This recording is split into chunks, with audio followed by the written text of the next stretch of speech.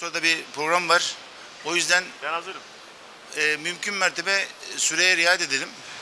Yani 5 dakika isteniyor ama ben biraz da şey yapacağım. 10 dakikaya çıkartabiliriz. Ama süre işte. Okay, we're about to start. So I will lend 10 minutes for each speaker. And it's important that if we obey the timeline. And well, dear friends, today's session is about to start now. We're talking about the Balkans and generally condition of the energy, but mainly focusing on the Balkans.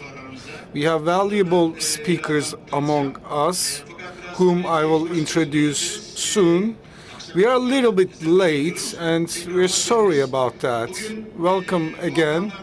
Today in Balkan and the energy investments in the region, also will be speaking about Turkey. Alper Kalaycı is the Ensar Ensa president, expert, especially conducting important works regarding wind energy.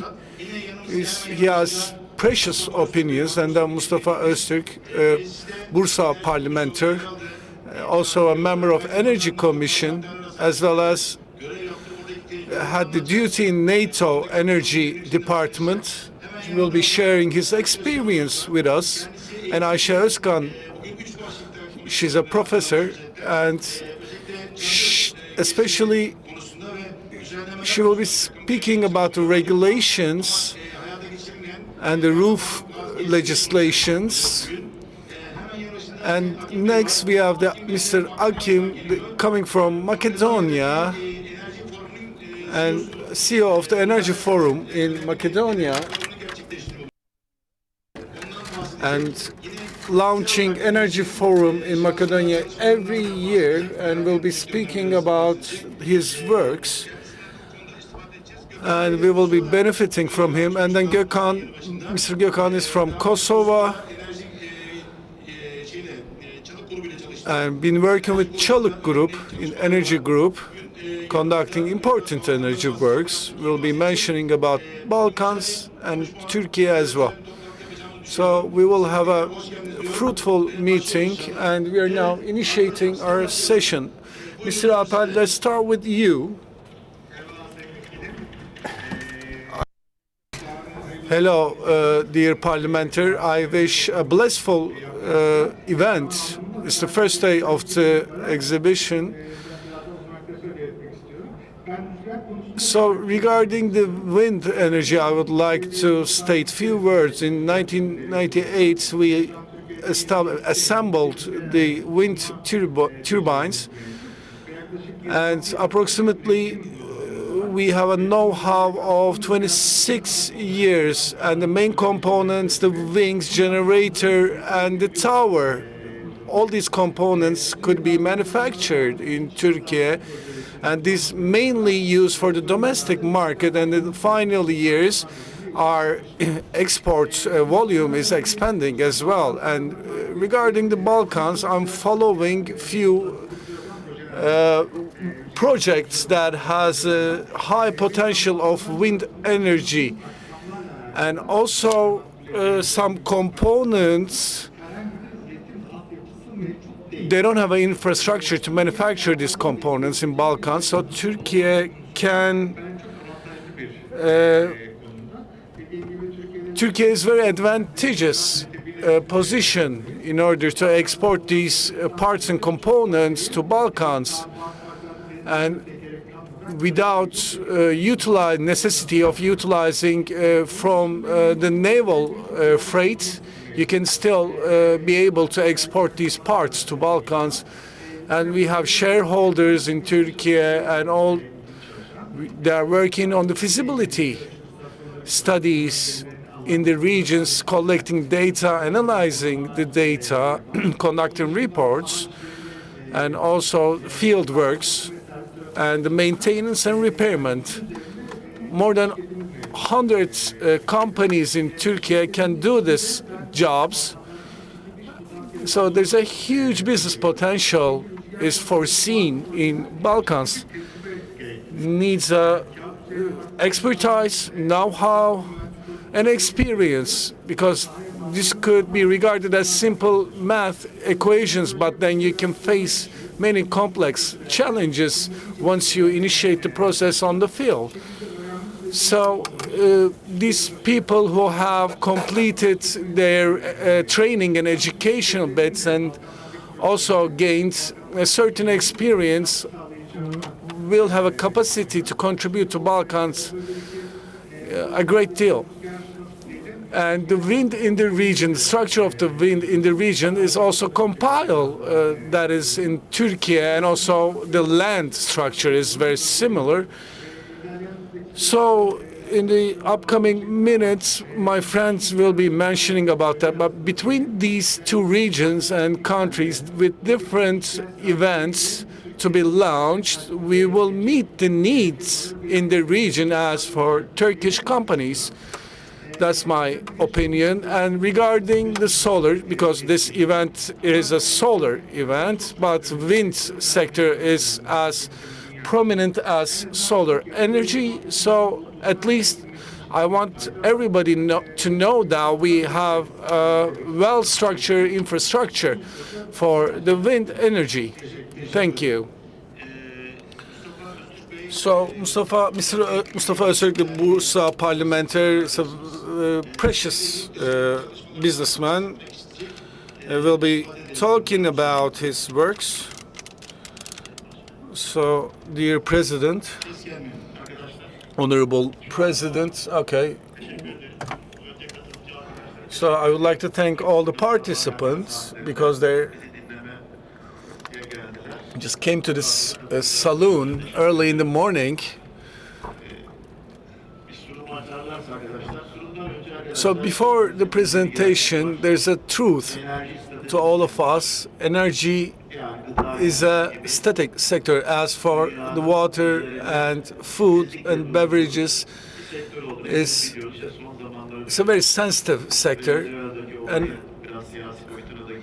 And the events occurred in Venezuela, we will just explain that in a political way. As for the U.S., is exploiting the region because of the energy resources. So if you have enough competent energy resources, then it will be very convenient for you and the world, both for natural gas and Brent. In the Middle East, resources percentage is around 65 to 70%, and the global powers will never leave the region alone. So we should always consider that and keep that in mind. And that's the reason to the many wars going on. And that's the interpretation of the many journalists, as you know. So I would like to mention about some general parameters of the wind energy and solar energy. So, dear friends, first of all, the demand security of the energy resources in the world is very important, which is a key role and element for the prosperity of a country. So, like, if you're lacking these resources, Europe is a great example to that. The U.S. attacking Iran is basically hindering all the balances throughout the world. And secondly, the variety of the resources. A country being connected or subject to a single resource or has limited resources, then they have to increase the variety of these resources for sure. And the fifth element would be, which is available for our country as well as for the Balkan, is the dependency to the foreign countries. And Turkey still dependent to the foreign countries as much as 70%. So energy dependency, we should get it over with. And with new R&D works, we need to make new innovations and come up with alternative energy routes. Turkey is a hub center for Balkan, especially for the natural gas pipeline in Black Sea region, and also in the southern eastern region having the Brent and natural gas extractions as a result of the years of hard work and efforts. So now we are under great political pressures, but we had to apply this for the benefit of the state, and the productivity of energy and the investments for energy is equal to direct benefit to the country. So, as we mentioned and stated on the list,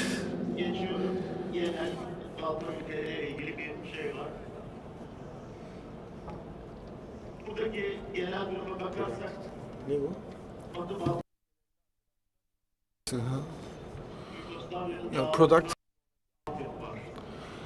So there's a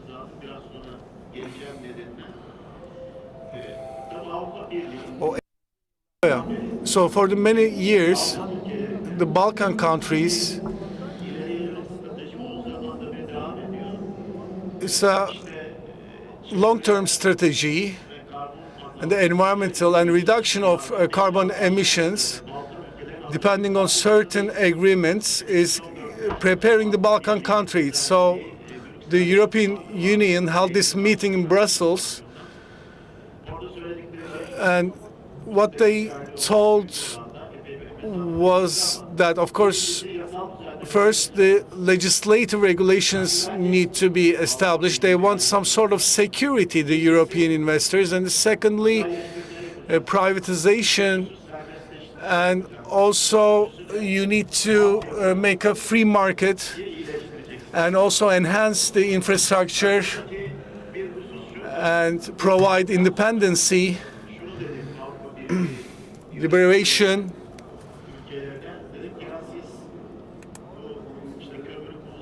So you using this coal and using other energy resources, and then you became rich, but then you release this carbon emission to the world, and the conditions of these countries is determined.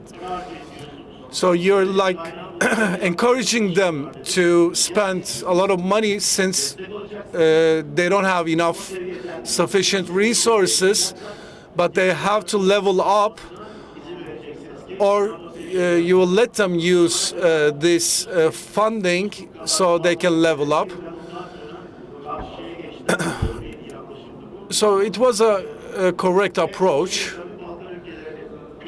And the usage of coal for the Balkan countries is prominent. Of course, I'm not against of the usage. On the other hand, in the developing countries, the filtering technologies are highly developed now. So the usage of, I support the usage of this resource at the moment.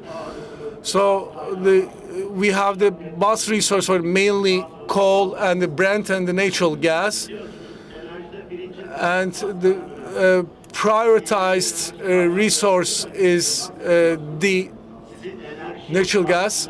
So your security for demand of these resources need to be developed. You can provide it from bioenergy, from wind or geothermal. If you don't have a bus resource, then you will face challenges. Let's say the wind's not blowing, or you didn't have enough rain, so you're lacking the water resources. So these things can happen. So the variety of the resources need to be balanced and also increased. As I mentioned before, the Balkan countries are dependent on the foreign energy resources. So they have a minimum of these energy resources, including coal, natural gas, or wind. But it's not a great country to supply some energy. So we need to be focusing on this hub situation. Of course, hub is important, but that becoming this hub will make Turkey a target. Şimdi İsrail'de mesela o hattın 10 üzerinden geçmesini istiyor. Türkiye'ye bir risk oluşturmuyor mu? Muhakkak her şeyin bir riski var ama hap olmasını enerji ihtiyacı olan ülkeler ister. Biraz önce genel sunumda da söyledim, sözlerimde de alternatif enerji yollarına ihtiyaç var. Yani Ukrayna tıkandığı zaman Türkiye tıkandığı zaman işte bir başka Yunanistan örnek söylüyorum. Dolayısıyla alternatif enerji kaynakları ne kadar arttırırsak dünyanın enerji arz güvenliğini sağlayabiliriz arkadaşlar. Ama bunu dünya olarak garanti altına alınması gerekiyor. Bu bir fırsattır. Bunu değerlendirmek lazım. Elektrik şebekeleri Yugoslavya'dan sonra kalma olduğu için çok ciddi arkadaşlar yıpranma var ve kayıplar çok yüksek. Avrupa Birliği'nin çok üzerinde kayıplar. Bunun yenilenmesi lazım. Bunun için de işte KN'ye ihtiyaç var. Burada Avrupa Birliği, Balkan ülkelerinin en büyük yardımcısı, destekçisi hem proje bazında hem yatırımcı anlamda Türkiye çok önemli bir rolde arkadaşlar. Yani bunu bilmemiz gerekiyor. Hemen bir sonraki slayta hızlı geçeyim. Sayın Vekilim şöyle isterseniz ikinci oturumda yapalım çünkü süre gerçekten çok kısa. O zaman şunu da söyleyeyim. Evet, buyurun. Madem son bir iki kere ikinci oturuma geçelim. Balkanlarla ilgili en önemli fırsat da şu arkadaşlar. Şu anda yenilebilir enerji üretimi yani genel enerji ihtiyacının içindeki payı %5'ler civarında. Bu çok düşük. Dolayısıyla Balkanların yatırıma ihtiyacı var. Bu yatırımı kendi ülkelerinin içinde hepsini yapmaları mümkün değil. Türkiye'nin de yatırıma ihtiyacı vardı. Biz de yabancı yatırımcı aradık zamanında. Ama şu anda çok şükür Türkiye'de çok ciddi bir yatırımcılar var. Yerli yatırımcılar da var. Neden çok güzel Balkanlar projeleri var. Dolayısıyla bu yatırımın Türkiye tarafından değerlendirilmesi lazım. Neden Balkanları tercih etmesi gerekiyor yatırımcının? Balkanları tercih etmesi sebebi Avrupa'nın gelişmiş ülkelerin enerjiye ihtiyacı var. Balkanlar bunun için iyi bir alternatif yol. Zaten bir kısmını Avrupa Birliği içine aldılar. Bir kısmı da biliyorsun aday konumunda. Dolayısıyla burada yapılacak yatırımlar tamamen Avrupa Birliği'nin arz güvenliği ile ilgili önem arz ediyor. Evet, Dolayısıyla Balkanlar bu yüzden önemli. Bir ekleme yapmak isterim müsaadenizle. Hiper Solar burada Emre Bey de burada. Son günlerde Balkanlarda yapmış olduğumuz gezilerde gördük ki bürokrasinin daha az olduğu, Türkiye'ye göre daha hızlı işlediği ve geri dönüşümde çok hızlı olduğu yerler Balkanlar. Bu bakımdan da tercih edilebiliyor Balkanları gördük. Evet Mustafa Bey ikinci turda devam edelim inşallah. Ayşe Hocam'la devam etmek istiyorum. Sayın Ayşe Özkan çatı gösterilerinden bahsettiniz. Onlardan bir de bu yönetmeliklerdeki bir takım değişikliklerden buyurun. Mikrofon çalışıyor sanırım. Ben kısa kendimden bahsedeyim. İsmim Ayşe Özkan. Almanya'da yaşadım 40 seneye yakın ve güneş enerjisini Almanya'da öğrendim. Benim alanım burada da konuşmada güneş enerjisi tamam. And I'm in the I became an expert there. So during that learning session I just told myself that I would bring this occupation to Turkey, and I helped a lot of people. I'm training people, but I'm the quality. I regard myself as a quality manager of the sector, and so we have 40 centrals in the Turkish Republic from A to Z, finding the land, connecting to the network, or also looking if there's enough space for the networks, and also the roof centrals and power plants, and also employment and the technical infrastructure challenges. I face all of these issues, and in this conference I would like to articulate three situations, topics. So we have a capacity problem, not for the roof plants, but my subject is not the industry, but is the self-consumptions But for me, çatı gas is very important because it's subject to the citizens. However, in Türkiye Republic, it's overlooked. It's due to many different factors. My second subject is the storage gas. So as for the legislative, it's initiated and being used without a licensed, and applications are still not being licensed. And least but not last, we have some gas which could not be established in Turkey Republic, almost 60,000 megawatts. All the feasibility has been done, and also the constructions also initiated. I'm not blaming anyone, you know, like we had the permits and everything. So like all these gas which cannot be done is a national treasury actually. So I want to mainly focus on this subject and the roof gas power plants. So 1 kilowatt, 5 kilowatts is the roof power plant, and 1 megawatt land power plant, and the bureaucracy and the project costs. And so with a minimal difference, the proximity is very similar. So you cannot activate any solar power plants before 6 months. So these are among some of the challenges. So we need to prioritize now. The world is transiting into the digital era, and we didn't make any like certain developments or obvious developments in this regard. So like when they are trying to build the solar panels, there's a system and we are deciding which turbine panel to use, and the system will actually draw the total of the project, also underlining the compatibilities, and also without needing the engineers, the construction engineers, the civil engineers, the map engineers. So Turkey is, it's like being in the Middle Ages. So the electric engineer still needs to draw the project with an AutoCAD. So that's unbelievable. So it's adding up 200,000 lira of an extra cost to a single solar power plant. And the static project, so you form this occupational group. So the civil engineer is responsible for the static, and then we have another title, the static officer. So also these engineers receive their certifications, but then you tell me that you cannot do that. I still need this permit from the municipality and also from the universities.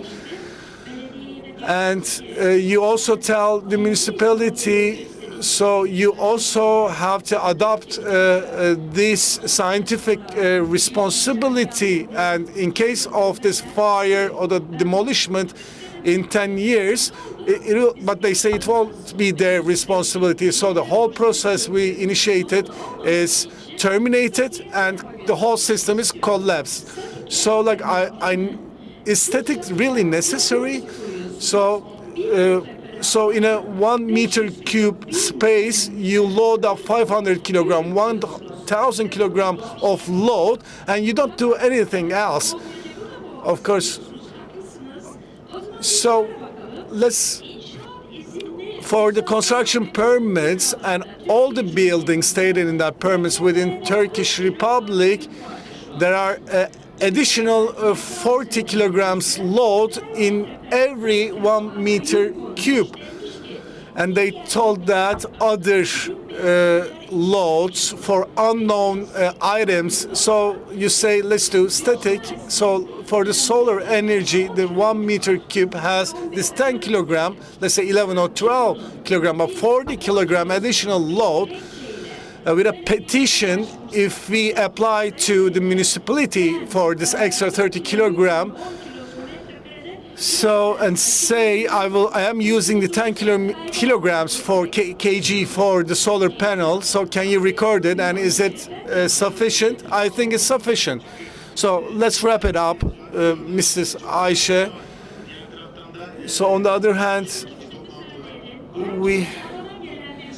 so I'm coming from the field, and so as for the architectural projects, the previous architecture is already dead, and they want an approval from the deceased person, and we cannot reach this person anymore. So like similar blockages and challenges are actually like hindering the whole process, and we will be facing the similar things in Macedonia. So I would like to now skip to my second topic. We need to manage time properly and obey the schedule, the timeline, since we are already late.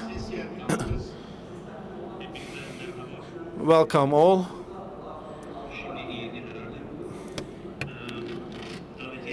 So thanks for the invitation, and first of all I would like to, my mother tongue is not Turkish, I'm still trying to improve it, so already sorry for my mistakes, lingual mistakes. And so the transformation of energy in Balkans especially starts with people, but what I'm trying to tell is that the people always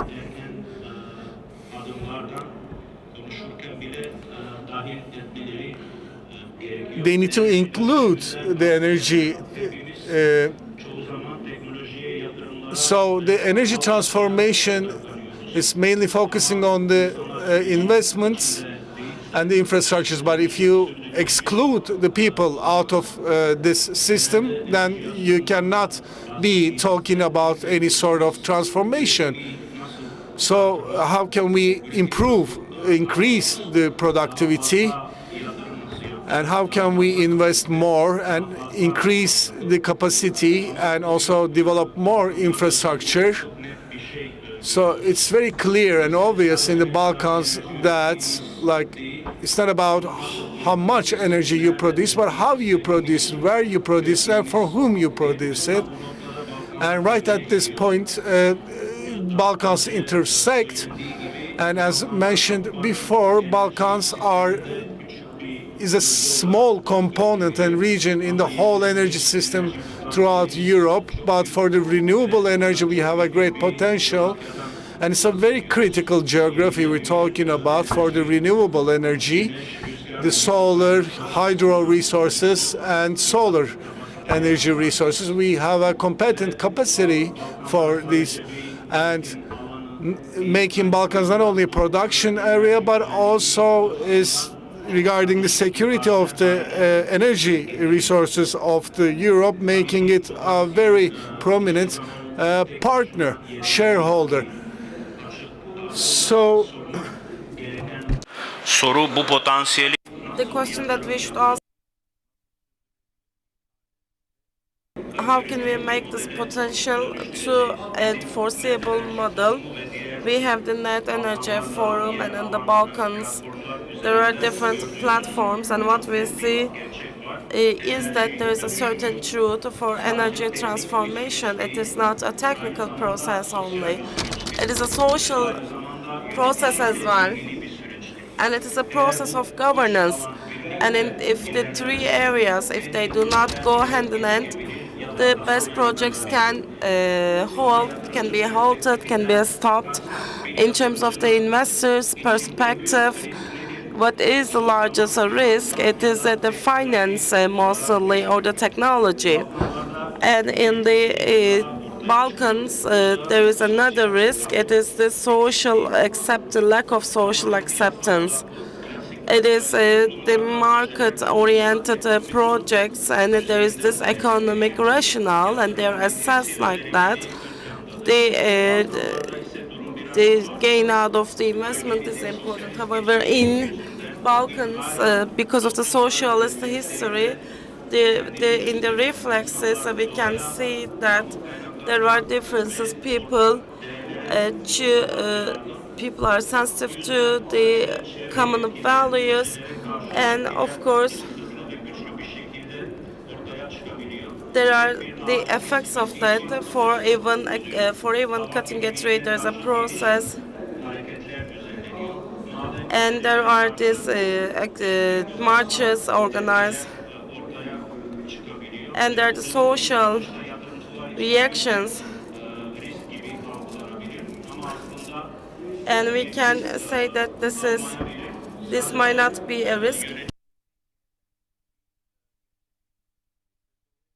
This is a reality. So I'd like to stop you there because we have a very limited time and we exceeded our time. Maybe we can talk about the forum in Macedonia, and this it will be the 1st and 2nd of June under COP31. We are organizing the 9th time, and we are expecting high-level, senior-level people from Turkey as well, and that there will be a cooperation with with our senior officials and the Minister of Environment, Minister of Energy. Gökhan Bey, please keep the time. I'd like to salute you with respect. I will share my opinions very fast. For 16 years, I'm in energy sector.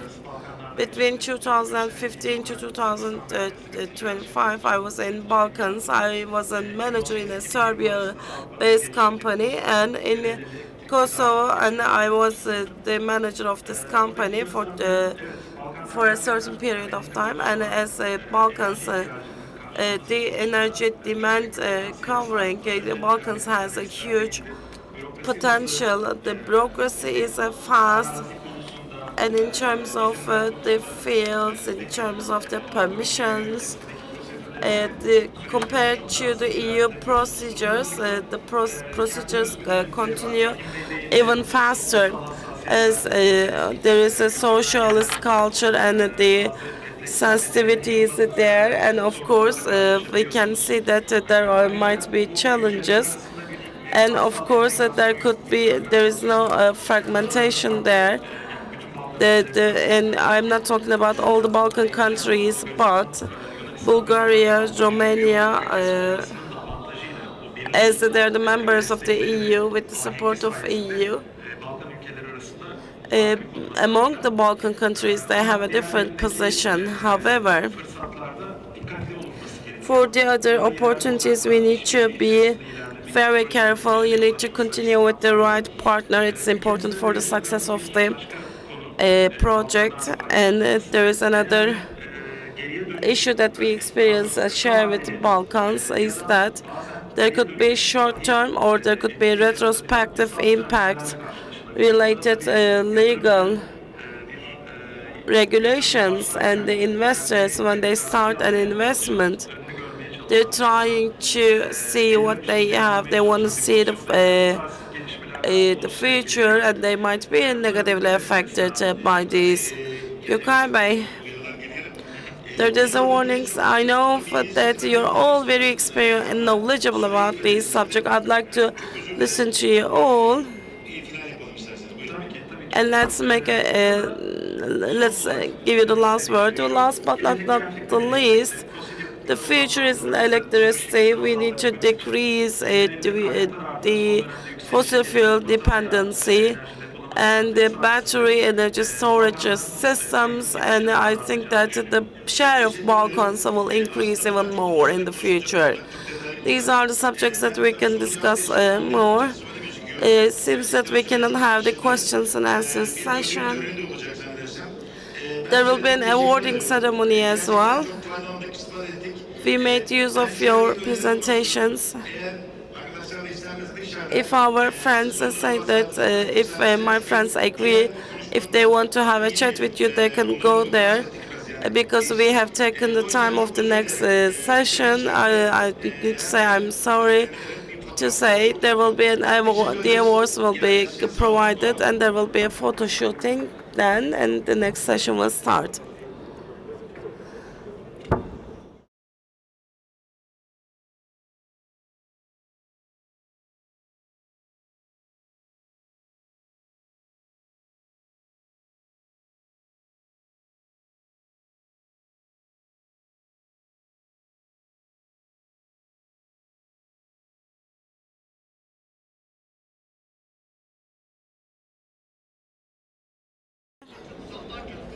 I am coming from Diyarbakır, 1,500 kilometers away.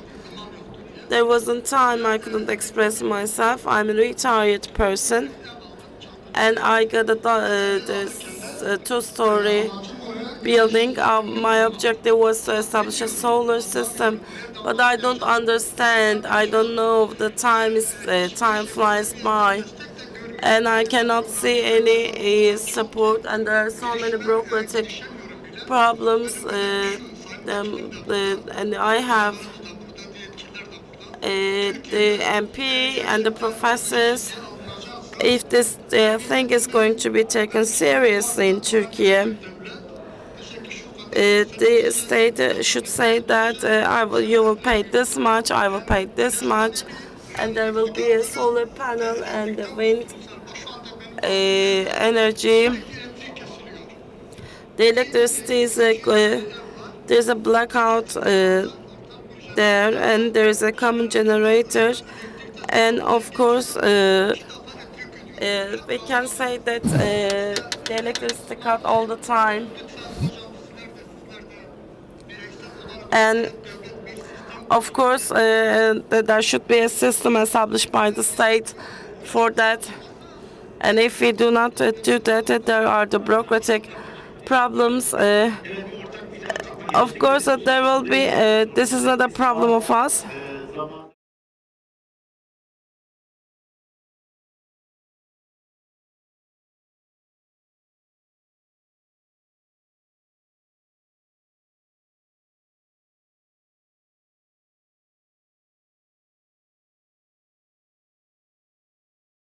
Was in an important MP in this regard.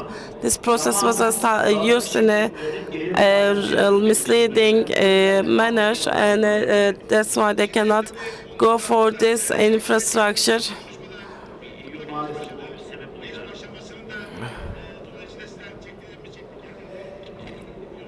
Please, let's have a picture together.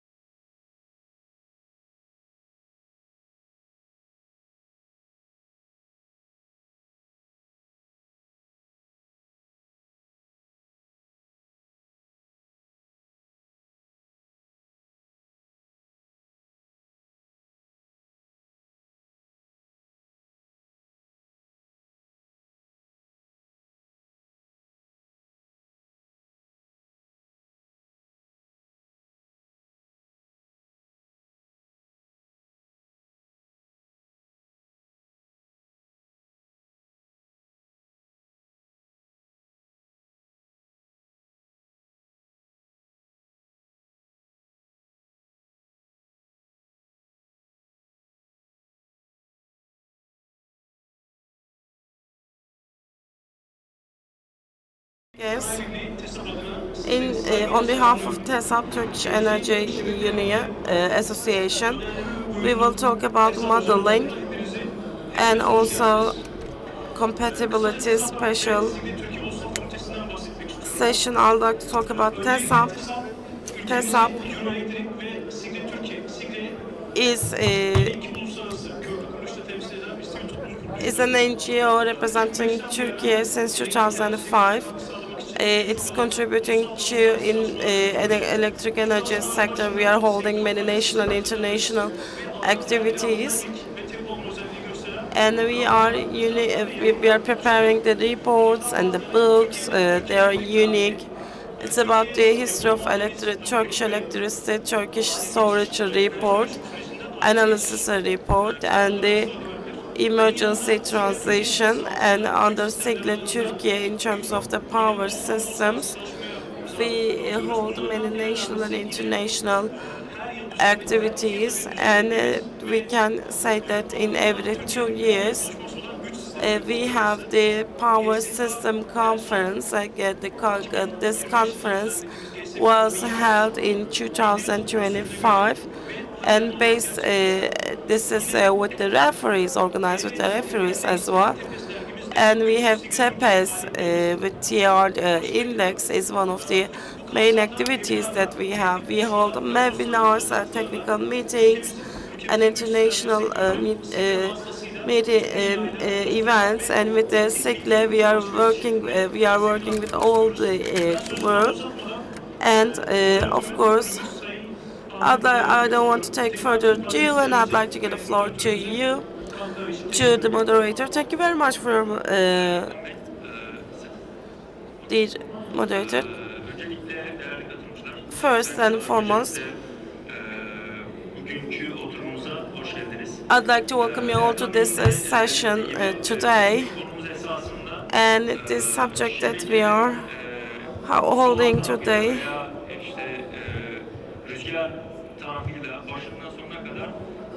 with that this is a critical issue,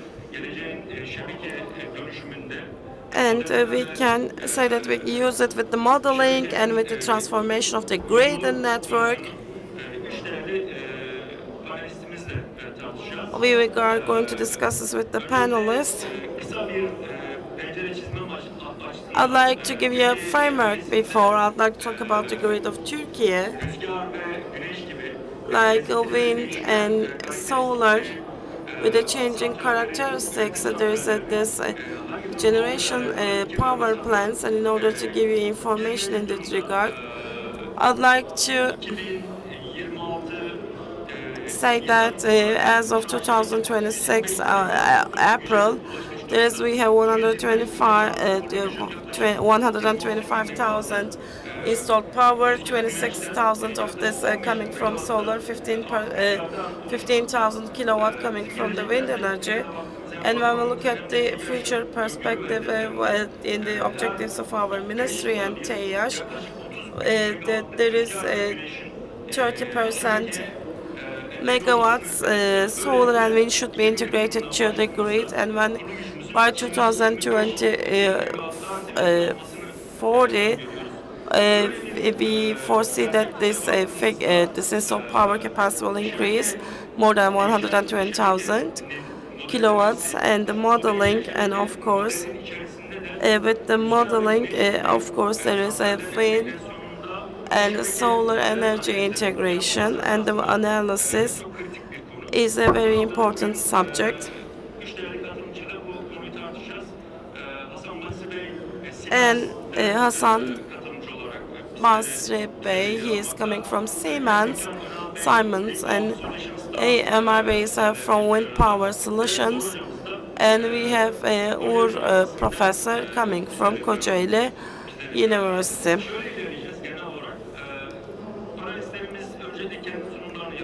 So our panelists will make their own presentation, and if you have any questions that you would like to ask, we can go for questions and answers.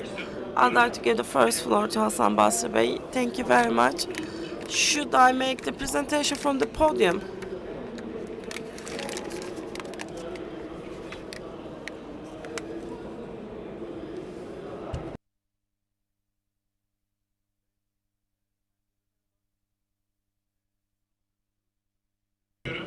First and foremost, I thank you very much. And I'd like to thank the people who are participating online to this session. Today, I'll talk about why independence is important in energy. What are the problems that we can encounter, and what are the analysis that we should make, and what are the critical parameters. I'd like to start off with a very basic question. Everyone can ask this question to themselves. Can you think of a world without energy? There was this blackout happened in 2015. We understood that everything was related to energy. Can we go for the headset? And this is the backbone of our life in terms of electricity. The houses, the industrial organizations, everything is related to energy and electricity infrastructure. Without electricity, we cannot think of a world. And if we do not care for the infrastructure, if we do not use the storage, we need to be in a position to question the sustainability, and we will experience more blackouts. And the technical issues, they're not very much given information, but of course there could be some problems. And of course we are talking about the integration of the renewable energy, and we are talking about the analysis and the integration plans that should be made in a correct manner, and it's important for our national security. It's a critical subject, and when we look at the energy structure of today, there's a huge transformation in energy from the central system. There are scattered systems from Kaban power plant. It is a more distributed structure, and of course the loading is changing in Turkey. And we are talking about the microgrids, which are self-sufficient. Industrial enterprises, they have this microgrid, micro network, and they survived in this blackout that we experienced. And in Turkey, there will be micro grids. That is what we foresee, and there are many resources that are very important, like the solar, like the wind. Of course, for more integration of this, there needs to be the storage of energy, and without this storage, this is not the integration is not very possible. They do not give like the conventional power plants. We cannot get support from the convention like the ones we get from, say, the conventional power plants. We do not take it. They should be integrated. Why do we say renewable energy? It's a preference, and no, it's an obligation. As you can see, there is this change in the world. There are many movies that are shot, and you see them. And the renewable, and we need to integrate renewable energy. We need to mitigate the carbon footprint, and the carbon footprint should be reduced. And there are these commercial sanctions that there needs to be more digital and more flexible structure.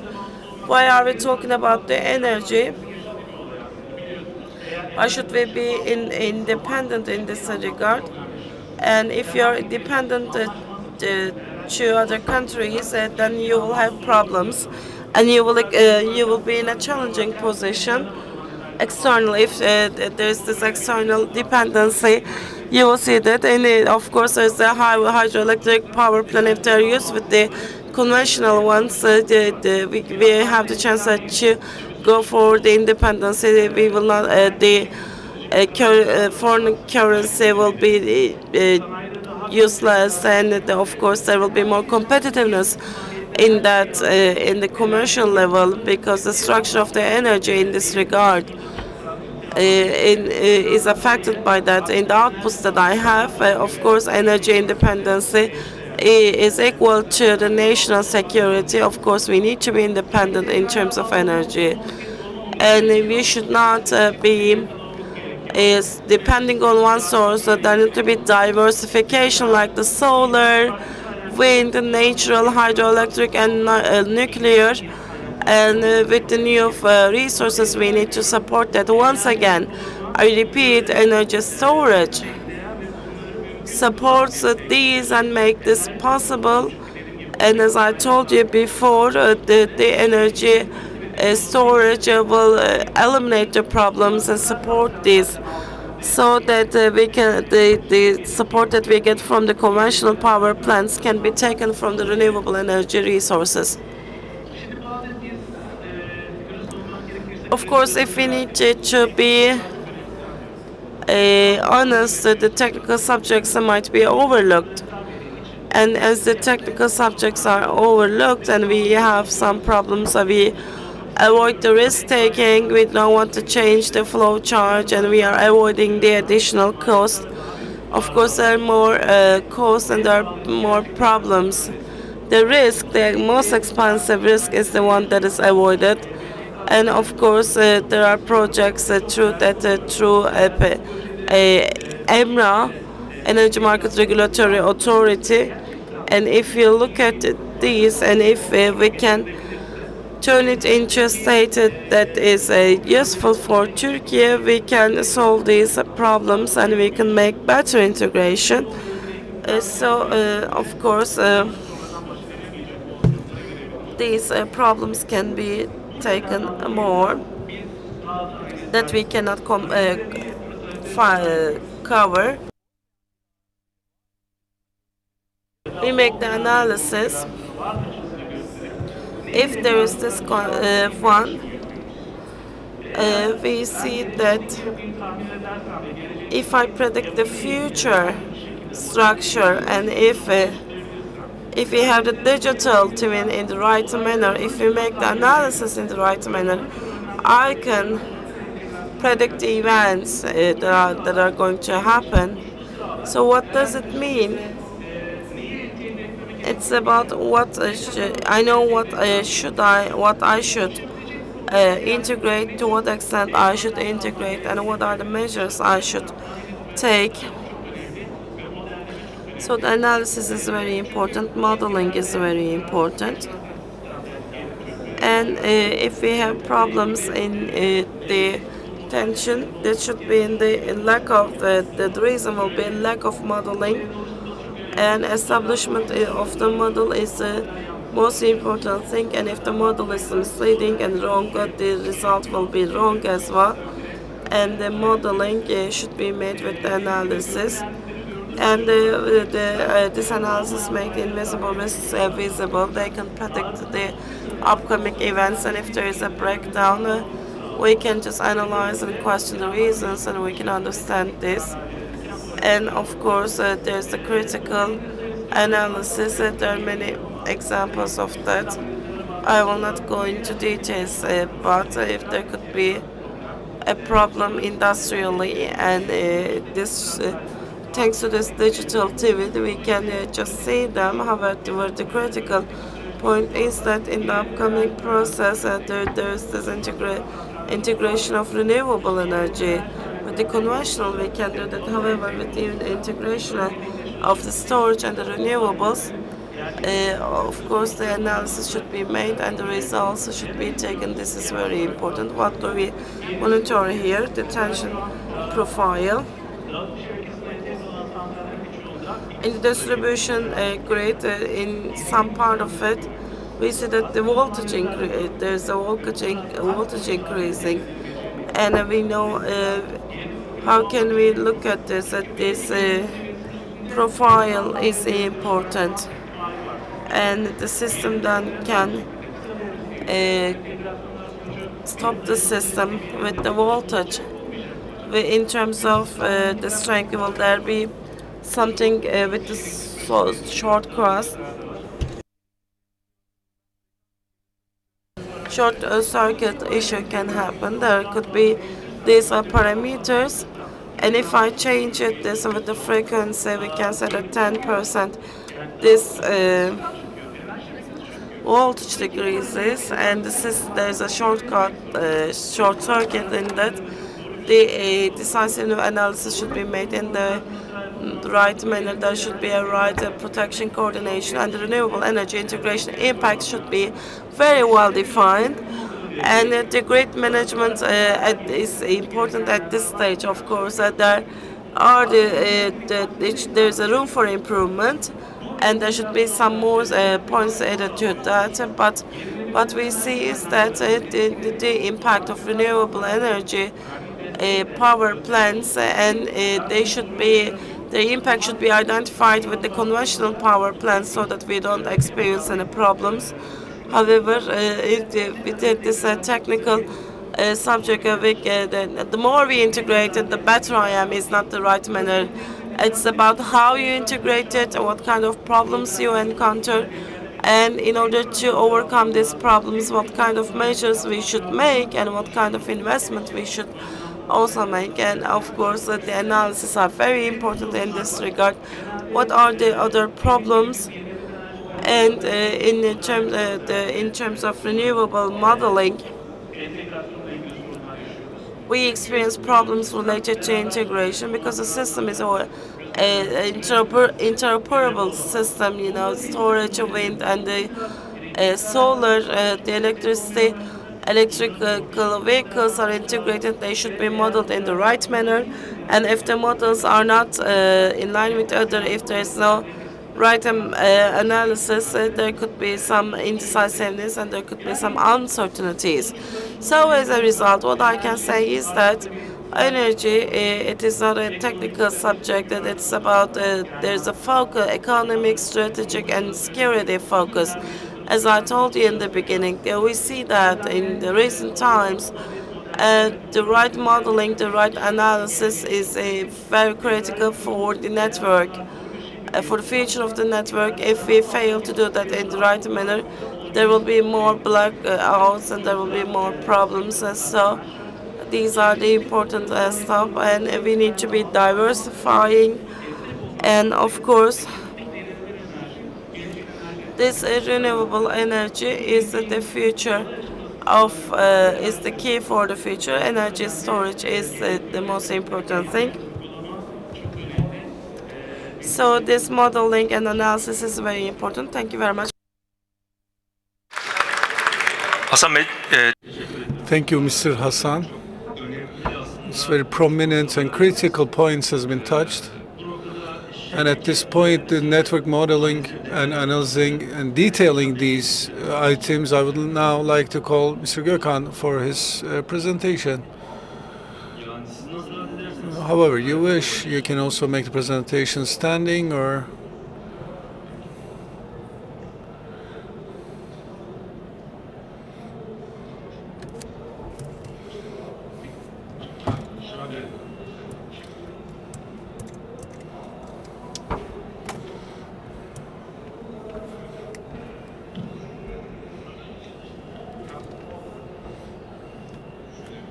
Merhaba.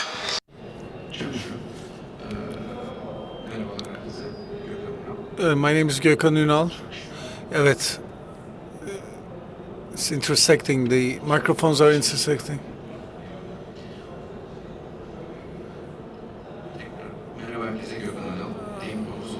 The Dream Power Solutions, establisher of the Dream Power Solutions, and the network modeling and analysis are companies of 11 years, and for the past 11 years I'm trying to explain what are we doing actually. And infamous people even having difficulties to grasp. So my career is from Germany, Siemens, analyzing and modeling on HPC, and the import solutions, Jakarta, Dubai offices.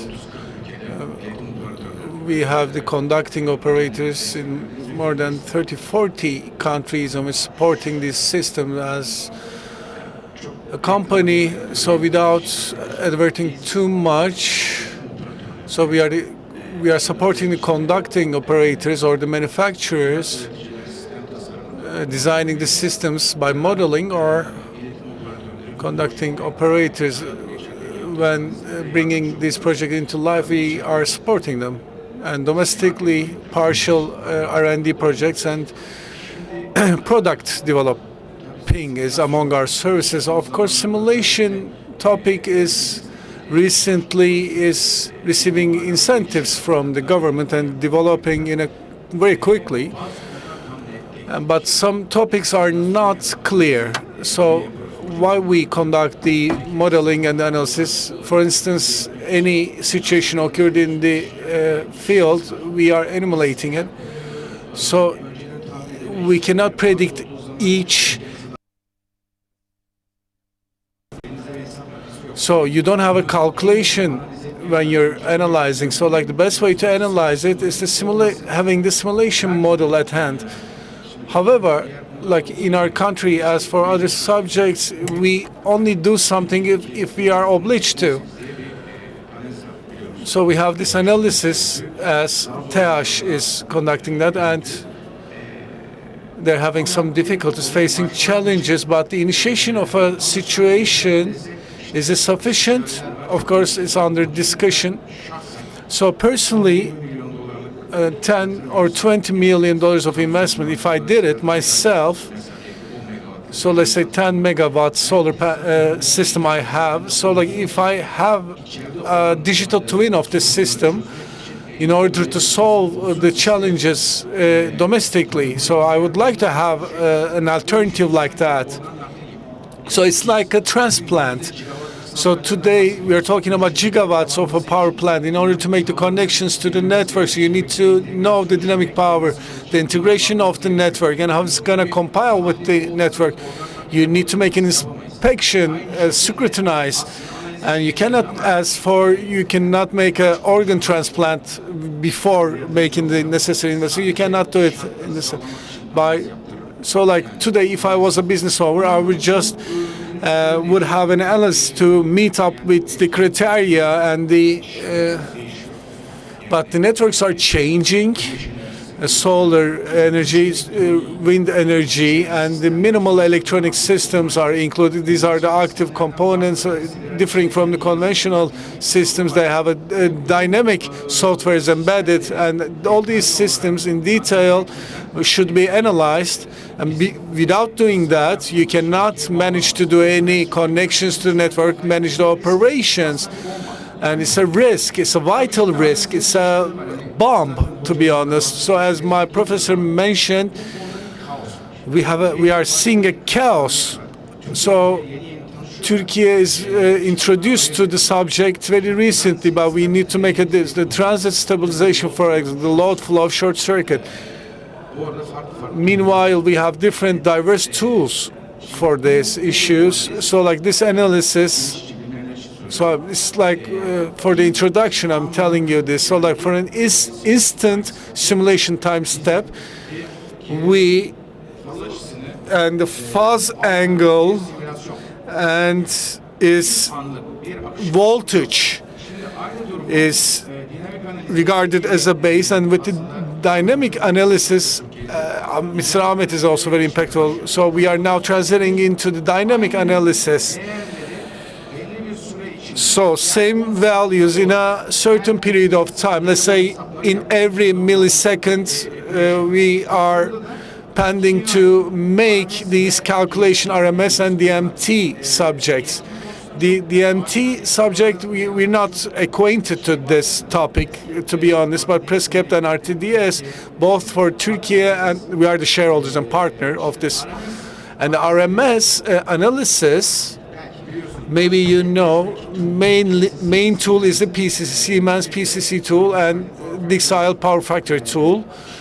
So now all these tools, without diving into much detail, but there's operating on a phasor domain, the differential equation, not including differential equations, and fundamental frequencies. So 50 hertz based incidents are being scrutinized. So when we are talking about the renewable energy, they have the keys components such as this. So it's not impossible to determine a frequency. So like the conventional resolutions cannot is not the solution, and we are infamous with the EMP, and we are not only the take tool. We have DEAŞ, same applies for the Siemens, and I know that Mr. Bora has all of them. We need to find out what to do and where to do it. So this is a peak silent power factory tool, is a harmonic load flow analysis is being demonstrated. When you are constructing a power plant, the harmonic levels should be known, because in the connection agreements, THD 3% shouldn't be exceed 3%. So you have to conduct an analysis, and also it shouldn't exceed 3% on the intersection points, connection points. So it shouldn't also exceed 1.5. So you need to apply the necessary filters. So we are lucky, of course, for the Turkish investors, since we don't have such sanctions and obligations. But I know that in Europe, I personally witnessed that the whole operation being turned off because their values have exceeded these limits. The 48 harmonic, if there's a challenge problem at the 48 harmonic, then they just turned off, shut down the whole operation in the Europe. But it wouldn't. But we need to protect our network, and at the end of the day, so the Power Factory is a pioneer tool. But on the right-hand side, you are the benchmarking of these two tools. And the red one is the PS cap, and the blue one is the PSS RMS. And this grid compliance results are being demonstrated. So during a malfunction, the power plant is a wind power plant, and it's showing the reactive support power support. And so like different tools can be used for different purposes. And so like we need to be able to use all of these tools at different places. But today in our country, the request, I'm not talking about the bigger scale, the APEX 18 should be followed. So like it's discussable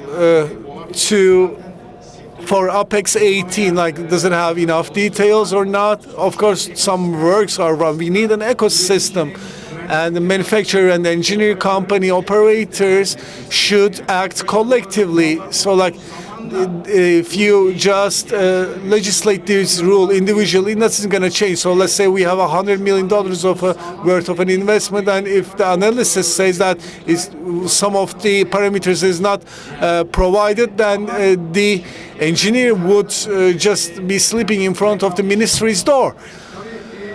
So unfortunately, these issues and these challenges will continue, and hopefully we will acquire the resolution before having even bigger problems.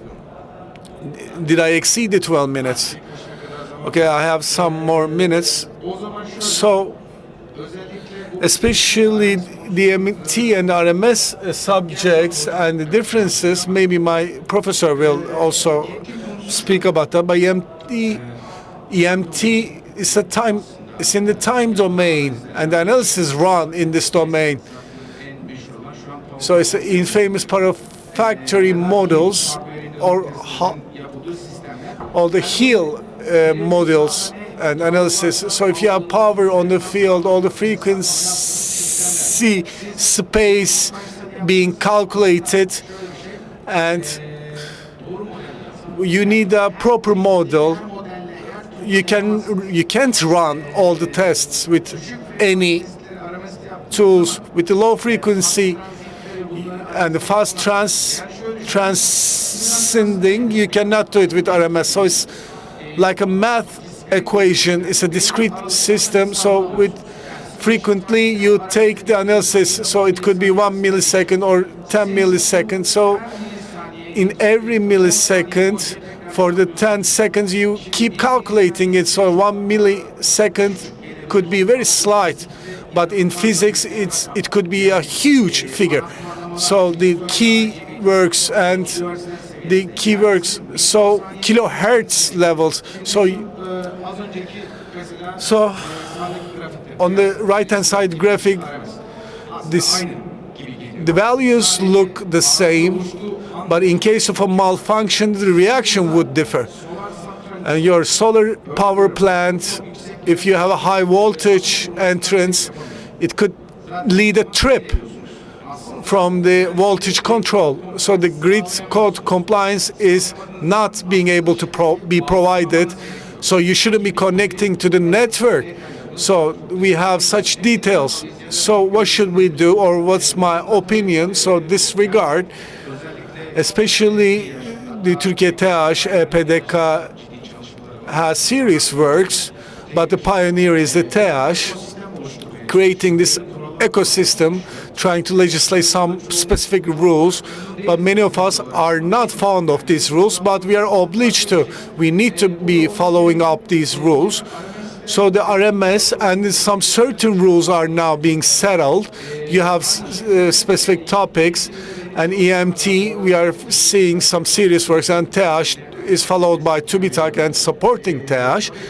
Of course, TH initiated this process, and additionally, the hardware in the loop, the real-time simulations are now being initiated. So as soon as this ecosystem is formed, at the end of the day, I believe that the investors, beyond being obliged to, they will be able to analyze their own systems. I know that from Canada, the wind power plant with, so they have trying to integrate the StartCom, requiring $1 million worth of investment, and the reactive is not clinging on the power, and they're being penalized. So, like when we started the analyzing, we realized that. So they were trying to do StartCom, so ask for the analyze and just complete the requisites of the Apex 18. After, as a result of the analysis, the PPC is super fast, so we need to slow it down, and then you will resolve this challenge issue. And like $100,000 and $200,000 worth of analysis and test actually saved them from the $200 million worth of cost. So the protection needs to be updated, so continuously. So it's a continuous optimization process, and the analyses are run and recommended. So I'm going to wrap up like that, since I'm a very talkative person. So thank you very much for this presentation. So as for the details, the RMS, the T, and on which points, which analysis should be run, and it's an introductory information has been given. So now I would like to invite Mr. Bora, both in the university and in the academy, and also in the sectoral.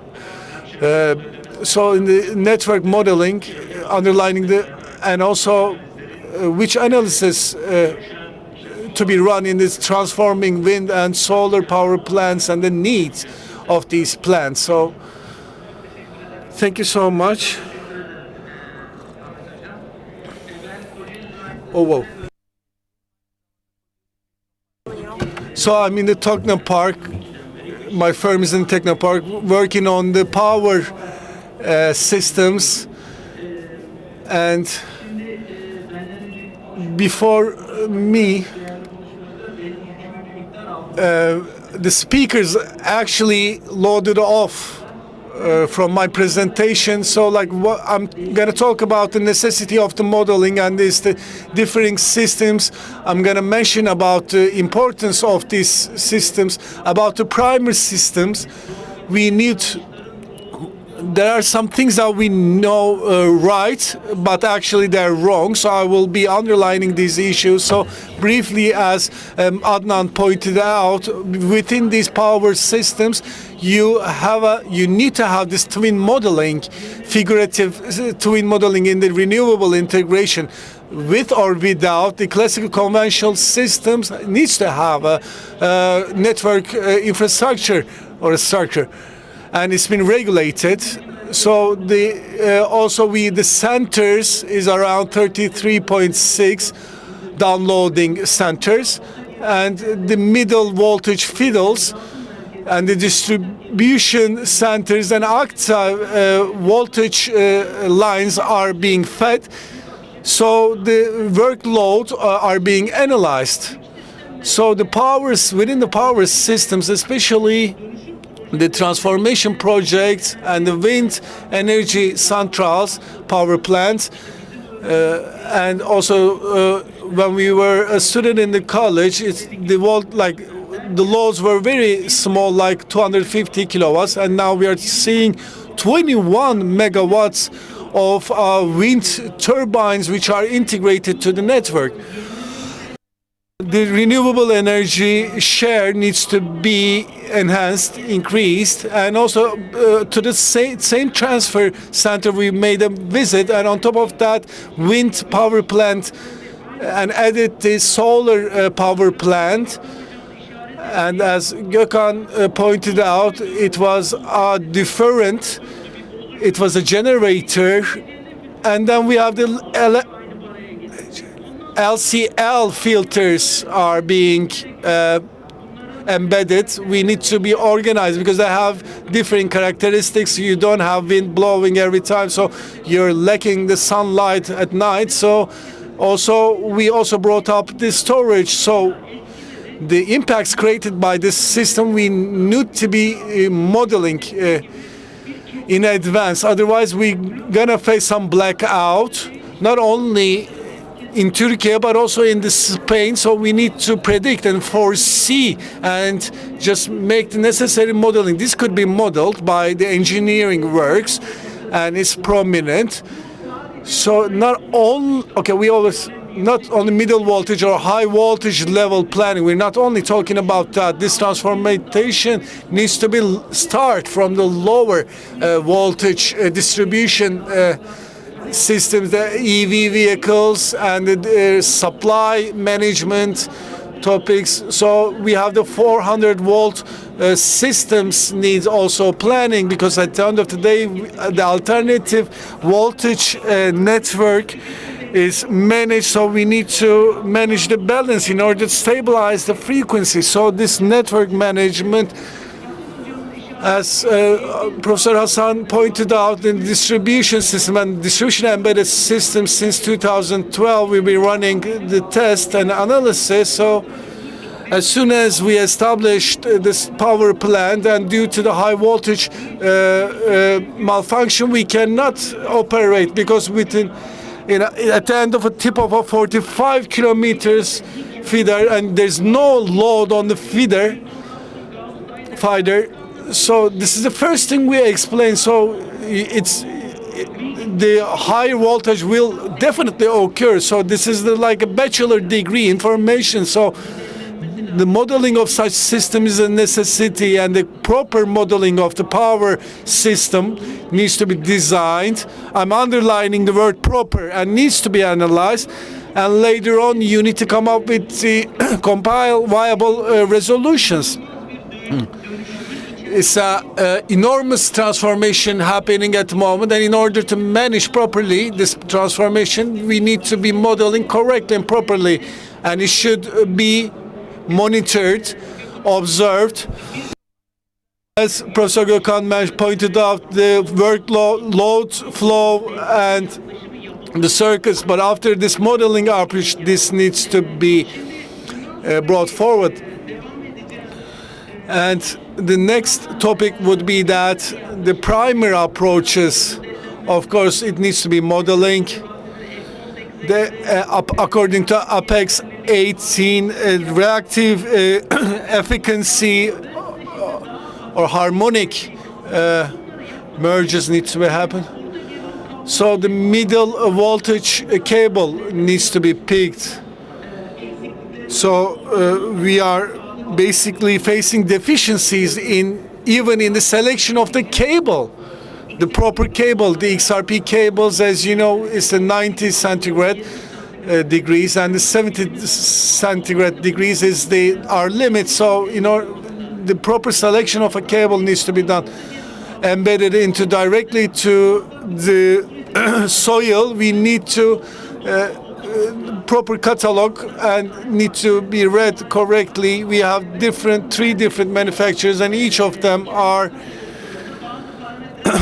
giving out some parameters in their own catalogs. And as stated in this table, 240 millimeters cable, you need this 20 centigrade and 70 centimeters space in between, and the thermal resistance of the soil. So like all these parameters for another manufacturer, these parameters under different circumstances, other manufacturer is giving these tables. So like we need to be modeling our own field first.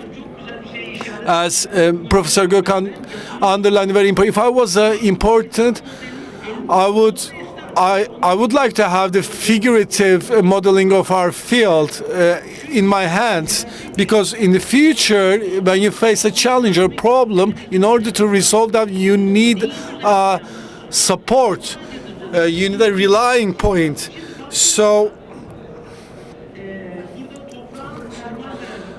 the thermal resistance of the soil, as compiled to the solar power plant fields, are rocky regions. So you can, when you embed directly the cable into the ground, could it release the heat? That's important. So like, as for the measures we conducted in the field in one of the facilities, 1.5 Kelvin divided by watt is the capacity of the release of the heat by the soil. So according to the values given out in the catalog for the cable, we need to derate by 0.90, because, and in another field, when we measured out, it's 2.44 Kelvin point watt. It's harder. It's a soil which is like having more difficulties to release the heat. So the facility's power could be same, inverter could be same, the characteristic could be same. But in this field, if you use this cable, then you have to, your voltage flow needs to be 10% lesser. So in this 50 megawatt facility, we are just cabling, but it turns out that when we have a look at the catalog, the thermal resistance of the soil is nothing more than 2.5. So the analysis need to be done, because these values are not being met, and the proper cable selection, you need to lower the voltage maybe 25%. In order to manage and operate all these facilities, we need to be using the proper modeling structure for not only for the selection of the proper cable. We only spoke about the characteristic of the soil, but is the cable gonna be routed on the both ends or not? And when the voltage gets higher on one bit, how are we gonna balance it or protect it? What am I explaining this? Because in many solar power plants, their cables are being exploited, and so all operational costs. And do you have one of these parameters? Are you being cautious? You cannot see any of those. In our conventional systems, the middle voltage, it's not cabling, it's in renewable centrals. It's a completely different thing. And other two important parameters are that the analysis not only conducted because of the legislations, but the harmonic analysis needs to be done. And this is just a measure extracted from the fields, and in case of the wave form and the change in this form of the voltage, so subsidence voltage until the middle bit, and then you have the PDM activates and just changes the form of the wave, of the length of the wave. Because when we discuss on the wave, our trophos are extracting the hydrogen. So if you just, it's very normal if you regard that transformer, because like it's are being subject to a very different wavelength of a voltage and flow. So I would like to thank Mr. Gökhan. All these So on our background harmonic and your bara is 2% dirty. And in case of this situation, your inverter will get affected. And how are you gonna run the analysis to see how the whole system will get impacted? And all the cables that we embedded in the field, they're individually are capacitors, and the high frequency impacts interacts, and you need to find out if there are any resonance points or not. And in this power system and modeling of this system, some investors for 50 megawatts or 100 megawatts system is being established, and the distribution centers are transited by the load distribution system. But in case of a malfunction, it doesn't have a capability to clean up the system or repair the malfunction. But in order to detect the malfunction point, we need to the malfunction indicator device. So first of all, we need to model the system first and just work on these different malfunction scenarios and make predictions and foresee all these issues before it occurs. Thank you. Thank you. So in the general sense, the modeling and the analysis conducted on these modelings, very important informations. And if we have any, let's make a Q&A session. If any of the participants ask questions, we can receive the questions now. Otherwise, we'll be completing today's session. Okay, we don't have any questions. Thanks for listening, and hopefully we have contributed. And thank you for your presentations, dear speakers, honorable speakers.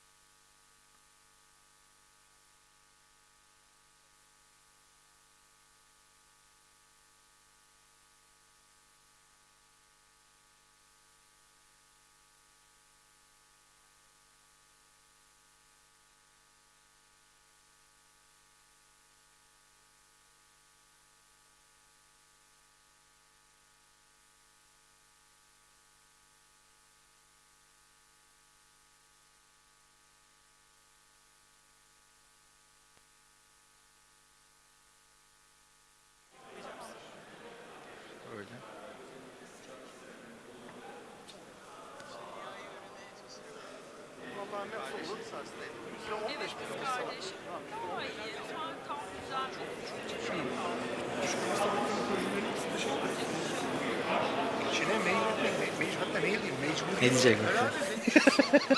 Ne diyecek bakalım? Kopya çekmek yok. O soruları sormayacağım. O farklı soru soracağım herkese.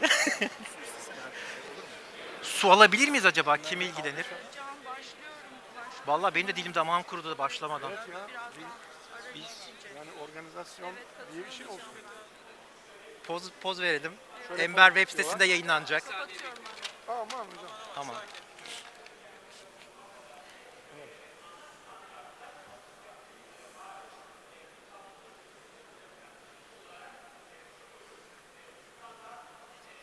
Şeyi almayı unuttum ya. Sunum şeyini almayı unuttum. Şöyle yapayım mı? Tabii sunum üzerinden ilerleyeceğim. Kumanda... Sunum mu? Aman. Çok teşekkür ederim. Ha, onların sonu var. Kendisi. Siz bize başla deyince başlayalım biz. Siz kendiniz karar verin. Herkes yerleşsin. Evet. Başka. Çok teşekkür ederim. Sağ olun. Teşekkür ederim. Bu git diyor. Evet. Biz yavaş yavaş başlayalım isterseniz. Herkese Welcome everyone. So we just published a report of Enver today, the electronic appearance, and from the findings we will be sharing some graphics and some results, and then I will be asking questions to our honorable speakers. So let me briefly introduce them. Tamer Çalışır, Electric Producers Foundation Chair, Mrs. Elvan, Hydroelectric Power Plants Businessman Foundation Chair, welcome. And İbrahim Erdem, Türkiye Wind Solar Panels Foundation Chair, and Ateş Ural Solar Baba Founder. Welcome all. So I would like to thank once more to each one of you for accepting our invitation. So now we're gonna have a presentation. So if you wish, this is the mentioned report, the electricity appearance. So we have a QR code, and by scanning that you can reach the report directly, and this QR code will be available for other presentations as well. So let me just introduce Ember and myself. So it's a London headquarters global intellectual foundation. So we are doing some analysis and tests and trying to pace up the speed of the transformation, renewable energy transformation. So it's a screenshot, and you can reach directly through the website. Enver London headquarter intellectual foundation, and more than 20 countries, and we have more than 80 employees, and our team is located in Turkey. I'm responsible for the Kafkas region. So let's start with the first findings. So the assemblies of these, we have important developments occurred in 2025, and the record rate of assemblies. Before then, the new assembly record for the wind power plants and wind panels were in 2021 it was 1.8 megawatts. In 2000, so it's almost lower than the 1 gigawatt annual assembly ratio. In 2023, it's the lowest ratio of assembly has been done. But things are getting better. It's now increasing. And right at this point, I would like to ask Mr. Ibrahim a question. So the record assembly for the wind power plants, what was the biggest obstacle? And it was the permit processes. the super permit regulation has arrived to the parliament back then, so it will be beneficial for the upcoming assemblies. Now it has passed to the parliamentary, and this regulation now being reflected to the field. So should we expect another record of assembly in wind power next year? So if it's not reflected already, so what are we missing? Thank you. So this valuable study and the findings, and just discussing over these is aligning all of us, which I like a lot. And yes, last year and the previous year, when you look at the statistics, so for the past 2-3 years, starting from 23 to 24, in 23, it's one of the worst years of wind power history. It was the lowest ratio of the assembly. There is a reason to that. So we received the application in 2007, and also the process just went on like that till the 2010s, and the pipeline of this project has completed, and in the storage projects also. And during the pandemic, these projects were unsuccessful because we couldn't settle up a model because of the exchange rates and dealing with the inflation adjustment, especially the inflation ratio back then and the calculations. And there was some like items didn't have the trust to the investors, and we couldn't make visit to the fields due to the pandemic and the delay in the investments also. And also we increased the capacity back then. And last year 1.69 and 2.1 in mechanics. It was a record year for wind power in Turkey. So we should continue the same increase by maintaining these levels. So in the regulations, which are regulated instance and legislations and related fund organizations are still waiting for the upcoming legislation. Maybe our investors know that the single turbine and big sheds included in the scope 1. So all this long chat process need to be completed, and even in a single turbine investment, it took ages. And even in the short distances. So our chat general director took the initiative and expanded the scope, and also prolonged the distances, and also required no chat for single turbine. And with this application, we transited easily and speeded up the process this way. And also publication allocated this authority to Energy and Environment Regulation Organization, taking the necessary decisions on the advantage of the public. So some projects which were strangling to these processes are now again being active, and some Ormanis regulation being we still waiting. Some projects are the pace increased now, everything is running faster, and some other projects are still waiting for some elements. Therefore, in Turkey, on average, 50 months project development processes, the completion of the pre-license and transition to the license stage. And now I foresee in 2.5 years, the upcoming projects will be completed. So we can expect such a timeline. So it's enhancing, and the remaining bit, after this completion of second legislation, these process will speed up.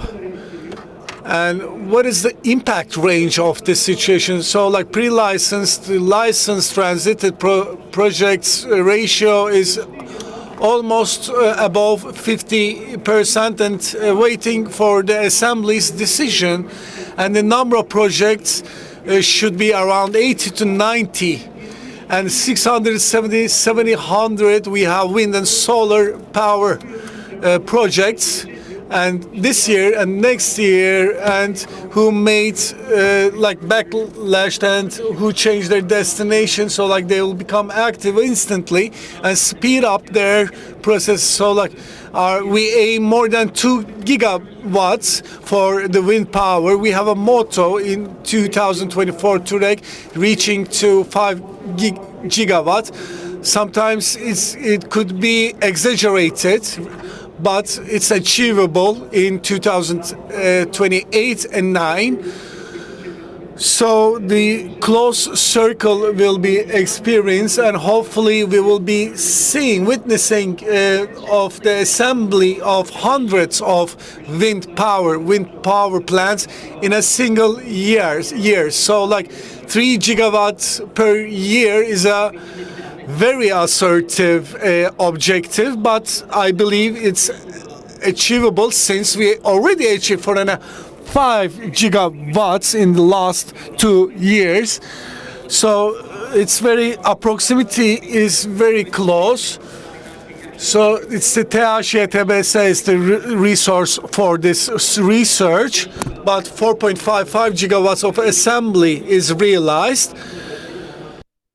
And then in solar power, this record assembly ratio is also reflected to the wind power, and it's a linear increase is seen. So right at this point, I would like to direct a question to Mr. Ateş. So like last 3 years, we have a record assembly for solar power in the last 3 years. So like we are in the Solar Expo right now, and we have experts all around. So like this record assembly within the sector, or for the businessman who's working, we cannot see the happiness. It didn't reflect to their faces. Why is that so? Thank you. First of all, the TEYAŞ data, let's interpret these data, because we communicate with you all the time about this data. I believe in Turkey, the assembled solar power, and nobody knows how much gigawatt it is at the moment. And the hybrid cases are not included in the TEYAŞ. Maybe around 1.5 gigawatts of assembly we are talking about a hybrid, and without receiving any notice and being assembled, pirate assemblies.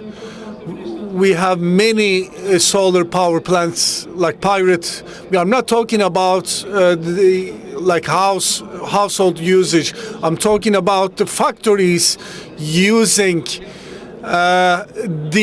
these are not off-grid. These are assembled on-grid, but on the normal standard procedure, they need to apply for the capacity after receiving notice. But before receiving any notice, the gigawatt levels of pirate assemblies are detected, because if you have effective production of solar too much, then the alarm goes on and they need to shut it off, otherwise it's going to collapse. But they continue to receive the electricity, and they don't know where does this electricity comes from actually. So these are actually coming from the pirate and illegal solar power stations. So if we now, according to the new legislation, if we detect such use without receipt of the necessary notice, then the facilities such will be shut down and will be sanctioned and penalized. So this record assembled power is actually run by only few projects, and in wind, hydro, or coal.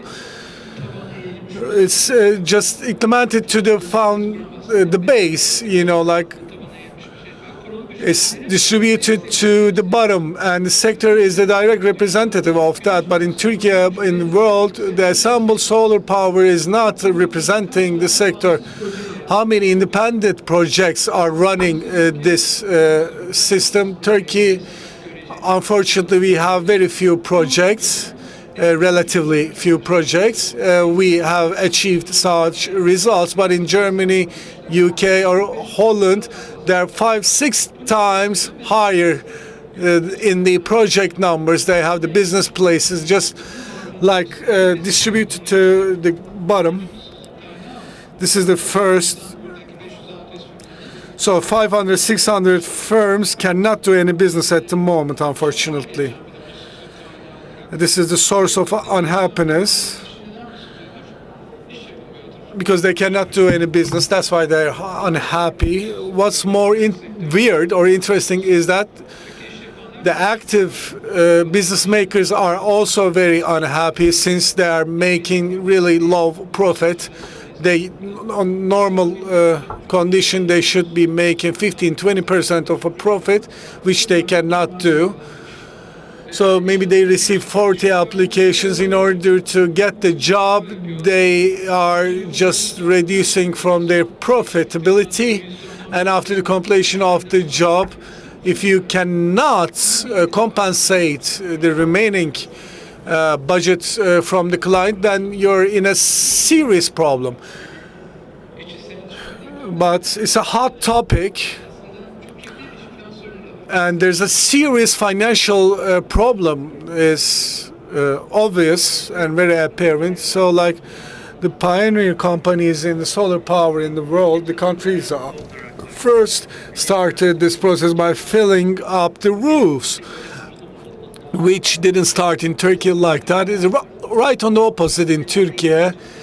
So we're not directing to the roofs. So like, let me make another brief addition because roof solar panels are important, because you remember when all the roofs were filled up with the solar panels, and because everyone was establishing and assembling these roof solar panels and power plants. So like licensed electricity production legislative has been launched recently. So they're reduction on an hourly basis is the new method, and it brings that in May 2019 they entered the game with a different rule, but after the 40-30 minutes, and now the new rules are brought forward, set forth. And as a financial equivalence, it brought every year 100 unit profitability is reduced to 60% or 70 or 60 units. And the relative space or the serenity would also explain that. For the new investors are now becoming frightened because like 3 times they've been already being punished or penalized. So they prefer to wait now because since there's a war going on. So they're just like reluctant to make the necessary investment. And they're just delaying the solar energy system investments, and there are many industrials like that. That's the main reason to their unhappiness. And so let's look at the bigger picture. So that it's 22% of the solar power of the total electricity manufacturing in Turkey. Coal is a little bit higher in the last 15 years. There also we can observe that some mitigation of the share of the natural gas when benchmarked to the wind and solar energy. But there's a direct correlation between these energy sources, which will underline next. So the wind and solar power shares are demonstrated here among the European countries. Hungary is one European country that uses or consumes the most amount of energy resources. Another Mediterranean, and Turkey, as I can recall, we are on the 16th, and Poland comes next. And in Poland, it's below 80 kilowatts solar centrals are doing this breakthrough. And then following up the UK and Ireland. And on the wind energy side, we are on the middle. And Denmark, UK, or Germany are ranked higher in the ranking. And I would like to direct a question to Mr. Ibrahim. You work very closely on this issue.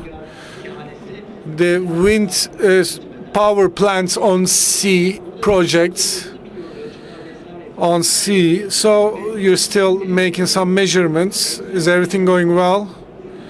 So the recent on sea wind panels were in the UK. The fixed systems were £91 megawatts. So should we expect similar ratios with Turkey?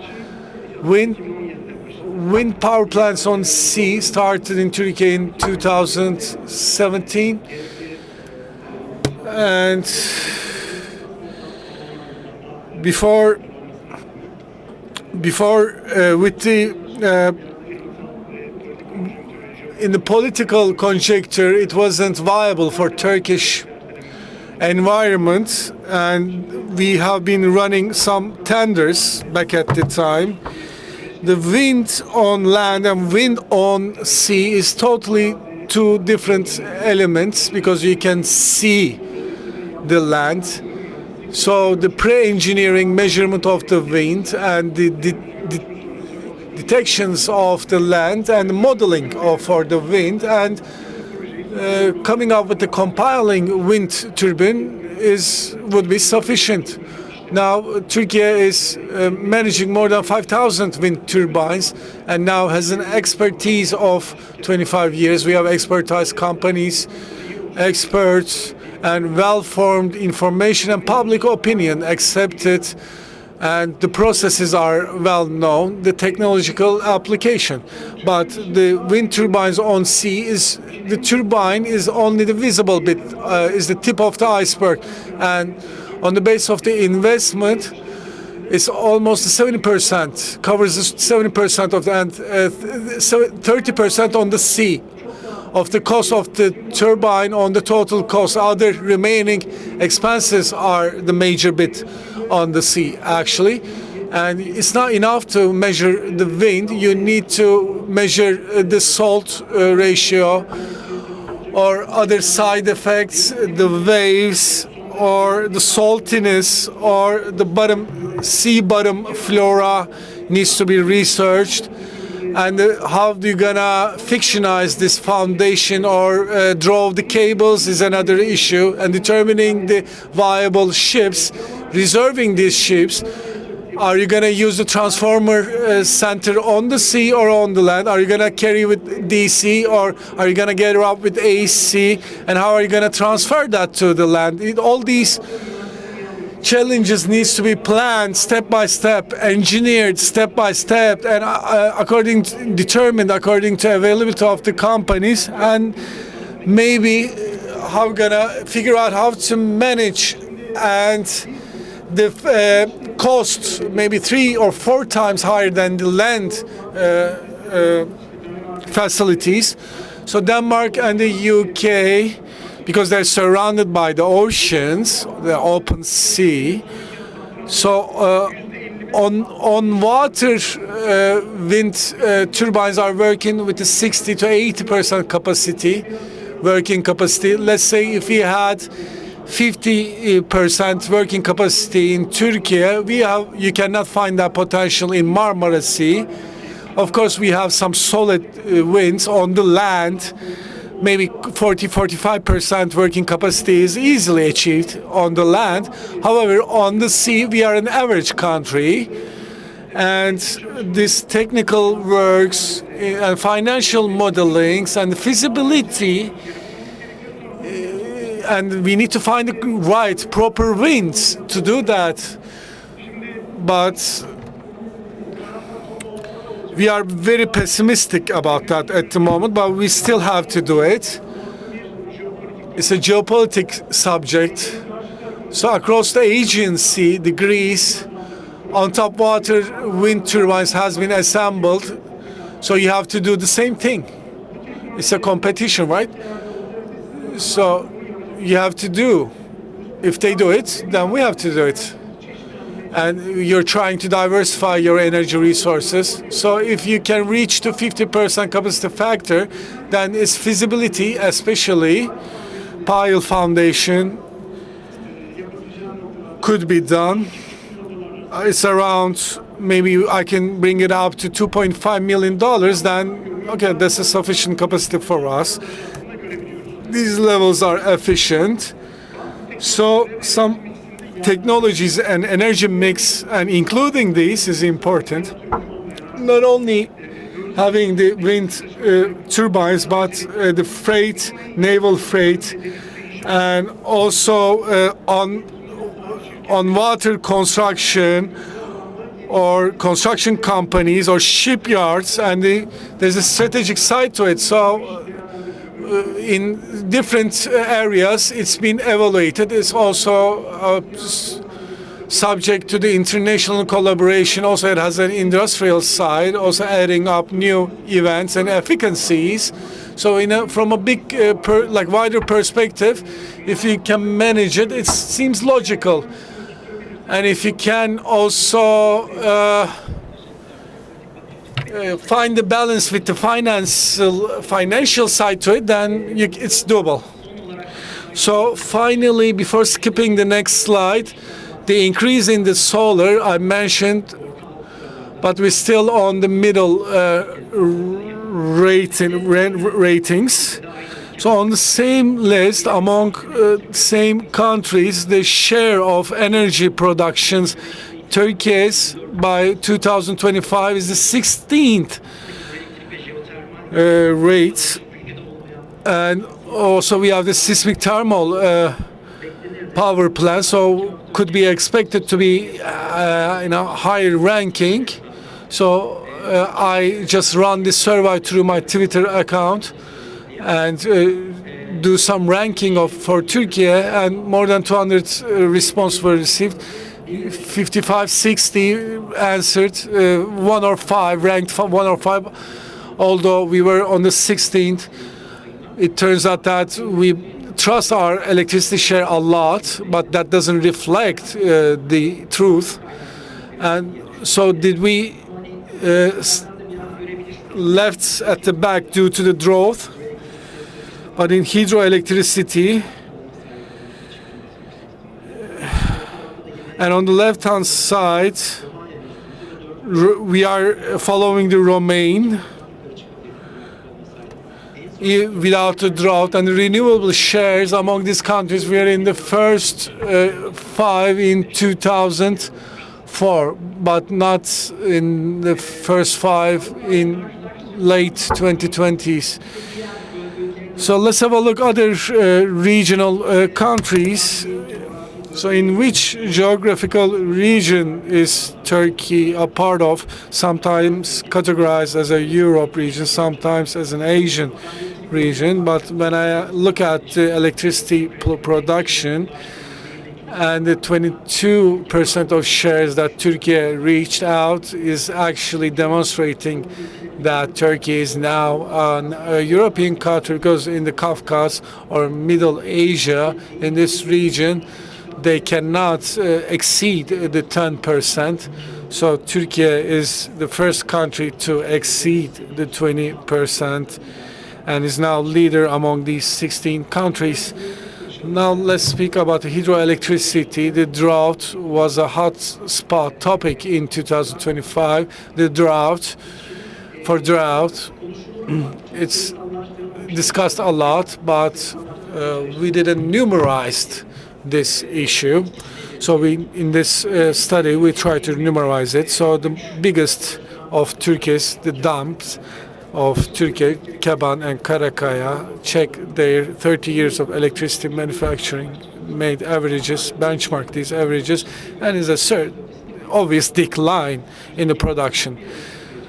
And around 9% in the last 30 years, because in 1993 Atatürk was active. So we could only analyze the past 30 years and also made our final controls and double checks, TEYAŞ, incoming water data and long-term averages for the last 10 years has been benchmarked, and it also shows a certain decline. And our next slide, we are seeing the impact of this situation. Turkey's natural gas and hydroelectricity, there's a controversial relationship, and so when the hydroelectricity reduced, then the natural gas electricity manufacturing increased. So the 29% of a decline were compensated by the natural gas production and also calculated in a way. So this drought is actually $1.8 million additional cost has been caused by this drought. And we have also going through a crisis, and which is increasing the price of the natural gas and the cost. So at this point, I would like to direct a question to Mrs. Elvan. As you know, drought is a serious problem for wind.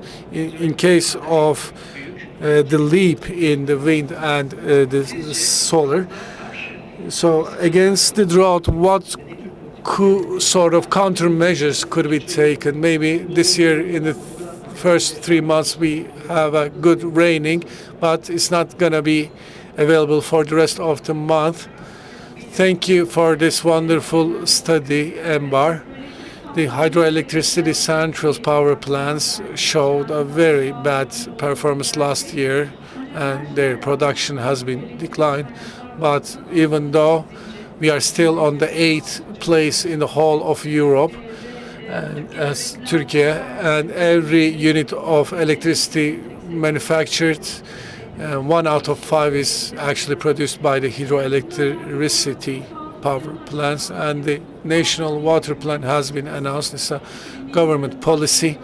In the beginning of 20th millennium, a real good initiative has been presented, and as we speak of the wind power plants, immense breakthrough has happened. So around the scope of this drought, when the water losses are high, the water planning is become prominent, and our policies to be developed, and we need to be speaking about this. So the hybrid sun power plants as seasonally contemplating each other in case the field is available, the wind power plants. But when we check the feasibility, the project costs are differing and fluctuating on a daily basis, which is making our job even harder to establish the balance. And as you mentioned recently, the 300, 400 or 500 megawatts of hybrid investments is visible. So the usage and the efficient usage of water should be our priority.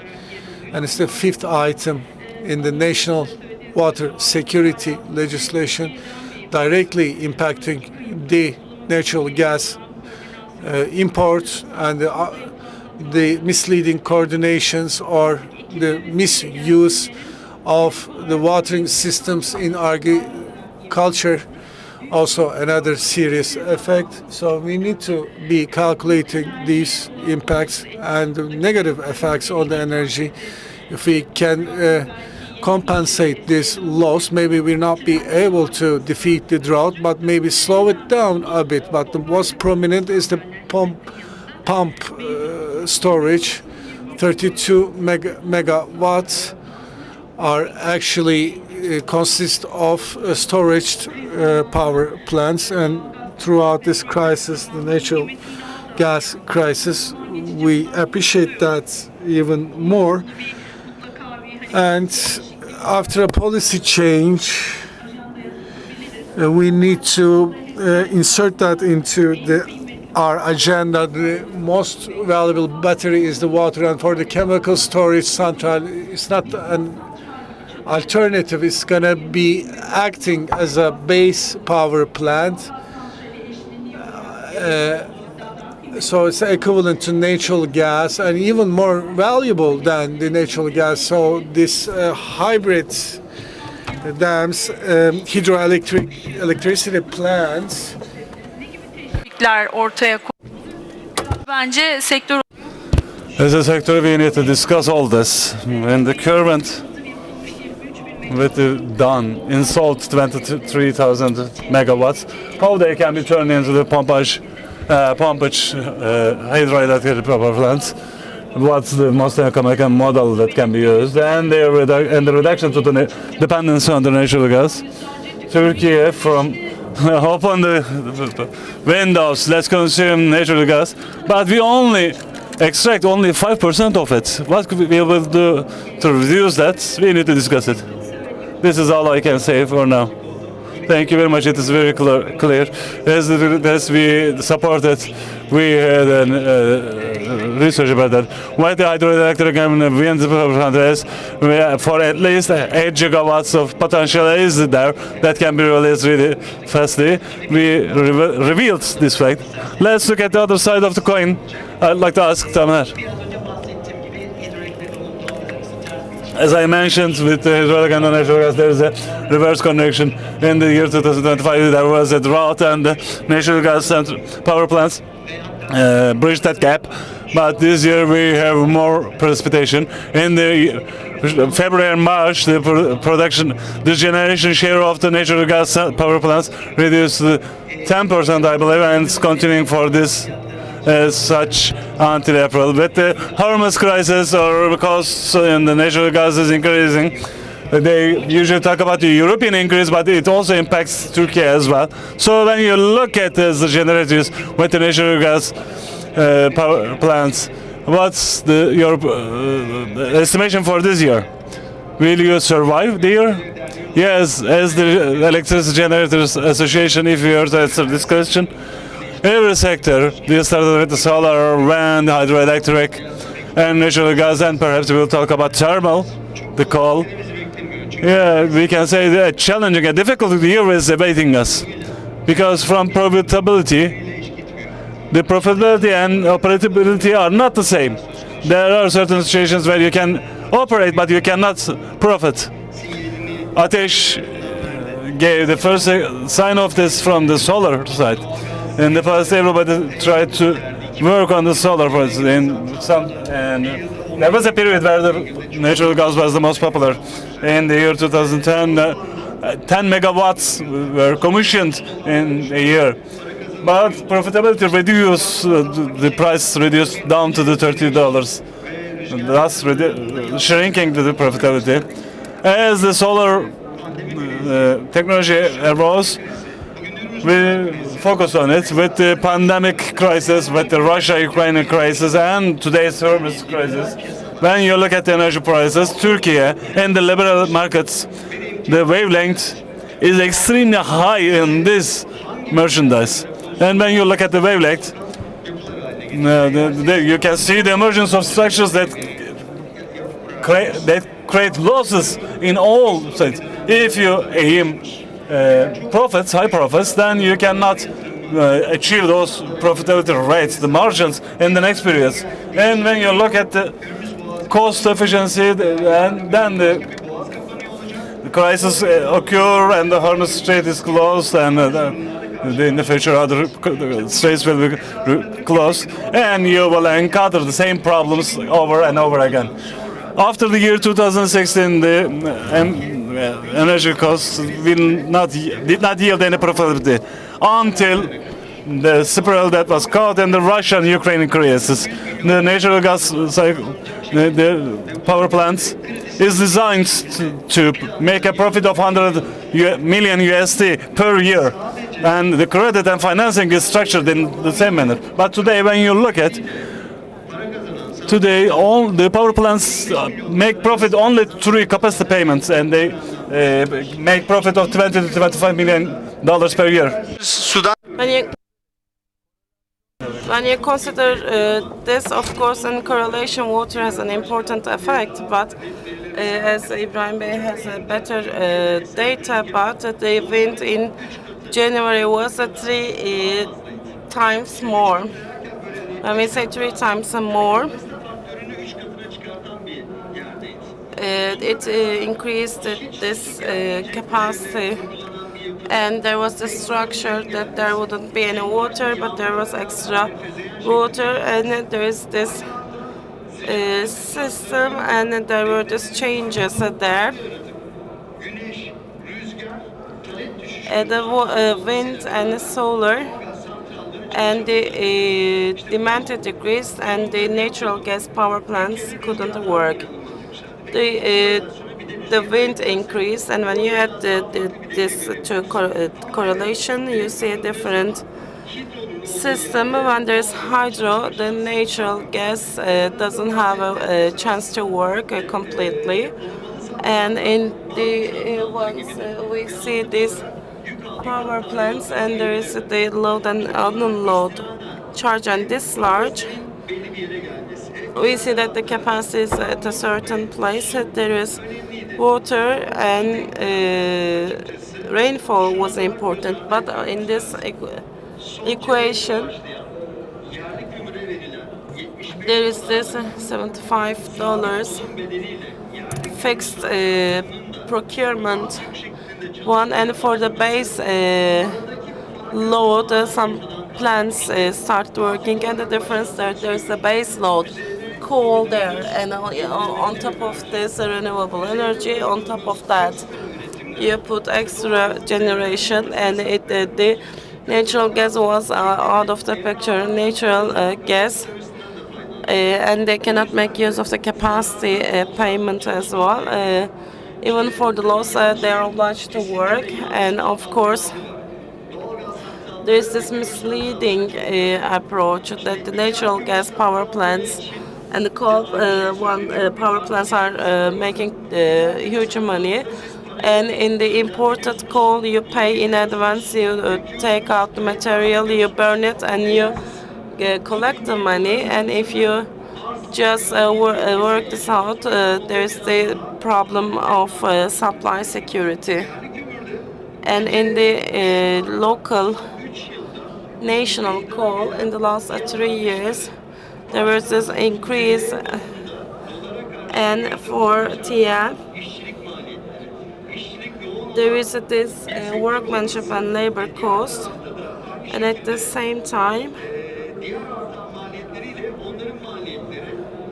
and there is the cost of that, and the incentive of this vis-a-vis the picture you have. This decreases the natural gas power plants at 2026. This is not a market degradation comment, but the data of the market are as follows. And in 28th of February, there is the data, and the market data. This system, artificial system, and the local coal working, and of course there is a capacity increase, and with the storage in Q2, the natural gas power plants, I don't think that they will have a chance to work a lot, and with that increase, there could be enter and exit, but it will decrease at the top prices. On the same time, there's a 4,500 and a zero in order to catch 4,500, and with the zero efficiency to increase it to 60% efficiency, and they cannot make, they don't have the chance to make that money. They have to make use of the capacity payment, and if that is not possible, that is not the case, and the maintenance cost is in a stage that cannot be staged. And as I am the one selling the natural gas power plants, there is a spare part procurement last year, and this year the cost increased by 75%, and the deadline is 40 months. For natural gas, if a rotator is broken down, 40 months is the earliest time that in a right manner you sold your natural gas power plant, but we didn't make money. This power plant was established for $900 million, and we have to still assume the loans. And for people who would like to enter this, however, I'd like to underline that Turkey needs this power plant. The spare part is important. If you make money, you can buy spare parts. So you touch upon this national coal or local coal, and there is this guarantee of 25 kilowatts, and the exchange level is exchange price is 75%, and then we can say that this it is even higher than the market. And when we say local coal, people think that it's a cheap source of energy generation, and maybe it's not is a cheap source. It is not. In order for it to be cheap, for a resource, you need to get a cheap cost of getting and procuring. You need to have the technology, and you need to incinerate it in the efficient manner. And you need to have this with the demand side. When you put all these balances, and the mining and the extraction cost in Turkey is more than the exchange prices in Turkey. In the first Q, what it is $65. In second quarter, it is $75. When you check $75 today, there is a, I cannot give you the name, but there is this close power plant. However, the local procurement cost is 80%, $80. And except for that, if you are extracting your coal, then this cost increases, and the freight is increased because it is a fixed index to FTF, and we can say that it increased more than the real situation, and there are other costs that you have to assume.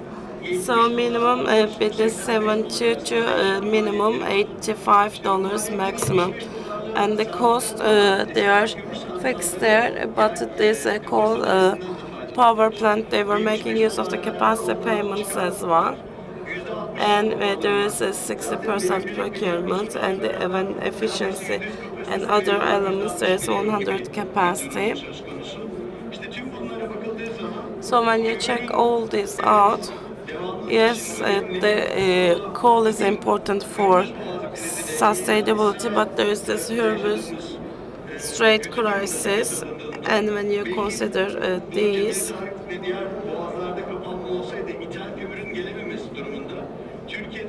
and if there is no important one with the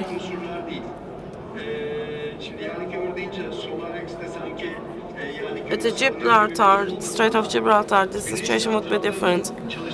And for the solar power plants to survive, and we need to base load, and we can say that Germany, they're recommissioning the turbines they closed, and in Japan, and they postponed closing the coal power plants by 2030. But coal is power plants are okay, but you need to be careful with the timing. This local coal, I got what I wanted to get, so thank you.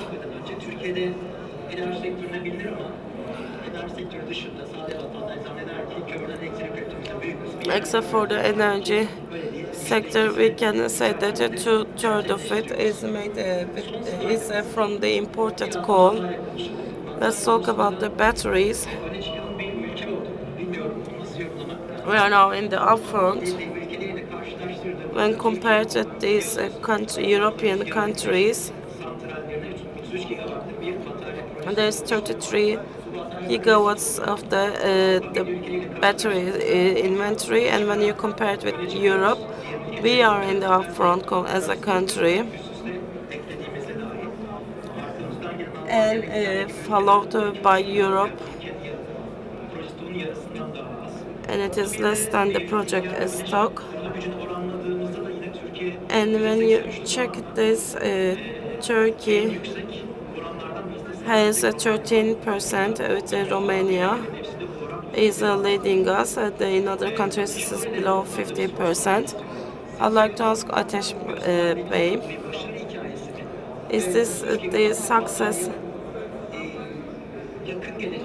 story, or Turkey needs it?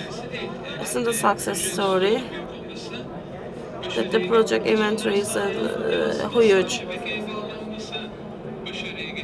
and commissioning that and connection to grid is important. They started 2022 in November. This is a process started there for 5 hours. There's 30 to 35 gigawatts of storage. And of course, if you're talking about success, this is very important. And it's been 3.5 years. And the number of the solar power plants decreased a lot. However, this license capacity allocated, only 40 to 45% will be reflected to market. That is the case always in Turkey. And for solar, I'd like to repeat what I said, Ufuk. Energy storage process is important. It's about renewables, and the solar power plant, you need to disseminate this. You're giving examples from other countries. There is this 5.5 to 6 kilowatt storage coming from houses the houses in Germany, and there could be a settlement, our net settlement, and of course there could be a storage integration. And except for that, there is something overlooked. And for the free market, there's hybrid generators with diesel generators, and battery systems are integrated. And there's this storage system there. I think that for Turkey and for the urban transformation is an excellent model. There's this data from BYD, from the EC car producers from China. In 5 minutes, there is a 95% charging. And if they take 1 megawatts per hour, there's a 400 and 500 kilowatts as storage. They're striking the balance. So the infrastructure problems coming from the grid is solved with the charging stations for the ECs. And there's this charging regulation. But when the charging regulation will change, will be change in the future, that should be taken into account. And there needs to be the integration in the base as well. We will see whether it's successful or not in 3 or 4 years. 40 to 45% will be commissioned. What is the time period? In 3 years or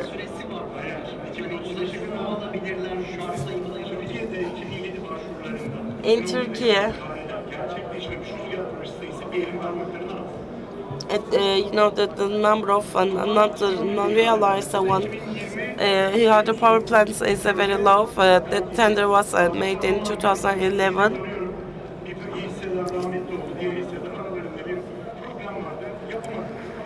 They couldn't. I know 3 projects. There are 3 projects. One that cannot be made because of the shareholders' conflict. But we are talking about from 2011 to 2026. If you are talking about such a range, there could be time extension or not. Everything is going through the legal period. Something can be cancelled or not. And it is maybe this process of court cases, administrative court cases.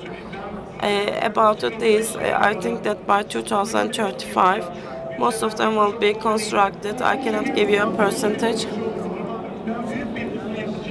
There could be court case, etc. But in the investors and in the developers, they're ambitious to make the design. When you say why the investors are not making process, there are 700 projects, and 400 of them are solar, 300 wind. And what is the number of wind power plant? Approximately 300 in 20 years. 300 power plants being constructed, and you give licenses, and of course there is a special planning in the Ministry of Environment and Urbanization. The General Director, the head of the department, they gave this license to these many projects, and they gave the permissions, and you have 300 files. How can they overcome that? There is the environmental impact analysis, 300 wind and 400 solar. These are the licensed ones. So, naturally speaking, the Ministry of Agriculture and another line ministries, what are we doing? Do we do something better there? Of course, partially, I think they are right. This is a step-by-step process and going fast. And there's the Minister of Energy and EMRA. We say we are going slow, but in 2022 it's the national energy strategy, and they said that there is a nuclear, solar, and wind.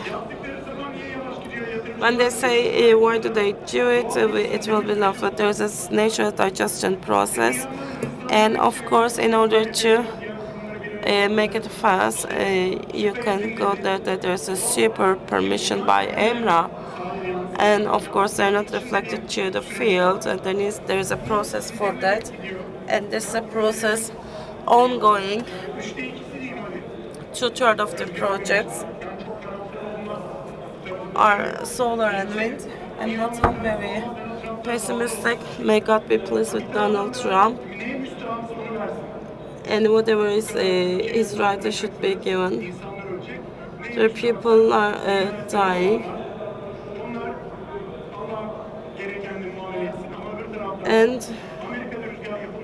in America there is no wind, and this is a very good thing for us. And the investors, of course, they go back to, they see that Turkey is the second country for the wind, and I hope that this will continue. Whatever cannot be done here will be made here, and if it is not made here, it will be made in Romania and other countries, Bulgaria. Therefore, it's like seeing the silver lining, and therefore I'm in a more positive part of it. Anything anyone that don't like add?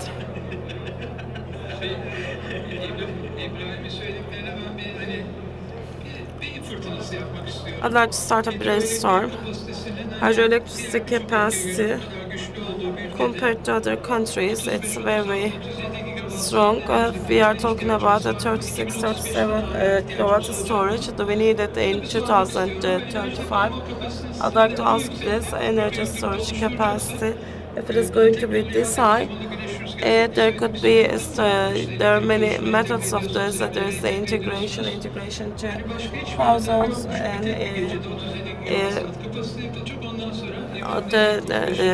so we will wait for 25 years after installation overnight for 70 kV. I don't think that we need it that much, and when we need it, there is the sodium batteries and other technologies that there will be new tenders, there could be new renewable resources. Of course, up until now, there is no money made by the state, and maybe we can continue with the call. We are out of time. We are almost out of time. I was going to ask what you said. There is hydroelectricity capacity in the dams. This is an energy storage method. It's the water battery. When we think of this for 30 gigawatts, do we need it in the short and medium term? And for the hydrophilic centrals, what are the latest developments? In 2007, there is 75,000 applications, 16,000 wind has been made, and 33,000 has a more rate, and this 10,000 will be put into that. But what do we need it? Of course, we need to look at it short and medium term. In the short term, there is this transmission system. There is they want chemical storage, and of course, when you look at the exchange rates in Turkey, we don't know whether this trend will continue or not. Of course, there is this distribution of load per day. In Sunday, Saturday and Sunday and Monday it is zero for shifting of load. Chemical storage is they could go for shifting for 6 to 8 hours. However, in hydroelectric ones, power plants for 24 hours they can shift this load. The energy policies should take this into account. And when you look at the total storage investment in the world, there is 190,000, and we see China, Japan, and these countries they are managing the system, and they use it for these base load power plant, and with that there's piping hydropower plants, and there was this commission there, and we will see how fast it will continue. There is this pre-license list, and when you check this out, Yusufeli, Borçka, Bartman, Gökçekaya, and Sarıyer, and of course with that they will turn into the power plant, and if rather than dealing with the coal, of course these are not easy investments, but we are talking about $2.5 million per megawatt, and at the same time, and when you continue, think that this will continue for 50 years in terms of the feasibility. I think that this systems and should be taken into account, and we need to accelerate in this regard. And in the world, the ones going fast, that there is the piping storage and there is the chemical. But it's not an alternative. So in terms of policies, how can we have, maybe we could have PPP, where there could be the investment in the private sector. Maybe in Amber we can talk about this model. We can discuss which is the best model for Turkey, and we are working on that. We talked about the 33 gigawatts of that. I'd like to give the floor. There is this 33 gigawatts capacity. When you look at the third of it, how can we get what is the rate of input in the battery? Of course, it won't be the same. 33 gigawatts, or of course, this will be seen by the system. But we need to know one thing: there's this legislation change, and after the legislation change, in 1 month, it is a zero as a price, and there's no negative price. And we can say in Turkey now there's this negative price, and vis-a-vis that, I mean. And the storage is one of the main needs, major needs. The capacity coming from 33. In parallel to that, the power plants they will have this. They will be obliged to come up with their storage facilities. And for the non-licensed ones, if they don't do, they will not have the chance to survive. There will be storage, and when there's a nuclear power plant, the discharging of the system unloading will be thanks to the hydro power plants and the storage. 1 gigawatt per hour can give half of it. For 0.25, it could give 1/4 of it. And so, in order for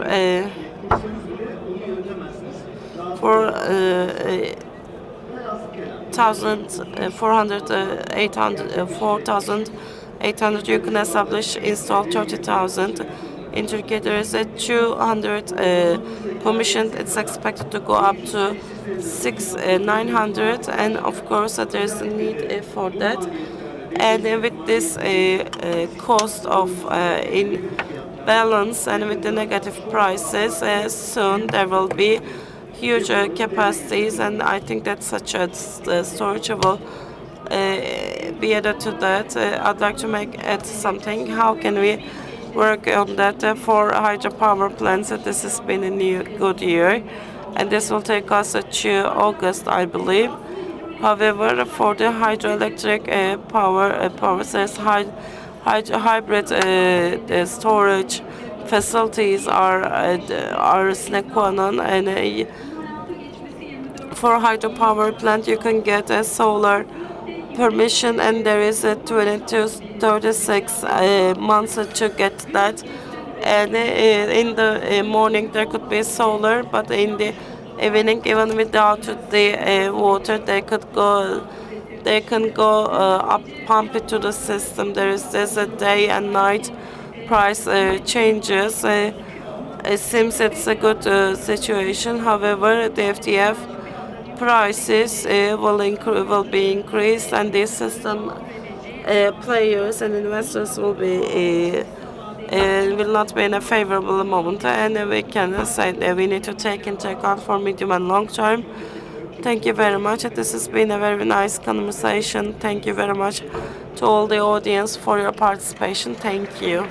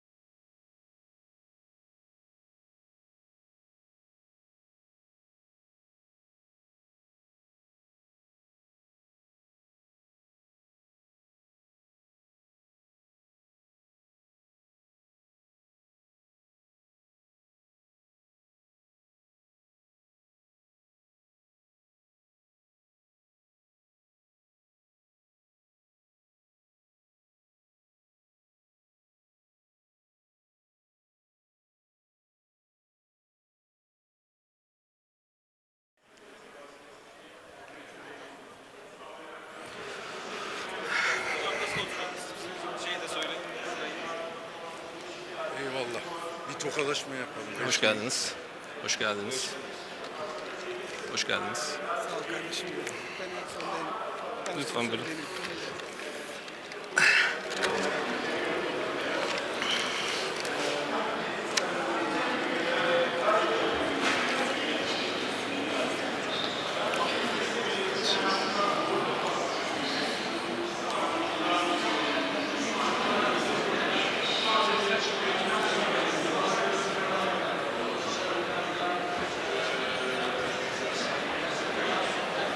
Sayın katılımcılar, kıymetli Dear participants and the speakers, so on behalf of the Energy Law Foundation, I salute you all. So thank you for honoring us for this event. Today, in this session, provided by the Solarex exhibition organization, I would like to thank them all. And the Energy Law and Research Institute, we were established in 2007 in Ankara.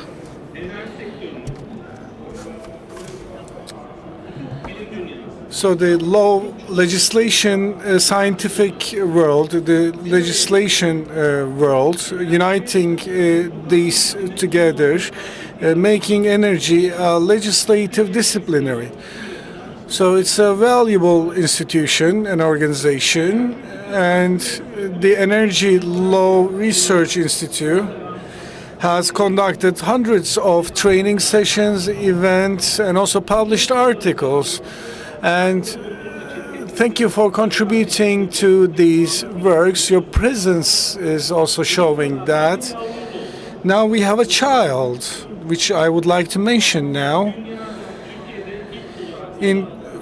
First established in Turkey in the world, the Energy Incompetency Arbitrary Center.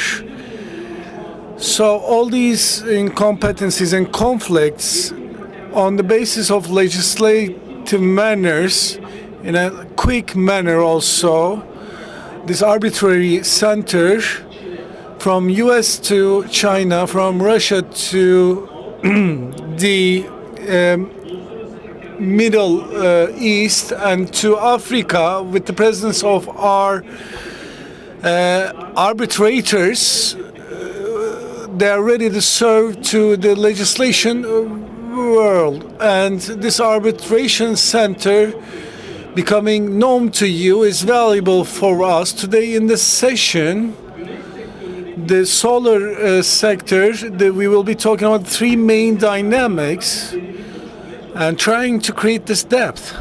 The market, finance, and the regulation and legislation.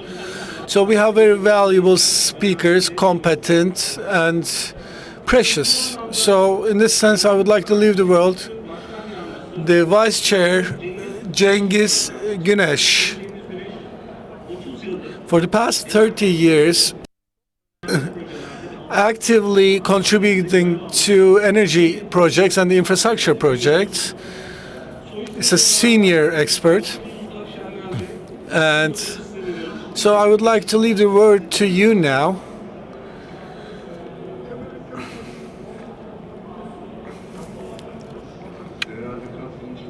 Dear participants, I greet you all with respect. So can I have the presentation on the screen, please? So in general sense, I will be conveying the subject of a two-dimension, first the balance, and even if it's a thermic, solar, or wind, the general is as a component of the general system, both for the regulations and the policies. This should be evaluated together. Not only a single resource should not be evaluated. It's not acceptable. In 2025, in general, we will be the impacts on Turkey and the world and the subjects. First of all, the climate objectives are not being articulated as it did before, and these are very aggressive objectives, to be honest. And one by one, the countries are having difficulties achieving these goals, even bring these objectives on a lower levels. And the brand manufacturing increase can be observed, and also network malfunctions are prominent condition regarding our subject, and for both for our country, especially in the networks. The maneuver capability, the system operators' capability to maneuver, and the flexibility to be provided, the sondage and the frequency, and also angle stability provided, and also consumption is aggressively increasing. It's becoming, we need to reduce the fragility of the networks. Portugal and Spain is great examples to that situation. Preferences in the Europe, and the Russian drillers in the region, and American energy cargoes are resident. So we can observe the entrance to a recession and the increase, and never-ending geopolitical tension, and leading to diverse market impacts. So here, first of all, in a general sense, we would like to speak about the public interventions and the increasing. However, the liberal markets and objectives are there. During the crisis times, the public interventions are increasing, and also the customs tax rates are increasing, and also tariffs are increasing.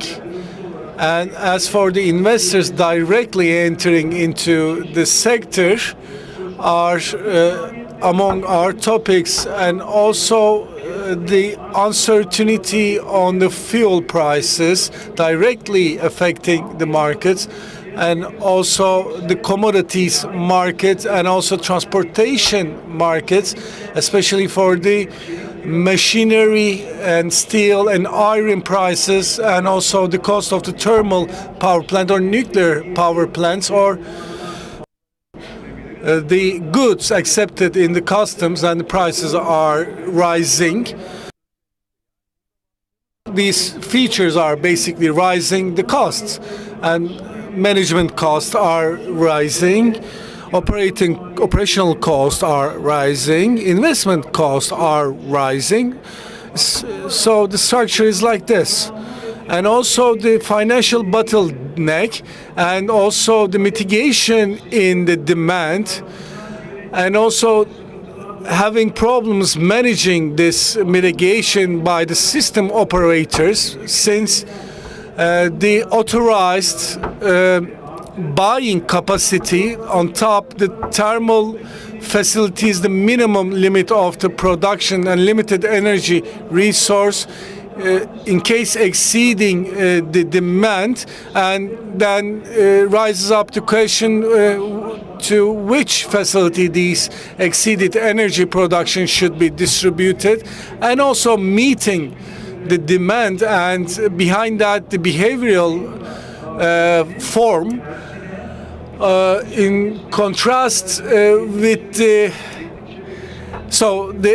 energy coming from the production facility to the conduction line to the final consumption. So these ratios are exchange inputs on both the fuel cost is important, so therefore need to be cautious about that. And also renewable energy investment, buying guarantees are continuing, and also needs to find out the limit of the network systems and how much renewable energy can be accepted. and by this, and leading to certain fragilities, and also the cost loads and how to manage these costs need to be scrutinized, and network investments, especially in Turkey, East and West, and angular stability and finding the balance is important in March, April, and May. During these seasons, you need to be managing the summer points, and these are the items to be set forth, and the final connection. And as GEMAS published, 4,000 megawatts is required in Urfa, Antalya, in third region, Adapazarı transition region, and in Trakya, 1.5 megawatts thermic capacity demand is still available and planned till 2030. As for the system's balance, the system operator has been now declared such situation, and the renewable energy and the inertia in this regard is not enough. So, and imbalances and also some operational challenges creating this system inertia structure. When we say system inertia, the controllable production with the red lines is controllable manufacturing production. In the last 4 or 5 years, we cannot observe an aggressive increase. In the market, the signal price is insufficient, and market is now focused only on the buying guaranteed projects or controllable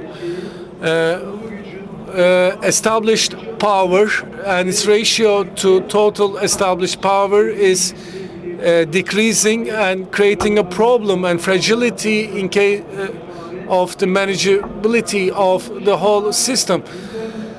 Apart from that, some of the agenda points return to nuclear energy and the projects of Turkey, Akkuyu project. The first unit is becoming active this year, and other units 1,200 times 4 every year each. But the international balances, the financing subjects, after the installation of the first unit, we need to observe the developments of the remaining units.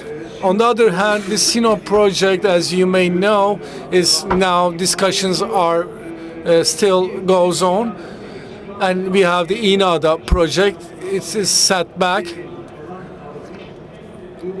They received the necessary permits, and the modular central works are also under work, but they're still on their baby steps. And one of the main subjects that I'm gonna articulate is that in energy sector, the collected loans share in total loan pool is decreasing, so there's not enough financeable projects and non-compliant projects to this financing because investment costs, and also it's directly has an impact on the return of the investment.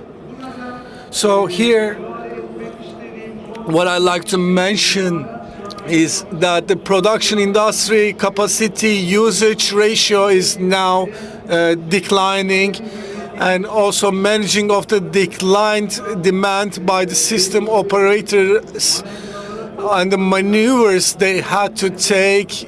Maybe 2000. On the right hand side, the load distribution, you can see in the previous years the higher load capacity, or more than 50,000, now declining to 30,000, and shifting to this disadvantage regarding the system, because the low demand and the management of that, and the buying guaranteed portfolio ratio is higher. So like it's uncertain regarding the workload distribution to the facilities. And in this regard, the system operators, the instructions for the workload distribution, as you know, 69 to 69A articles of the systems operators, the facilities with the buying guarantee is completed due to the force majeure is giving the deforming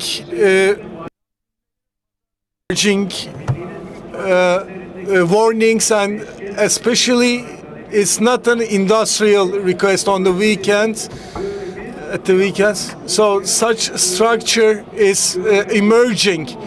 And finally, last but not least, the production without licensing.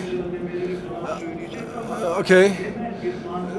So the primary mentality and detection needs to be demonstrated. So in the emerging of the licenses, the regulation and 14th article, the individual consumption, but application was not like that, because the individual usage, if it was like that, that firm's consumption and connected to that should obligation of commercial consumption legislation should have been brought up.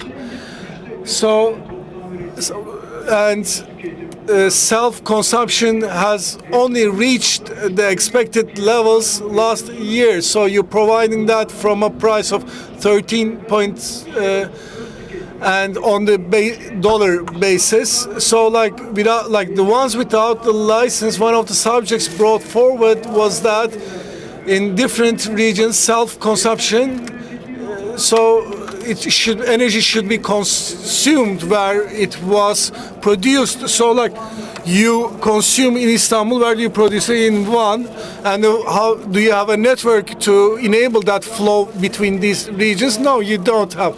So then you have to activate and operate the central power plant in Istanbul, and then transferring the workloads between these power plants, which leads to extra costs, and design is not realistic. It's false by the start, and it goes like this. And finally, the total cost is keep increasing. Therefore, the prices now we are under pressure to rise the prices. Thank you for listening with attentively.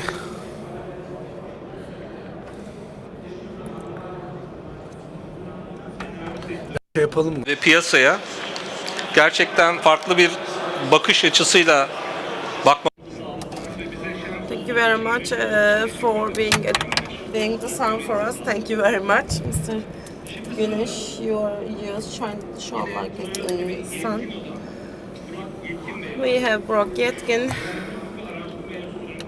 Energy Law Research Institute. He is one of the members of the board of directors. He worked on APH for long years, and he knows the finance process with us.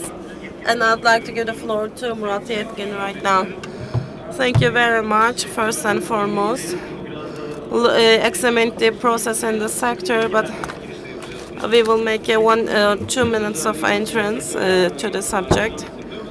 In Turkey, no matter which sector you are making,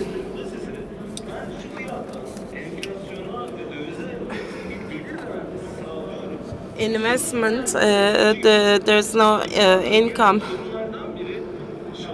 guarantee. One of the problems is that we have a problem with the reaching the last end customer. It's about the subsidy. Last year it was 160 billion. It is now at 800 billion. And 40,000 TL for a family of 4, or 3,600 for a family last year. If there's no subsidy, the cost will be lower. Why do we do that? So think of the energy minister. There is a 15-20 billion subsidies, and subsidy should be given to the need, as per the need, or it is a subsidy you give for supporting a sector. So in terms of pricing, when we say 15 billion Turkey for any country in the world is a huge amount, and it increases every year. So there is the procurement guarantee and the tariffs. When you gather all these together, you see that the irrational things can be punishable. Cengiz Bey gave us a very important example, the unlicensed ones. It is consumption in the production paid, and we were waiting for the generation. There is a part of the financial income in the energy sector. They are important. The others, as Cengiz Bey pointed out, in Edirne, consuming Edirne, in Karsa producer there's this knitting, and physically speaking, this is not possible. What are we talking about? Now, what are the problems that we encounter there, and what kind of finance resources can we use and utilize for new projects? Let's look at the projects that are ongoing. Could be a regulatory authority, or the policy maker, or the banks. And in the macro levels, you are affected as well. It could be an price increase in the distribution cost, or there is no price increase. So as a result, we are talking about the maths. And our net settlement is important. It's irrational. And we can say that the installed power is very high in Turkey, and I think that Turkey is ranking the 11th. And physically speaking, when it is consumed, electricity is a service to be used, and this couldn't be ensured. And when you look at the companies, you see that this cannot be sustained. However, financially speaking, this was very good, and we can say that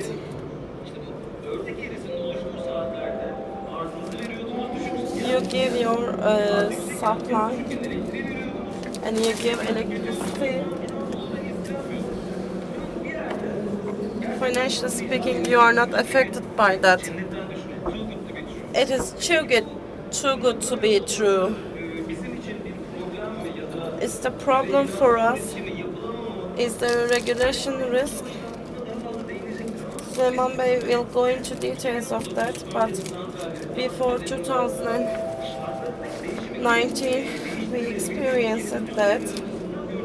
We saw this in terms of the ROE, and for policymakers, for the system to work, and not to load the system even more. I think that this was something inevitable.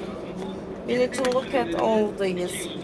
The ROI increased 2 years by 2 years.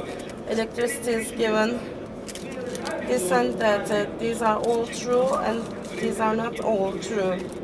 It's about your consumption. To what extent you are consuming, and when you are consuming, and all of these, and the composition of this, everything can be learned. It's about the maths. There is no right answer to that. Each central should be looked at, each power plant should be looked at on its own.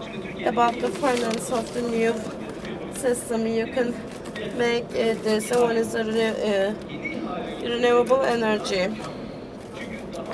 The new system is very important, and in terms of vehicle, we experience the problem. When the renewable energy power plants are done, we could have done better. We are talking about 5,000, and if it is 4,500, it is $100. So we can say that $1,200 per day, today. So we are talking about a price decrease in this regard. Hydro generation and the YECA is so good that in 1 month you get a huge contribution rate, and when there's a deduction in that for the renewable energy resources, and you give a commitment to get it fair, in cheaper prices for policymakers, it's a very good thing. And there are such things that we see. The applications for 10,000s of production, and like that, there are the ones applications, unlicensed ones, and most of them they don't know for this system, and except for the procurement guarantee, the upside, the income cannot be provided. And the banks cannot trust this signal in the market for the guarantee of purchase. With an official gazette, for the last year I have checked the official gazette. It could be a investment or feasibility. There could be a tax imposition, could be supervision, rational or irrational. We experienced that all. So, in the ideal world, in 8 or 10 years, 7-8 years, in a European perspective, 11 years, there could be there are different methodologies. How can we have this with the storage? And it's like a tailor-made.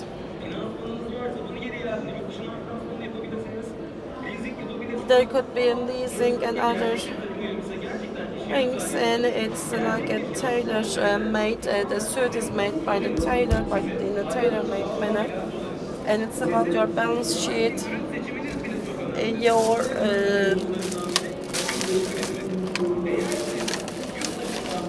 product selection is important as well. And if there is the export, and if you're going to get a tax exemption, there is this import level, could be China, could be Germany, it's a composition. You can buy a product, part A from Turkey, but F from France, for example. It's about the composition and packaging. It's about how the finance will be right. The finance is that, as Tamar Bey pointed out, there are too many macro factors that we can take into account. And the last but not least, about the unlicensed one, what will happen to them? They should think of that in a long-term manner. From the finance perspective in Turkey, we believe that PPA will be used. There is this consumption, X profile based load consumption, and Y will be taken from unlicensed, and the remaining should be taken from the other places. If you're a trusted company, this could be a guarantee as well. And from Amazon to Meta to Microsoft, I can get the electricity for 5 years from you. And the power plant owners, they gave a commitment to buy for a decade. So, of course, it is not affected by the price and market risk. And if it is this one, if that is a subject we can talk about for hours, I'd like to give the floor to Süleyman Bey. You have the floor.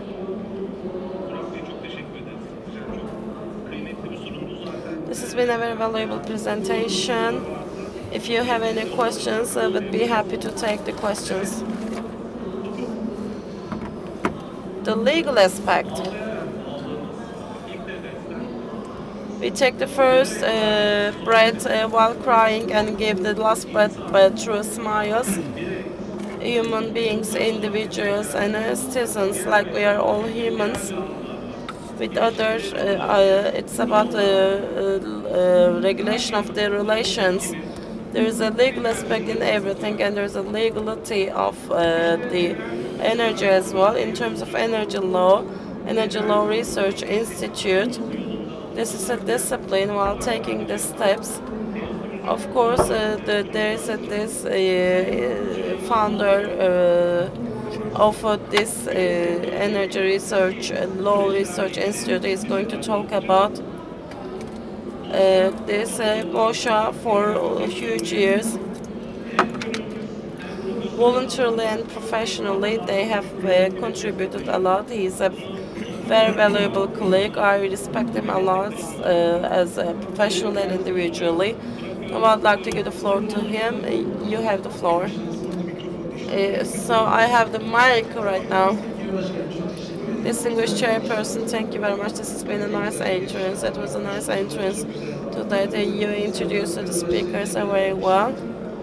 At first I was kind of concerned and Cengiz Bey has a surname of Güneş, Sun, and you said Yetkin Burak Bey because you say my surname is Boşçu and I don't know what you are going to say. And it was a second half, Barış Sanlı, Yücel Yaman and I. We prepared the report of the solar energy. We prepared it not on request, and we prepared it and we sent it to them. There was the 0 megawatt installed power back then, and this power was 20,000 kV as an installed power, and we thought that Turkey should be involved as well with the capacity allocations, of course, the solar energy technology, and there were different parameters that we explained.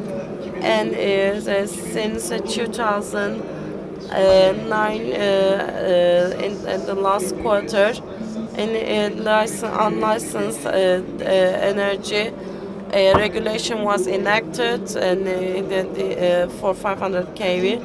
But what was discussed back then, before the regulation was enacted, in EMRA, the surplus energy, whether it could be a part of the commercial ones or not, because the regulation purpose was to cover the self-consumption.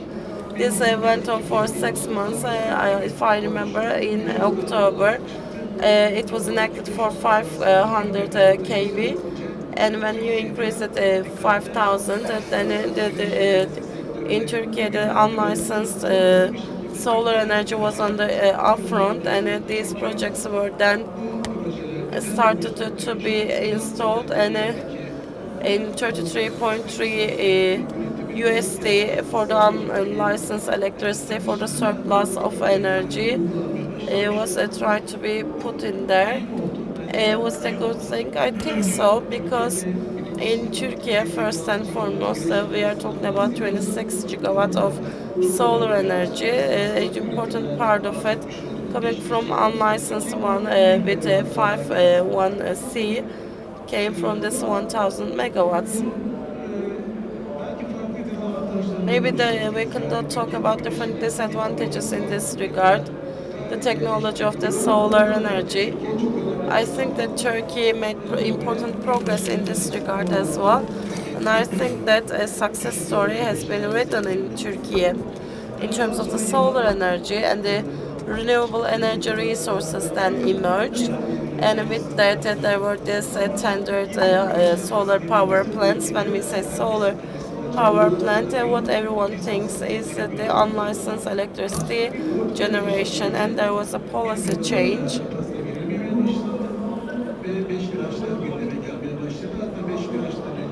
So before that, it was about the roof and facade systems.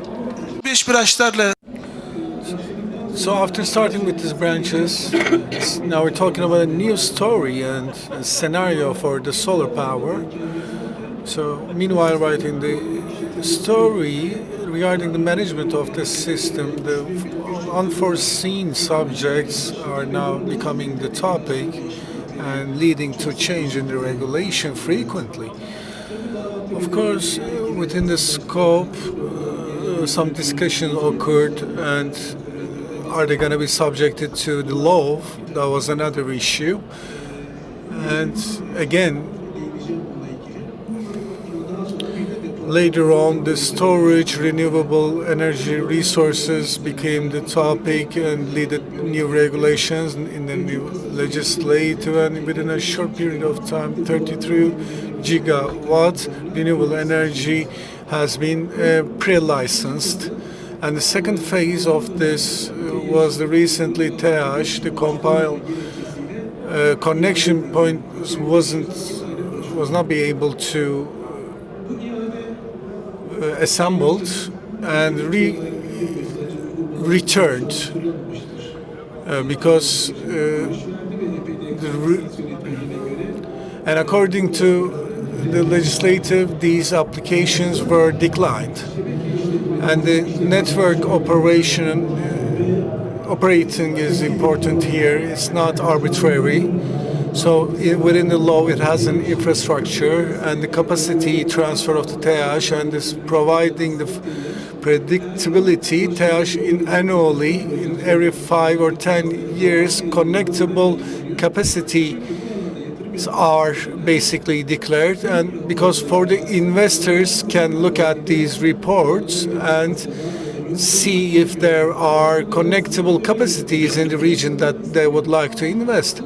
So therefore, actually, the subject of the panel is in the current legislative manners. So we have a very hot legislative discussion about the decline of these applications.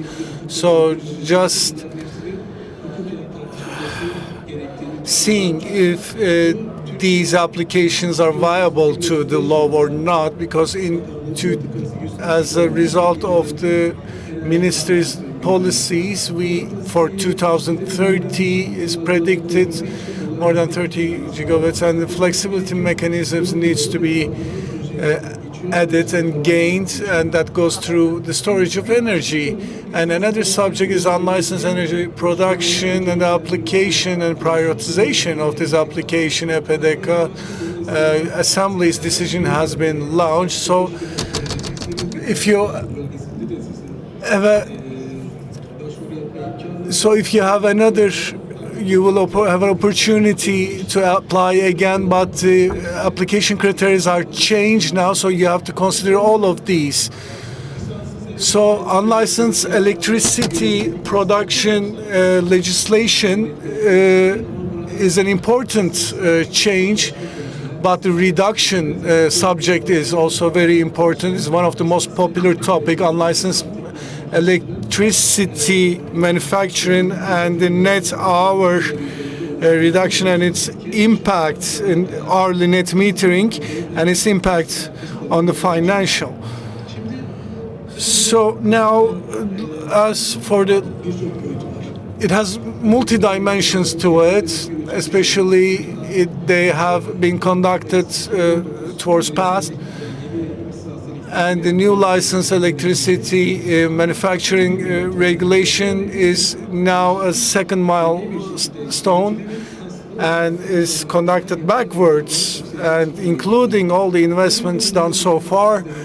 Of course, the structural detection could be available, but before going to the inspection, all these structural changes and its impacts on the financial and also economical investments is going to create a loss or not should be examined and evaluated by the Regulation Foundation organization.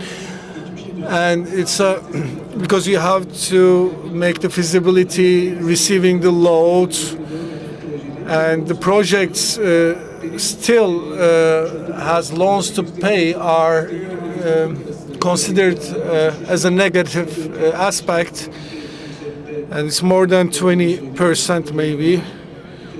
So it differs varies from project to project. The consumption and manufacturing profiles and the repressive. So the regulation should be established on the right direction from the beginning. And in the last regulation change, many negative situations and breaching conditions are regarded as the incompetent contribution. It's a problematic area because the unpaid, unmaterialized contribution is actually with the simpler sanctions could solve the issue, or with warnings. All these issues are considered as the authorized unpaid contribution, and this is an important topic. I published an article about these changes and its impacts on the investments. So all these issues and written in this article is still available about the renewable energy sector and its legislative appearance. Instead of all the success being achieved, these risks are still there, and this should be analyzed. And the sector is now evolving into people are questioning themselves, investors are questioning themselves if I should invest or not. Thank you for listening to me. Kıymetli Süleyman, çok teşekkür ederiz. Ağzına sağlık. Yok ondan. Oturum. So let's dive deeper into this session. If you have any questions, I can just receive your questions, but we're racing against the time and have a limited time, so we don't want to be unrespectful to the next speakers. So Mr. Güneş, Mr. Murat, and Mr. Süleyman can get your questions. Thank you for listening to us, honoring us, coming all the way down here. Thank you so much. God bless you. Have a nice day. Yok, uyardılar. O yüzden kapatıyoruz.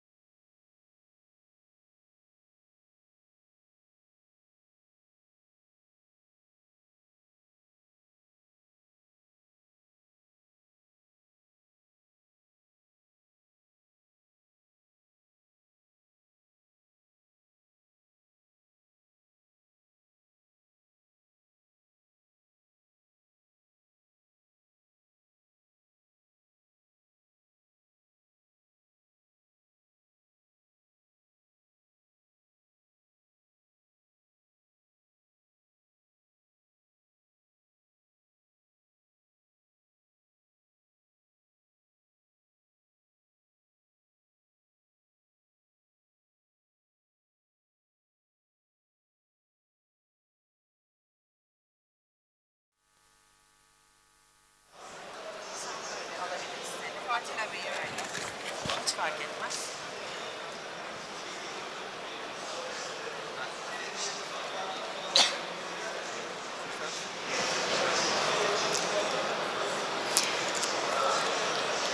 Hepiniz hoş geldiniz. Herkese merhaba. So, welcome everyone. The Energy Industrialist and Businessman Foundation session. And I'm a secretary of this foundation as an CEO. It's the clean energy sector. All the companies are under the umbrella of this foundation, and all the value chain in the international, increasing the competitiveness and the collaboration between these companies. We launch many international and domestic projects, and launching many different events with different organizations. This year we are also the partner with the Solarex, and this partnership goes back to many years, and the hot spot now is the hourly net metering, storage, and grid realities will be spoken about. So, I would like from my panelists to briefly introduce themselves. So, I would like to start with Ms. Elvan. Welcome, everyone. Thanks for coming and sparing your valuable. So, I'm the board chair and a hot technology firm in the board member, and active S3G, Startcom energy storage systems, and the power quality devices are being manufactured. Thank you. Hello there. Welcome all.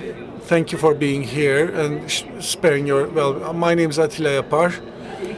I'm an electrical engineer and Contact Energy firm. I'm the general director.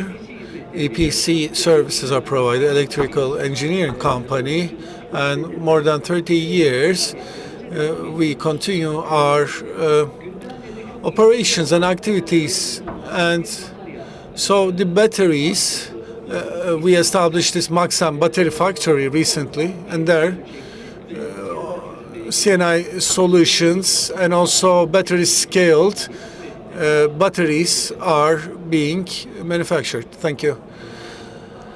And I'm Ünal Ercan, Sun Energy co-founder and general director. As for Atilla, we are an EPC firm in Turkey, and internationally EPC and project developing works are being conducted. Thank you. Welcome all. Ömer Koç. So approximately for the past 14 years, I'm active in the solar power, and we established in İzmir Özenerji factory in 2020. Teos energy firm in Germany. In solar power, we're providing contractorship, and also we are involving in the storage projects recently, and not in the classical PV projects. We bring on new boutique and innovative projects because we are located in Europe. We can follow up the new innovations and technologies very closely. Agri-PV and our tarım gas and large-scale tracked and landfill gas on the new generational applications on the waste and garbage emissions, and also large-scale landing projects are being established. So we are actively performing in Europe, and also storage and the new developments are ahead of us when benchmarked to Turkey's market. So enables us to follow up the new technologies close by. Thank you so much. Of course, as a CEO in the sectoral and the public organizations, enabling the connections in between, so sectoral needs and expectations and the public organizations are being shared with, and the EPDK are unlicensed electric manufacturing production, and warned us about the transition to the hourly net metering. This is still in a draft phase, but still fictioning the system, and it is now active since April 2nd, and it's a hot spot now. So net hourly hourly net metering and storage. So I would like to turn back to Ms. Elvan. So like monthly net metering transition to hourly net metering. Can you explain us the logic to this system? So as for sectoral, how would you interpret this transition? So let me explain this way. Hourly net metering was essential.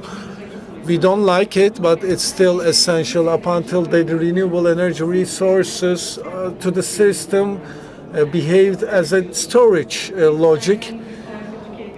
So you can just consume it. If not, you can transfer it to the network. But network was acting like a storage up until today. But after, along with the hourly net metering,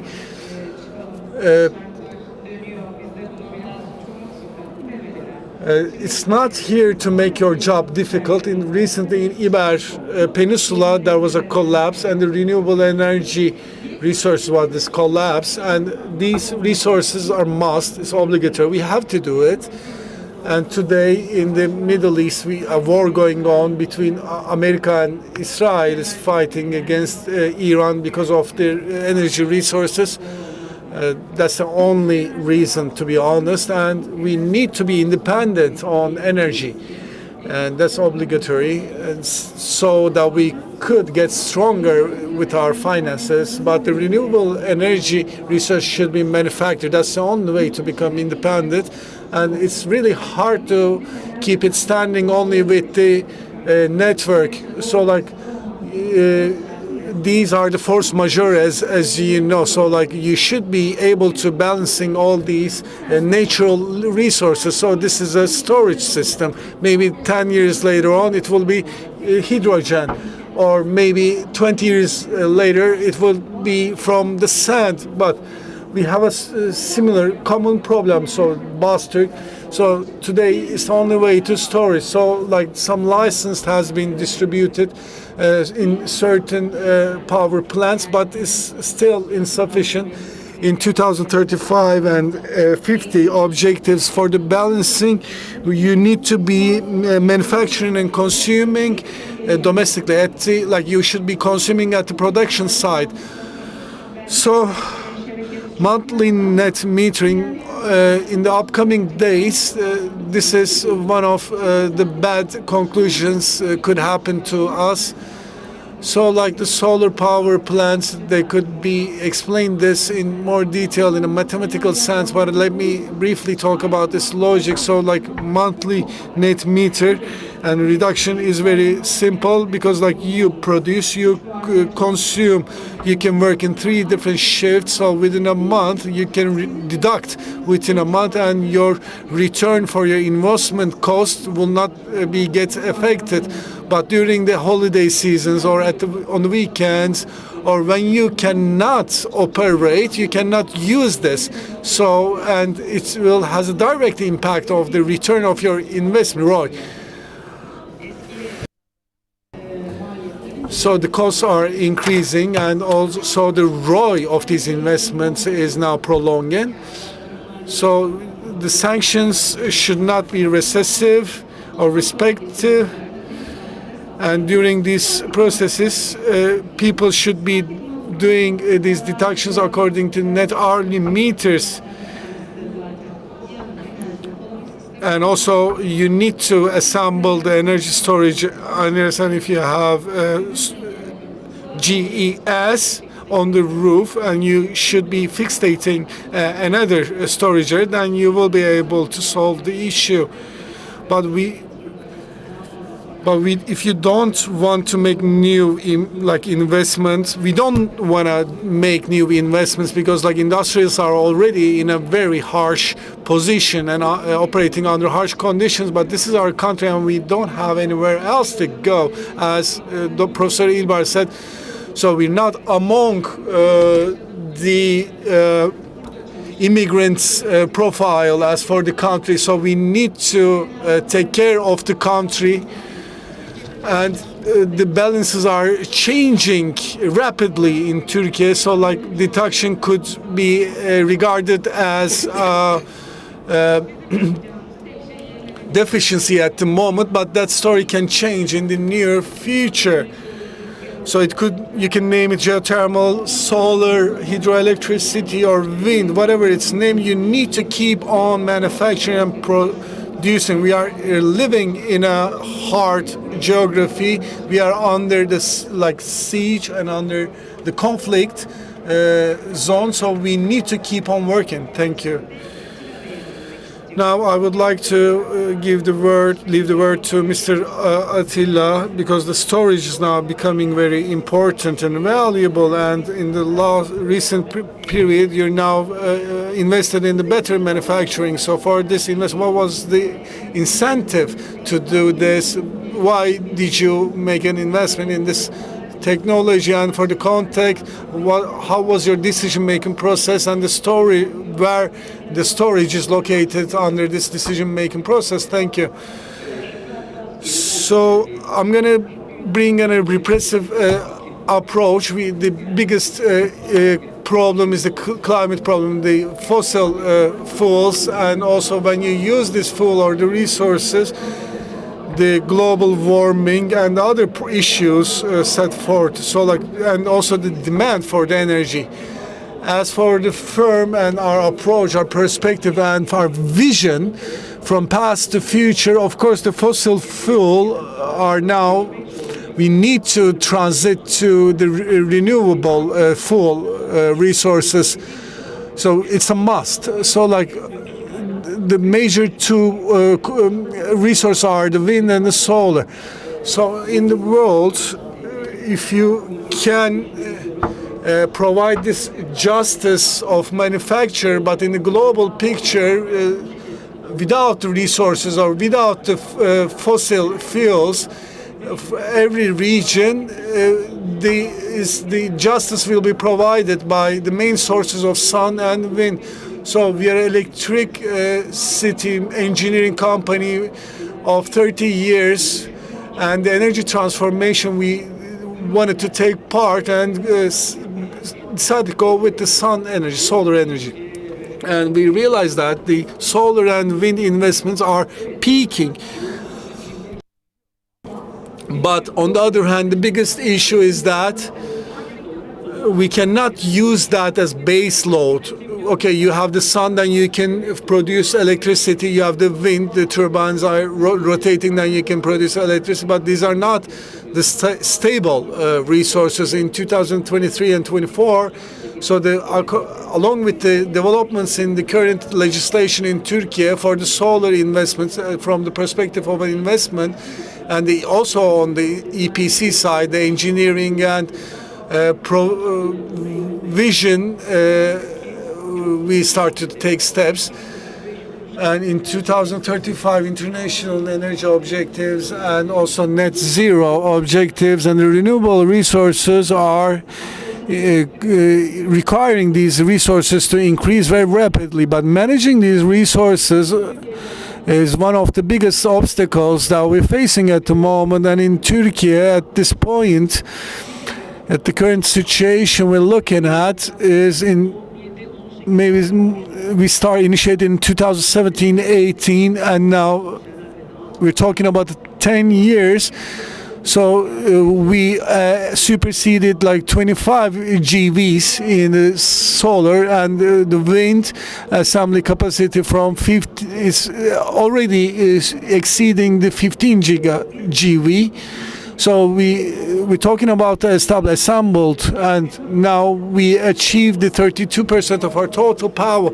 And when we look at the things happening internationally, we are aiming for the 120 GVs in 2030s. You cannot do that without storing them. And so 2 years ago, we decided to go along with such investment, the network scale storageable lithium iron phosphate, and most common and most produced technologies. Of course, we will be witnessing very innovative and new technologies, but I'm looking at the electrochemical and chemical side of things. And you pump the water, so you can do pumping storage, and also the rock salts, and also maybe thermal transfer could be achieved. But on my side, I saw the necessity of going such investment, and we need to bring these into more stable loads, and like also transiting them to drove them to the more consumption sites. And our 225 GV objectives could not have been achieved if we don't do that. At the current situation, the electricity supply security and the provisional authority organizations, the biggest challenges. Last holiday, we didn't face any challenges, but we didn't have sunlight, and everyone is now very like scared for the next holiday season, because like it assumed that it's gonna be cloudy, so like the technological resolutions look like the storage resolutions. And so in areas where consumption is increased, especially in the afternoon time, we made such an investment, and now we're at the position to make the serial manufacturing. Thank you so much. Of course, there's a producer side to it, and a technology producer side, and also engineering side to it, and the firms that deal with that. So both national and international. So we like to see from their perspective. So I would like to leave the word to Mr. Unal now. So now the project, and by the transition of the net hourly metering, so like how would that impact the project? Can you just speak about this, and like also the expectations of the investors, are they gonna change? So net hourly metering deduction, after that rule of the battery side become prominent, but now if we speak about the future projects, not former projects, but so what we mainly focus on the consumption profile and also viable storaging design. And so previously all those legislation and viability and maximum production mentality is no longer available, and the consumption profile, and you need to come up with a design. So the firms and also the managers' perspective, their maximum production, the lowest price is no longer the priority, but this optimal self-consumption profile viability systems are now being preferable. Because along with the new regulation in the former power plants, you're gonna be witnessing superseded energy loads, and the detection and the sales led by this deduction will be under pressure, and the storage will become obligatory in the sense, and one-to-one centrales, the consumption profile need to be monitored, and we have a module to do that, an artificially supported module we're talking about. It's an application to it, and also automatically analyzing the consumption profile based on the data, and also like making recommendations how much of a potential of a wind or solar energy power plant should be assembled is determined, and not maximum production, but as I said, the consumption profile viable, the convenient for the consumer, and the return time is also convenient for the power plant, and the storage is one way to go, but storage also has optimum levels, so 2 MGV. Everyone has their own unique consumption profile, so not only solar but wind, but it's all an energy management system is assembled. So it's not only a power plant, but also the management plant. And so the consumer needs to be now are interested in the deep engineering areas, because this inerted energy is no longer there. So like we don't know if another change is gonna be made in the legislation, but I think it's almost finalized because in 2019 and 21, in each legislation change, the investors are actually got very tired. They went to the courts, and so it's a repressive. It's going to be another repressive application. Of course, the investors are right on their side, but we need to support them. So the main logic to the legislation. So it's a consumption regarding the production. So you need to, our main focus is on the saving, and our basically our designs are prepared in this regard, in this direction, and also our offers have been made in this direction, and our inspections will continue along with the storage. With the minimum timeline, we will try to keep the transition period as short as possible. So if we still have left some time, we could also dive into details of the legislation. Değişmesi ve burada böyle bir dinamizm olması yatırımcı açısından bakıldığında When we consider this in terms of the legislation makers, the foreseeability decreases to minimum.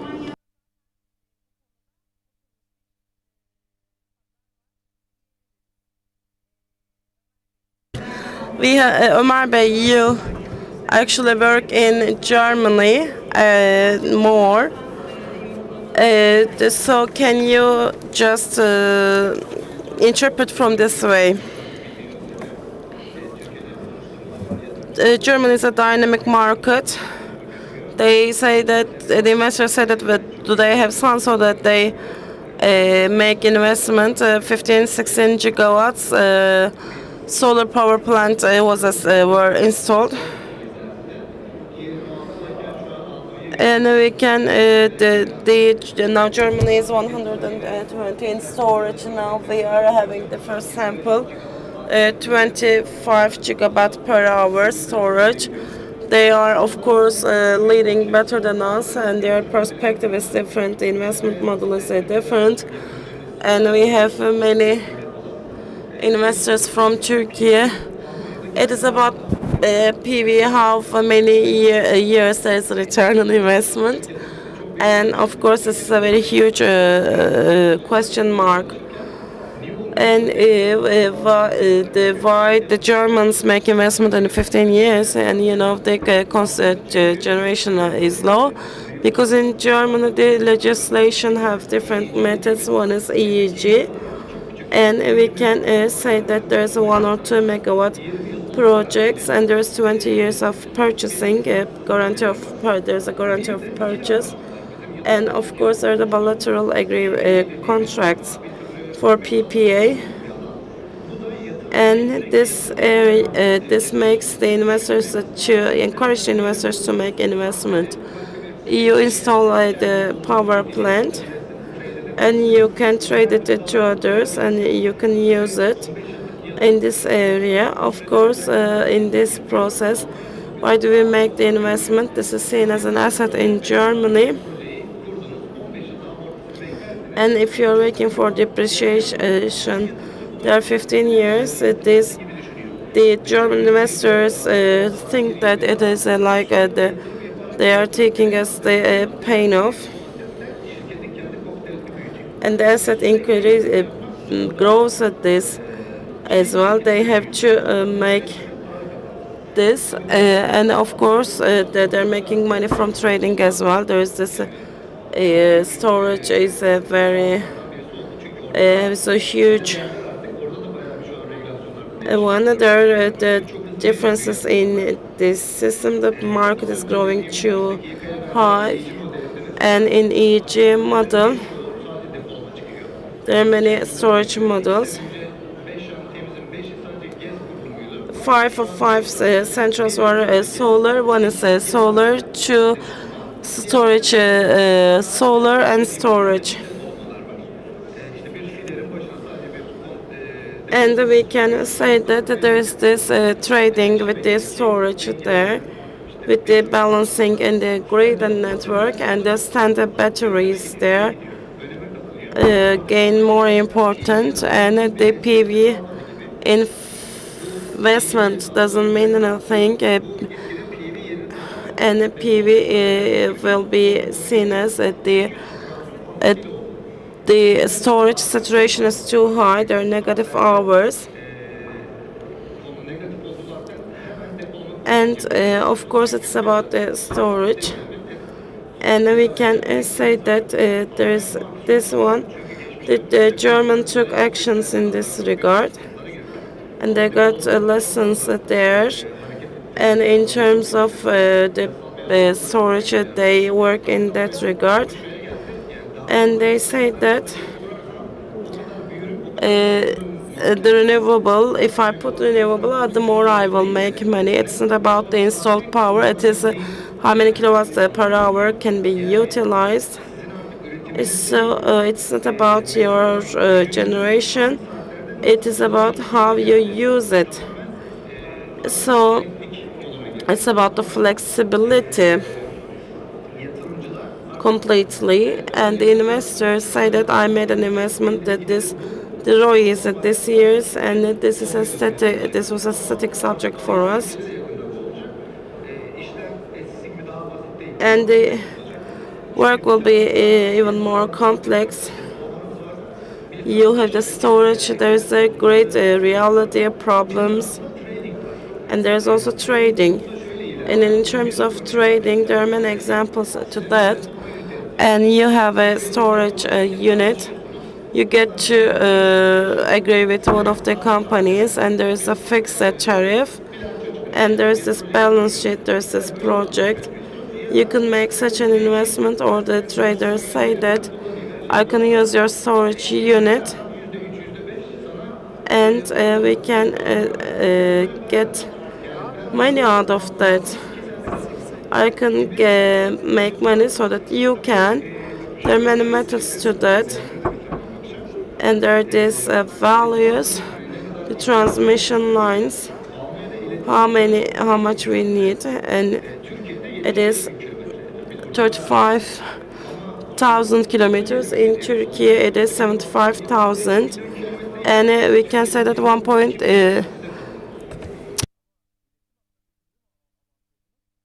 And in the transmission lines, it is about the German and their capacity. The capacities are very high, and their capacities are increasing. And on the other hand, and there are the problems with the Russian crisis in Hormuz. For example, in these countries, there was an increase, and there was a reduction in Germany. There was such a flexibility. So I'm looking at my notes, and I can say that in terms of the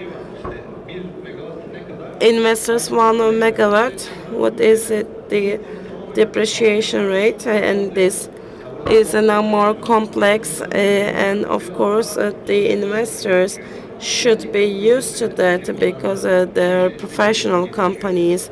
They should be in the game. In Turkey, the profile is very important in many industry. Of course, they called us in a panicked manner, and we said that in 1 year, 5 years, you can see the profile, and they said that we cannot see even the future. So what can I say to you? Because based on your consumption, the grid will be sold. We need to change that mentality as well in the investors. The regulation will they change.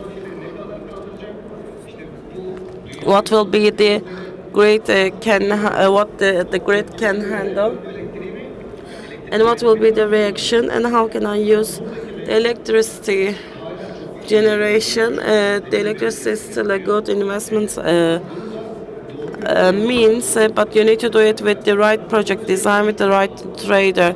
In Europe, in solar, we are not talking about which panel, which inverter. We are not talking about these, and we are talking about the system modeling, and the investment part of it is very important, and the saturation is very high, or the consumption is very high. How can we optimize it?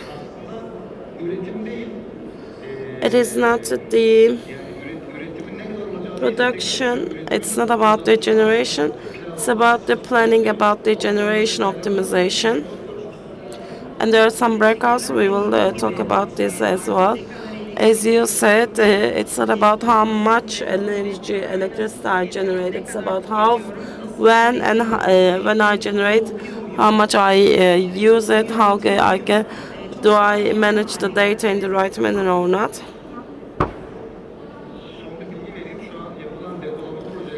In the storage projects, the IRRs are 5 to 10%. I will not be surprised, but there is a degree fee. And in this fee, there is a huge chaos. And the fees would be started there retrospectively. We are used to that. The IRR.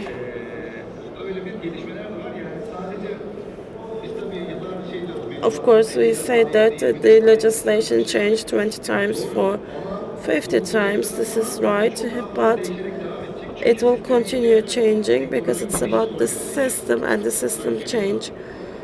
This is all I'd like to say. This is a heated subject from different parts of the world. We get an information. There is a company, for example, installing the solar power plant, and they decided that there's hourly netting. What do we do? We wanted to. I know that you have questions. If you have any questions, we'd be more than happy to take them. Microphone, please. In hourly net settlement, if the distribution cost is rational, the system can work.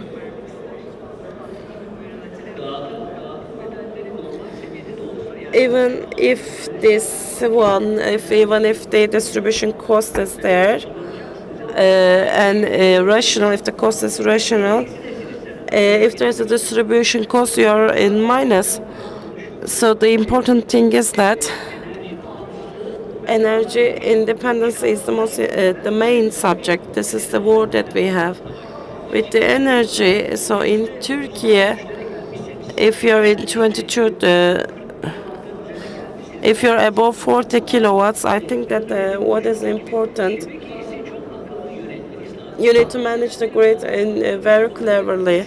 The distribution costs will be high and low, because it's about the licensing, and we are talking about the unlicensed one, and it is about generating what's consumed. That turns into a trade. We started with incentives, but I think that it is about better digitalization, and of course, from the generation to consumption, we need to know the load profile. This is important, yes. When you ask this, there is the self-consumption. It's about income generation. This is where we start. This olive oil, for example, factory works for 4 months. So the net settlement should be taught in a different way. If the distribution cost is not very high, if the selling price is rational, there will not be any problem. It's about making it rated there. I think that we can solve the problem. And if there are 10 licensed companies, 100,000 people, why should we prevent their minimum wage, and why shouldn't be a social state? Let's make the millionaires trillionaires. If there's a roof, they can only make the half. The 5 kilowatt, and you need to make 5 kilowatt. My roof is for 50 kilowatts. Why not? I utilize that. Germany rents the roof. Why the lawmakers do not take this into account and see why didn't mentor Turkey? I'd like to give you the answer. Without off-grid, you have right to do everything. It will not be worth that. It is even better. How many companies are there? The hotels are working for 6 months, and many households they're in debt. There are the sugar beet factories as well, and there is this companies, periodic companies, and the public authorities are not that much and not interested in the subject, that they're making mistakes, and you need to raise the mistakes and errors. We always raise this in every platforms. But what I'd like to say is that they're not listening. No, they're not that they're not listening. I'm not defending any public authority. However, for self-consumption, there's a sanction. There are many people lighting a bulb.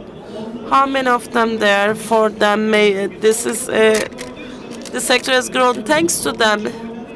When there's a football game zone, and no one can change the rules. You cannot be the reason of people going bankrupt.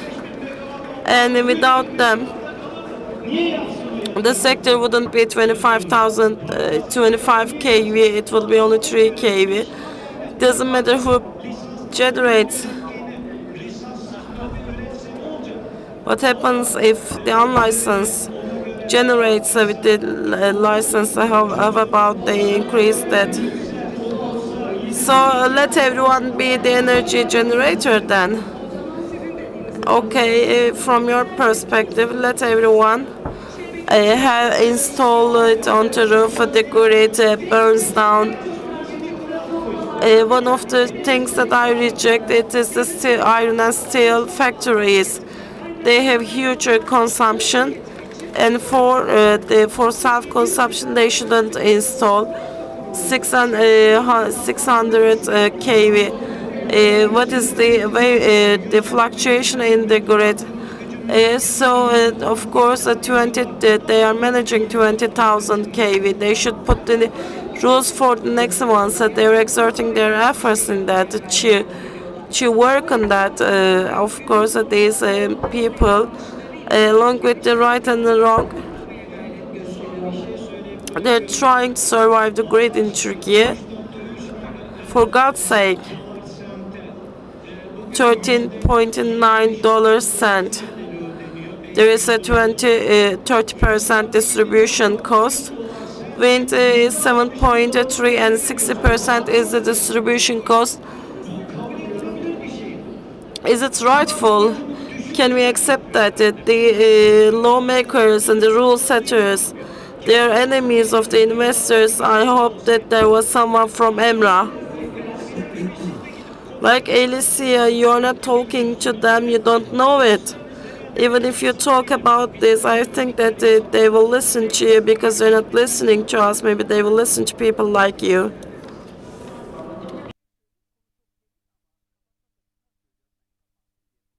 Just to finalize the subject at this stage, we can discuss outside. For the unlicensed one, it's about the self-consumption. We're at the same stage. We have the power plants 13.9%. We are paying the loan, and we have failed to pay the loan. And then the establishment, installation rational self-consumption. I agree with you, but with different subject. I'm not the game changer. I'm not making the regulations. But if you say that I will get the license, And there are other different rules, and of course, I am just saying this not to confuse the concepts. If it's about the public authorities, if there is the cap addresses of EMRA, the cap pdk.pdk.hs03. This is the mail address. The tariffs. The EMRA, they all answer your questions, and as a citizen, you have the right to write and get the answer. You can get positive or negative response, but as a result, some people are trying to survive the grid. You may not like someone, and today maybe you like it tomorrow. People are making making money out of self-consumption. Everybody was pleased, and what happened there? You haven't. It is obvious that you haven't made an investment. You are not an investment. Everyone has an investment. The reality is not important. We are going through the general opinion. We have a long way to go. I'd like to ask a question about the changing regulation. Will there be principles published? Should we understand the legislation as we read, as we understand as we read? Will there be any information giving? I'm working as an energy manager of an organized industrial zone, and our participants are asking what will happen next. For hourly net settlement, in any hour, if there's a 10 generation 7 consumption, 3 will be sold. However, they will just deduct this 3 from the yearly selling.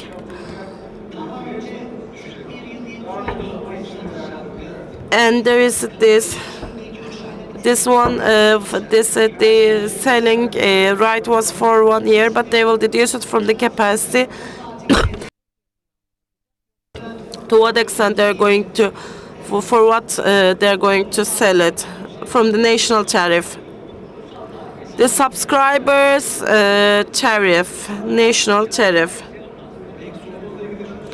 Regarding your first question, how to explain it?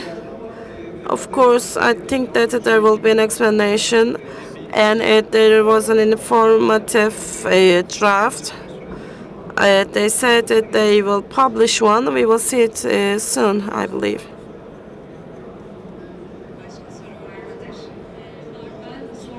There's another question. In the new draft, surplus of the consumption will be purchased from GTŞ for the surplus electricity. When we say GTŞ, can they say 0.51 lira? For example, in Konya, let's say you have a factory and you have a solar power plant in the southeastern part, and the GTŞ will determine that. And I'd like to ask a question to Attila Bey. In our net settlement, there is this one, and we can say that this is not encouraging storage. What I understand is that for the assigned supply companies, I'm not sure, but I will check it. And there will be this company, and it's not about the distribution. And you have a roof for solar, and you install a battery system. And if you sell it through the battery, we have the chance to check it. and there will not be any price attained to it. So the saving and the storage will be used for consumption. The main thing is that energy is very cheap in the daylight, especially at noon, storing them there. And if you're working, if you're a company working 7/24, in these hours, you need to use it from your storage. If you have a surplus, you can get this there, because our batteries are the passive elements, and your surplus of energy can be used. And 100 I generated to 100 and I consume 50, and the capacity is for 200. And the marginal benefit will come from that. And if you give it from battery to grid, that will be without any cost. And technically you can measure that. And if two enterprises are different there, if you have the factory in the west and you have the storage in the southern part, and if there's hourly netting, the distance does not make any difference. And of course, it's the consumption and generation will be netted regardless of the distance. If the enterprise is working at night, and if there's solar generation in the daylight, of course it's not about installing the batteries. And with that, if you have the generation can be that 11, 12, 11 and a 1, and if you have a daily shift, that will be meaningful. The generation that we are talking about, if the battery is not is meaningless if you have 1.9, 1.8 difference. And if why should I use the energy that I use? Because energy is the cheapest in at noon. It's about the consumption and generation. However, the profile is very important. Thank you very much all. We'll be around and we'll be very happy to answer your questions. Thank you very much all the panelists. Thank you.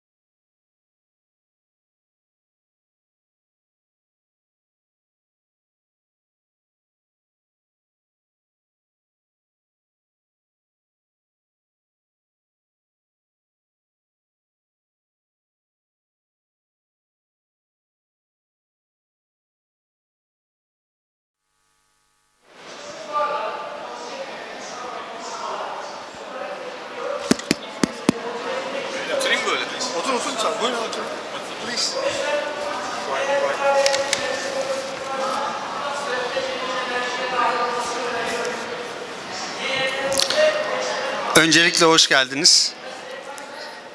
So, welcome everyone.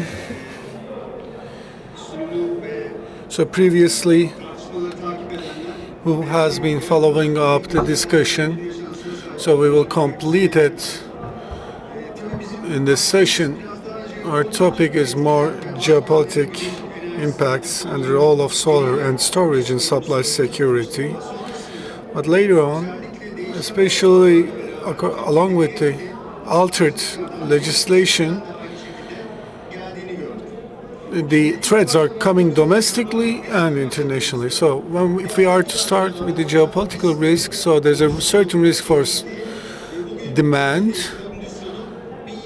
and we need to have a clear understanding of the evolved status of this issue. The Russia-Ukraine crisis also peaked this situation and maximized the level of these threats, and now perpetuating with the Israel, US and Iran war, including the nuclear threats as well, showing us that the energy prices, as same applies with financial, so have a long ways of commodity pricings on security of supply, need for alternative channels, and also enabling your own supply security and the precautions and countermeasures to be taken are now being discussed.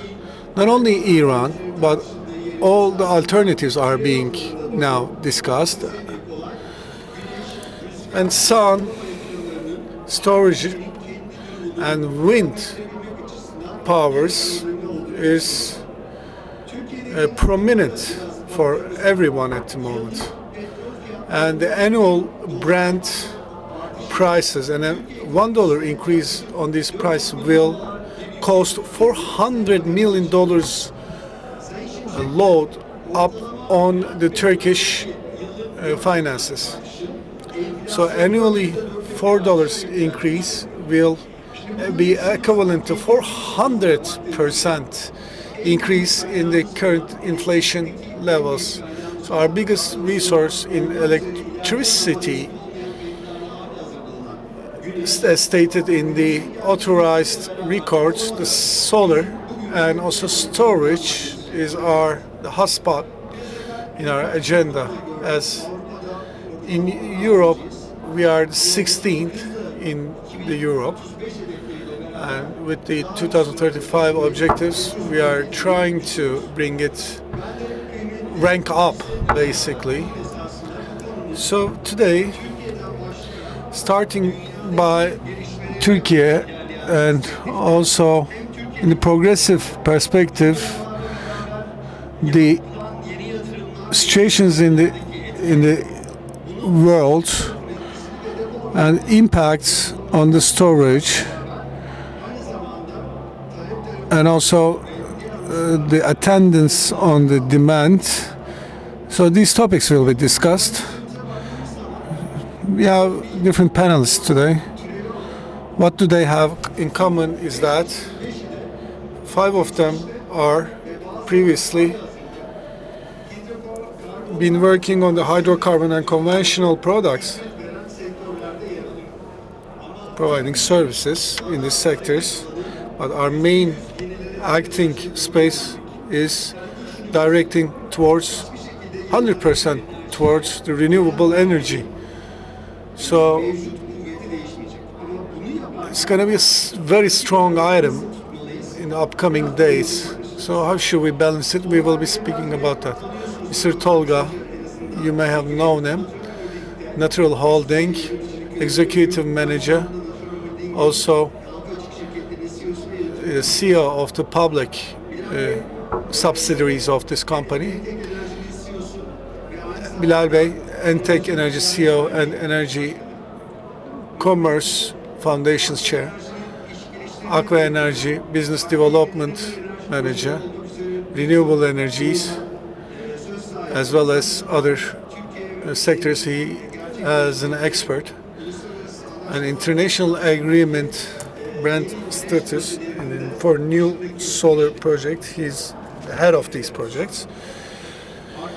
And Mr. Arkan, on the other hand, in his past, he has worked in many different departments, but in Exim Group, in the renewable energy development, and Europe and world expansion projects, is the head of these projects. And from Turkish perspective, how investments are valued, or maybe new changing unlicensed regulations will be one of our topics. So I would like to leave the word Mr. Toygar. Thank you, dear Chair. So thank you for your participation. We are in the afternoon and we feel kind of tired. So let's speak about the current conjecture. And Chair Tamer was also panelist in the morning. So we can update all the information we gathered. So started by the pandemic and today this economic crisis and geopolitical impacts in the investment environment leading an ambiguity. The prominent reflection on our side is the ambiguity, because we are managing the current portfolio and assembled power plants, and at the point of making new investment decision making, when managing the portfolio, all the companies being managed under this ambiguous conditions, everyone just grew muscles and adapted themselves.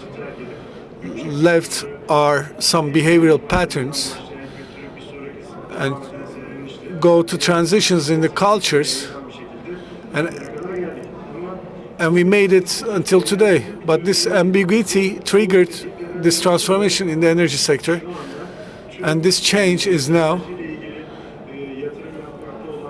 affecting all the investors in the energy sectors, trying to enhance their capacity and downgrade it to certain topics. The security of supply is one of them. Secondly, domestic usage of domestic resources. Third, the system flexibility. In Europe, of course, they're ranking higher than us, and they achieved a certain level of success when benchmarked with us. And on the solar side, plus storaging, plus holistic digitalization process. And in this process, along with this process, we can speak about new perception. And finally, international collaborations. In these collaborations, businessmen who wants to invest and benefit from this transformation, companies need to obey the regulations and also checking the security in that investment environment. So when it comes to the alterations in the legislations in Turkey, started in 2011 for the unlicensed ones, and for the licensed went through 4 major changes. And at this current situation, the renewable energy, it's a period of maturization. Generate, consume, and then save and sell is our principle. Now we need to manage according to consumption. So we no longer are passive investments, change the paradigm of things, make it even more complex structure. So only generation is not enough alone, but how are you going to transfer the system, in which time schedule you're going to distribute it, is also an important topic. Especially for the unlicensed bit, the alterations in the legislative, which items has been altered, I'm going to provide some information about this. But in this geopolitical condition and the alterations in the legislative in Turkey, our energy market is now turning into a more free market. And the activities conducted in this market and the regulations are actually coming at the point, a desired point. And in the upcoming days, maybe in years, we will achieve that point. The connected system in Europe, generated energy will be able to export it to Europe. We are working on such systems at the moment. So the geopolitics brought the investing RO is the ambiguity. In order to overcome this, storage, system flexibility is prominent and paramount. And they need to be compensating each other. Thank you so much. And right at this point, the investment, I would like to leave the word to Mr. Arkin. But Mr. Arkin, actually today, not the scale of the investment, but the objective is important. So the cost of energy and the impacts on the security of supply, and how should we read it under these geopolitical conditions. After reading these, the business development and when making investment both in Turkey or related spaces, Africa, America, Europe, so how should we take these areas into consideration? But along with the dimension of storage, can we listen to your opinion, please? Thank you. Welcome all. So I start my speeches with the characteristics of electricity. Why electricity? We could be speaking about the whole of energy, but right now electrification is the paramount trend topic. It's a component of energy. How did it come to this level? Of course, electricity was also paramount in the beginning of the 20th century, the 19th century, but then we found the fossil fuels, but after 1960s, everything started to change. Fossil fuels maybe provided the economical structure, but we didn't regard the impacts carefully or thoroughly. And as soon as the inflation and also the touch to the human lives and the impacts on the development and environmental pollution brought us to this current state. And we said to ourselves, as for the cost, it's not viable. However, we need to get out from the fossil, or we need to mitigate or reduce this increasing trend. So having the capability to make that change, to fund that change, and the firms who were the pioneers, and then reflected as a common trend to the rest of the world. The shortcutted generation was the answer. Not only geopolitical, but also nature's reaction. So we take everything from nature and give back to nature. So this intermittent use was hydrocarbon is merged with the solar, and then in the wide scope, in wider perspective, we are developing, we are expanding, and we want to make this development clean. We have the intermittent generation. You have certain amount of demand, but you're still in search for flexibility provided by the frequency control, hydro resources, or maybe storage in the networks. At the same time, latest trend, the battery systems. And the short-term storage is actually mitigating, avoiding many risks for a certain period of time on an hourly basis. But if you want to make it in a longer term, and when it's about supply security, you need all the available resources. 100% renewable is a nice objective. Is it realistic for today? actually applications throughout the world is answering. Independent from geography, wherever it's more efficient, if you want to benefit from sun in Africa, then you go there and assemble solar power plant. But if you believe the quality of wind on the sea, then you just assemble on sea wind turbines. And on the quality and the costs are important here, so that they can increase the quality of life. So on a daily basis, we see the picture. In 2022, February, when the Russian-Ukraine war emerged, if we were living in Mexico, we would be talking about Venezuela. I'm addressing because it's neighboring countries. Or in 2026, February, at the end of January, as a Hormuz Strait, the independence on the energy is our main objective, and if we cannot disperse it on a certain period of time, we need to increase our consumption efficacy and as well as the generation efficacy. Short-term storage or millisecond or hourly based will not achieve that goal for us. We need to be considering the long-term storage solutions if we are transforming into 100% renewable resources.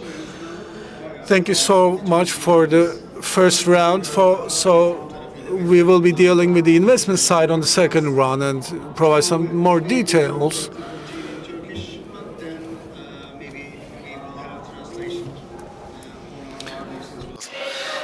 Muhammed Bey. So, Mr. Mohammed, I will be speaking the questions to Mr. Mohammed in Turkish, then our interpreters will ask them. So, especially in this international collaboration, it's our hot spot and one of the paramount. The assembled solar powers and the increase of the YEKA projects and apart from the individual projects is the paramount subjects for Turkey international agreements under the scope and these projects. So as for Karaman and Sinop 2000 MGV, you want to activate it, and maybe in the future you want to increase it up to 5,000 in other regions. So it's collaboration agreement you've been part of. So in this project, at least apart from the geopolitical risks, what's your roadmap?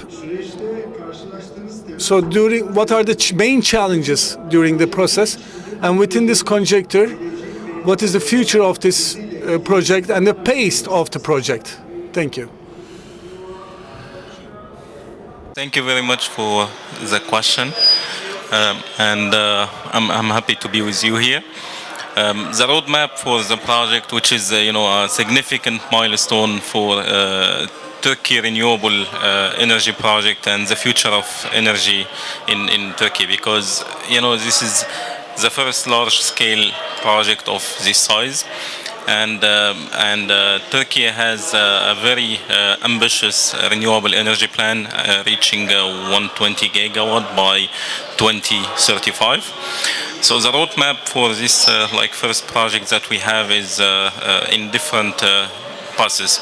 So if we take the first one, I think the development stage, which what we are starting now by doing the required site studies, interconnection studies, environmental impact assessment, which is the key for delivering the project. Second one is structuring the deal itself. And when I say structuring the deal is by inviting the international DFIs, big well-known banks like EBRD or IFC, who will be supporting us on financing this project.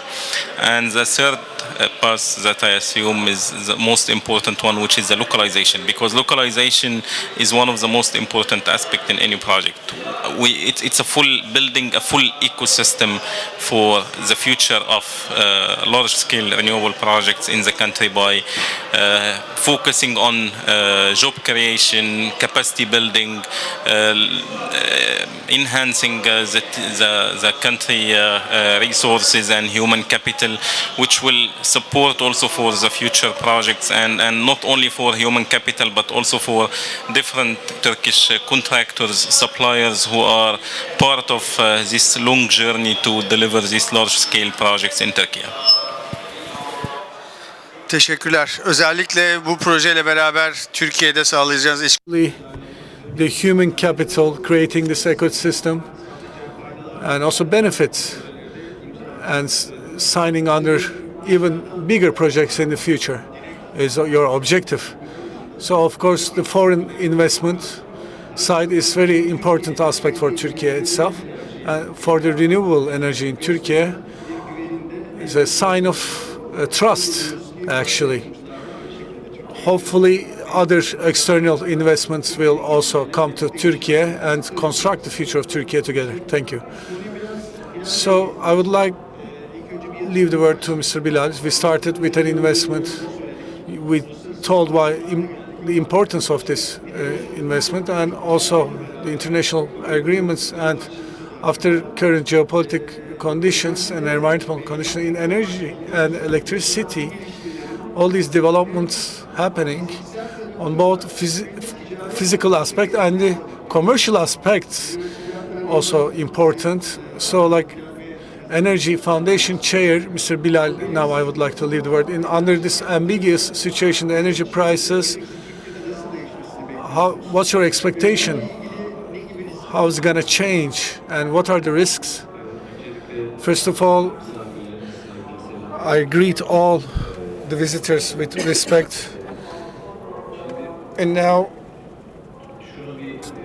let me make it clear and express clearly, and it's easy to express for Turkey, energy input, we are externally dependent.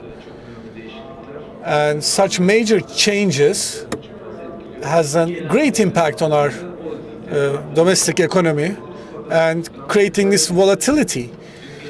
And last night, when I was going to bed, I was curious to what kind of a world I would be woken up because of, like the Trump's,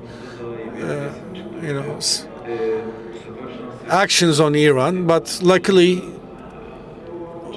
we still woke up into a peaceful world, and all the decisions that are being taken are costing the lives of the innocent in the Middle East, and that we can tell volatility is very high.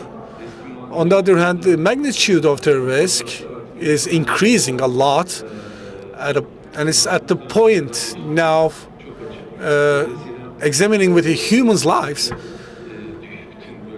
So I wish for peace for our region and for the innocent people, and in the shadows, everyone's following Brent, TTF, because energy coming to our world are priced and indexed through there.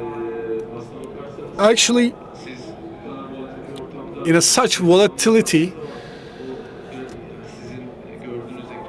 what you see on the screen, Brent price, there's no one to sell you the Brent from that price. And also refineries getting shut, so products and credit margins are increasing, and so these are all extra, like additional costs for our consumers, and some of these are funded. However,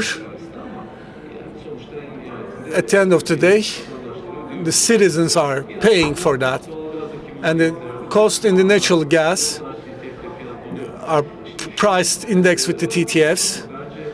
Price is another issue, but throughout this crisis, what should be most cautious and most dangerous thing is that some major countries are actually enabled this process with 1 or 2 days of a storage, like Pakistan.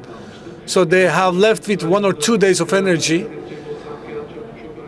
Of course, price is important. However, affordability, under the scope of affordability. However, the security of supply in such risky environment is becoming paramount, in my opinion. And security of supply our country took some important countermeasures and now being protected. So before, throughout, with our epigolic resources, we always managed through this crisis.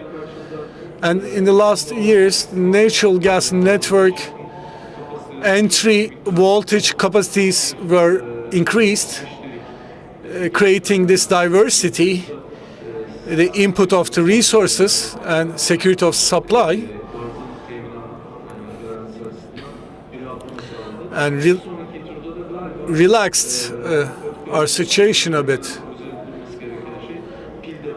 And also battery storage systems will be paramount in the future, and security supply regard energy sufficiently should be stored sufficiently. And this is the one key point that we should take from this crisis. So as you mentioned, actually the last event we can consider as a heart attack. It didn't kill us, but the reasons behind that, or the process to follow up, the compensation, and we need to take some countermeasures from preventing of a reoccurrence. And the energy transformation is one of the paramount agendas, that's security of supply, creating different corridors and conventional side, securing the production there, and also along with the transformation energy, every country using their domestic resources and minimizing their external dependency. So Mr. Arkan, let's start with you, and then, because the security of supply, not only solar, of course solar is our main subject, but then you have the hydroelectricity and geothermic. So the transformation energy and its impact on the economy, you have the fiat and technology, and then also demand. So what is the best way to utilize and manage? So we would like to hear your personal opinions about that, and also you make a decision to do this as an investor and trying to minimizing and benefiting from the potential and minimizing the risk. And as the rule makers, like, what do you expect from them? How can they make it more convenient for you and support you? Are you sure about this question? Okay, I already asked you so. So the transformation energy, I will look at from three different perspectives. The rule makers are present everywhere. First of all, networking. Secondly, public coordination. And third, if it's private sector is doing that, the eşgüdüm is the coordination. So your network should be able to carry the load. The foundation here is Turkey has a growing pace. So in the consuming side is around 7% average, especially for the electricity transformation, because the fossil fuels consumption never decreased and increasing day by day, even though of our promises. And the electrification side to it is that we are providing our base demand. Okay, we managed to bring it to a certain point, and now we can construct a flexible structure. Everyone here, they could say one watt and 1 kV. You can give it to us. We experienced it alone. Why is it? Why wasn't it given? But the consumption was not in that, and the electricity prices were pressurized. There was 2014, and getting back from 2014 was very difficult in terms of the private sector. There was this pandemic, and then there was an anomaly at then. There was the gas blackouts, and the supply security couldn't be ensured in the country. And of course, we went through these vulnerabilities. And we were talking about a country with ENSOI, We decreased the generation, but then we went through that. And there was this increase in that. And with that, with the YEKDEM, with the renewable energy resources, we increased the renewable because hydraulic capacity was in a certain level. We are talking about a certain hydro in that. How we can, how we grew in terms of wind and in terms of the solar, the marginal cost is lower than the alternative, and the ROI is in a certain period of time. It's about the coordination with the private sector, and this flexibility is very important to us. Maybe you're aware, but maybe you're not aware, but there are these changes there. And if you have the water, you are very good. You can have the prices in the certain level. And if you do not have the water, you use a supply security. So, of course, with that, we need the grid. And of course, under the coordination of the sectors, there needs to be this system. We are ready for the investment. We are making the investment, and the country is growing in that regard. However, the rational cost, and we need to have the rational cost, and to become competitive, the marginal cost project should be sustainable, and for that, we shouldn't say the management, and we can say that the liberal market, free market, should be more open for these projects. Thank you very much for finalizing your words. At this very stage, as we are in the system, before going with Torgar Bey in Aqua, it is related to the project as well. While having this, it is about the system, as Arkan Bey said. The solar is the most important. Of course, we are talking about this system with the ones going into the installed power. The majority of the installed power will come from the solar. You are making an investment with the international agreement. There are some steps that you can take, from them. And what is it that you expect from Turkey, and what you can have? So very briefly, can you inform us, and getting through such a system while taking all the permissions is not very important. Energy Works general director said that they had a problem in EIA, environmental impact analysis. What is your roadmap, and what do you do with that? Sorry, for the EIA specifically? He's asking about the EIA specifically, or you mean the challenges in general? In general, permitting. In general, in okay. general, permitting, and the realization of the project. In challenges that you may face with, and how you are willing to overcome those challenges, not specifically in Turkey, but maybe you have experience all around the region as well. But maybe you have already recognized some specific items that it will be a time-consuming processes in Turkey, and how you will try to mitigate those risks. Sure. So these projects are large-scale projects, and it normally comes with a lot of challenges, and it needs support and cooperation between all the stakeholders. And one of the key challenges that normally comes with this business model is, of course, the integration between the international requirement and the local regulation and the local requirement.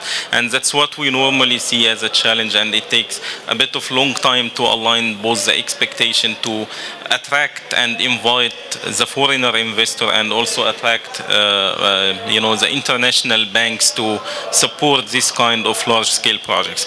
But if we speak about challenges, what we have seen in the recent geopolitical situation, I think what's happening in 2026 is completely going to be different than what we used to see in 2025 or the years before. And everyone is going to change at individual level, companies, countries, government, and everyone. So if we look at the fluctuation and the volatility and uncertainty happening in the market, especially for this large-scale project that takes long time for development and delivering it. So if we take silver, for example, you will see silver fluctuated in the last 1 year from $40 or $50 per ounce to reaching like 120 or 125. Then suddenly it goes down to like 60. Then again going up to 90. So when you look at that, we are not talking here about like 1% or 2% fluctuation. We are talking about 100%, sometimes like 200%. So this imposes a lot of challenges on delivering, all the obligation for different stakeholders. And silver is like one of the component, but this is apply also to copper and apply to all different component in the overall supply chain. So the challenge that we will face, and that's for all of us, on how we mitigate that. And I think this will be one of the reasons that will need everyone's support, because without the support of every stakeholder in the process, this will be challenges that nobody can mitigate alone. So this is one of the key challenges that we have seen during the development, but all of that are not like specifically for Turkey. This is like a common challenges that we have faced, and we will be continue facing in the future as well. Thank you so much. Maybe the aim of this question was raised from the experience that we have, and what we are suffering from the slowness of the processes and the other things is not only for Turkey. It's similar for all other regions and the other parties as well. That's the reason that your expertise was very fruitful for those kind of informations, like legislative slowdown and other processes, longer processes.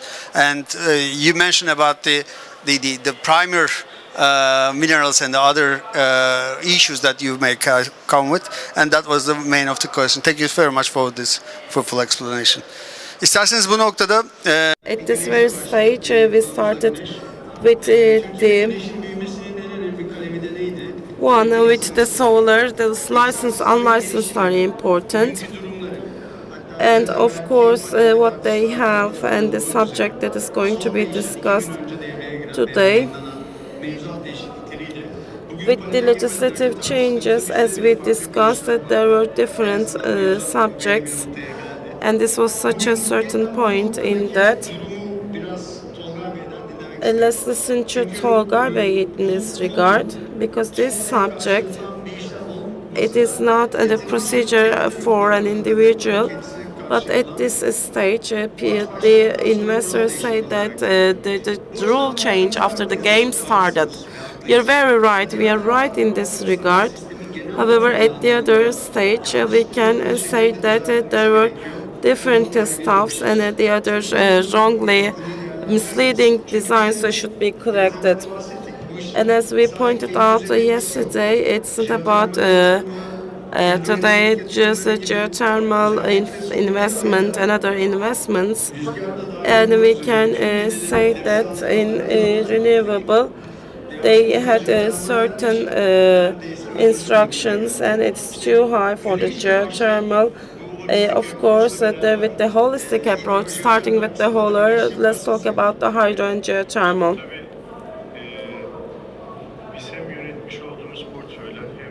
With the portfolio we have, and as we've been in the sector,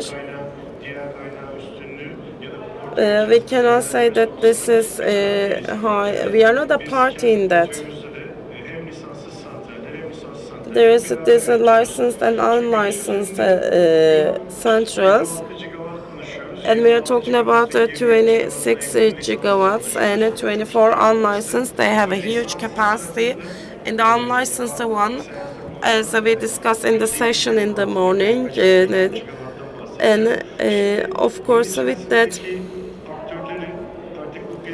the actors there and they're following the market and being in the market there, being a market player becoming a market player is the time right now because they are like they say that semi license with limited with 10 kilowatts, and with the regulation change, of course it's not an hourly net settlement, and the demand side we can say that when you look at the details, there are differences for this, and there are the industrial zones, and the definitions were larger, and about the self-consumption there are changes, and with that, in the industrial zones, of course, there is this mechanism, and with that, there are these facilities provided, and there is this giving grid more, and with netting and balancing the other obligations envisaged in the regulation in hydroelectrics and the geothermal. The challenging thing is that the challenge is that the investments are very slow, and there's a pumping, storage, hydro, and in the geothermals, the hybrid capacity is open, and there is this expectation. We will see it whether it will be taken or not, whether the investors will continue with that. We will see in the future. But with geothermal, we can say that there are many facilities and possibilities. And at this stage, the use of that and the flexibility, there is this ramping, controlling the frequency, and also with the price mechanism, self-regulation of the pricing mechanism. However, let's say 7th of April, 3 hours, there is the base price, and 1 hour the highest price. The volatility is very high, and among that there is the base load. Could be local coal, could be imported coal, geothermal or hydro with the. We need to get the base load, and with the licensed and unlicensed, we need to have these actors in the free market conditions. So, of course, when we look at this with the unlicensed regulation, there could be another change there. Of course, there could be the competition of that, and in terms of trade would be more. However, at the stage we are in, we can say that for the unlicensed self-consumption power plants, there will be an actor. They need to act like an actor in the market, and in terms of the demand management, that will be a balancing factor. So we will see it and experience that there are negative prices, and there is the trade part of it, and the collection, and it's all new to us. We will see and experience it, and there are companies working in abroad about the arbitrage, the negative prices. They know this all, and for our own unlicensed ones, in order for the security of the grid, we wanted that to be happen. I think that this will be helpful and beneficial to Turkey in terms of industry and self-consumption. In the subscribes, there is the commercial trade buildings, and there will be the households. We didn't talk about the household rooftops, and if it is 5 megawatts, the kilowatt, there is there is a 10% and 11% income reduction will be made. However, in terms of battery, with the battery side, we can say that the loss of income will be compensated, and battery and storage should be an obligation. Thank you very much. Of course, if there is a 7 kV solar at my rooftop, and I have to make battery on my rooftop as well. But as I check, the ROI is now eternal. You know, it's forever. The ROI, return of investment, is forever, and it's very good to charge my car with the solar. You talked about the collectiveness, and a collection in the commercial level, and in the optimal management. It is very important. It is now. First, there are many companies got the licenses. The companies started or not started to use that licenses. The collection, how did that started in Turkey? And with the price crisis, what are we at? Where are we at now? And for that, for the collection, what do we need? There's just 3 months experience. Can you share that with us? I think you're asking a question that you know the answer already. That started with some shortcomings. As of 1st of January, the collection activities were commissioned.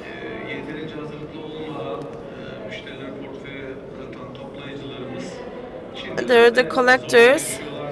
They weren't ready to collect. And of course, we know that there are problems with that. With the integrators, maybe. The problem is that in February, the prices are very low. In March, even lower. So we can say that it's about the saturation of the market. It is very easy to criticize this system. Of course, there are many steps to be taken.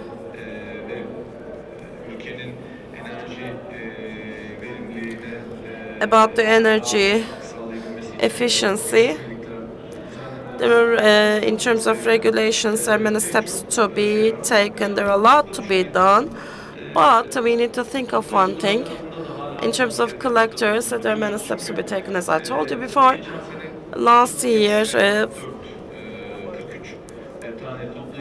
there were the 43 licenses were given. 4 licenses were given. In total, there are 47 of this. 5 of the active ones are managing 1,200 kV. It's about the management, and it's a digital work. It's like in the past, there will be youngsters dealing with Excel. If you think that I can manage this, if you say, and offsetting this, and it is, there needs to be a digital investment. The market should make progress. In a time, it will work. Actually, it's not about generation. It's about how you provide it with this. The most important thing about this storage and integration, the unlicensed, the commercial part of it, but the power plants, about the problems, solutions with the storage, Arkan Bey, about the flexibility. What can you say? Where can you, we are talking about the positive and negative price, but in reality, we experienced negative prices recently. We are talking about 4,500 TL, almost 5,000 TL. There's such a delta for storage is a sine qua non, it's obligation for that. What kind of alternatives you can come up with? I have two heads of associations, energy generators, energy users, and it's like sinus and cosinus, sinus and cosinus, and I think that in terms of storage I am a failure. I am saying this on behalf of first associations. It's about the income regime. This was the mission. So as a result, we are providing service to the consumer. Of course, when I want it, with the quality that I have, and the prices, please provide this energy to us.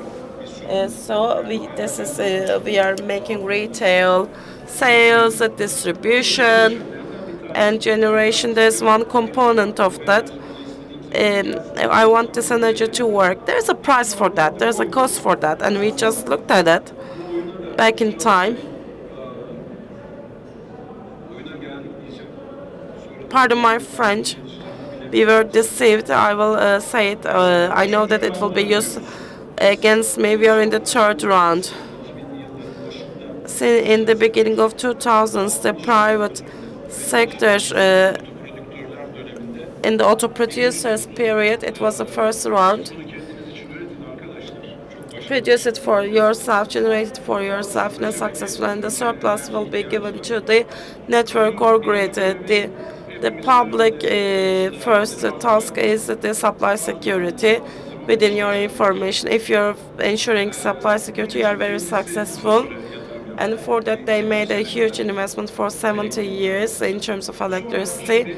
Then there's the efficiency part of it, and the country was more in doubt. And of course, they said that efficiency is that I will continue with this storage. In the first round, we made auto producers investments before the ROE. They said that you're giving too much energy to the grid. They said that we made a feasibility. How we will do that? Most of the power plants, before they were in their 10th anniversary, they supported the gas turbines in the US, and they were in different markets. They are surviving with their derivatives. And they said that we need a base load. The coal power plants, they were privatized to a certain extent. There is this natural gas market, and so that we can cover base and flexible load. This was the second one, the natural gas hydropower, the natural gas power plants. The third round is about this one. There is a 34 gigawatts of energy. As a sinus and cosinus, and consumption and production should be offsetted. And there could be, if there are short and long-term advantages, you need. This is not a producer. This is there is a certain time flexibility provided to you, and at the same time, for the renewable energy resource, in order to make it economic and as it couldn't be important, there's a time bending, and there is this consumption with the appropriate cost, and there is this marginal profitability as the private sector survives. When you offset, and this is we ensure flexibility and energy. And in today's world, I told you I'm a failure because there's no margin there. When you add all these for storage investment, everyone should assume responsibility. And if you want flexibility with an appropriate cost, and may God forbid, if something happens, a pipe in a Black Sea if you say that the electricity will be cut and there will be a problem, the capacity is the storage. Maybe we can work on that with the game. Thank you. Thank you very much. Let's not have the third. If you should keep the score, it's not about the license and with the. There are these storage facilities, but as it is the case in the developed markets, there is this imbalanced cost and the fluctuations. There is this technical and financial storage solutions. There could be alternatives like ABC. There should be alternatives to that. With the exchange rate, there's an increase from 3,500 to 400, 500. However, there should be storage. We are, of course, the fact that the increase is not an income for storage.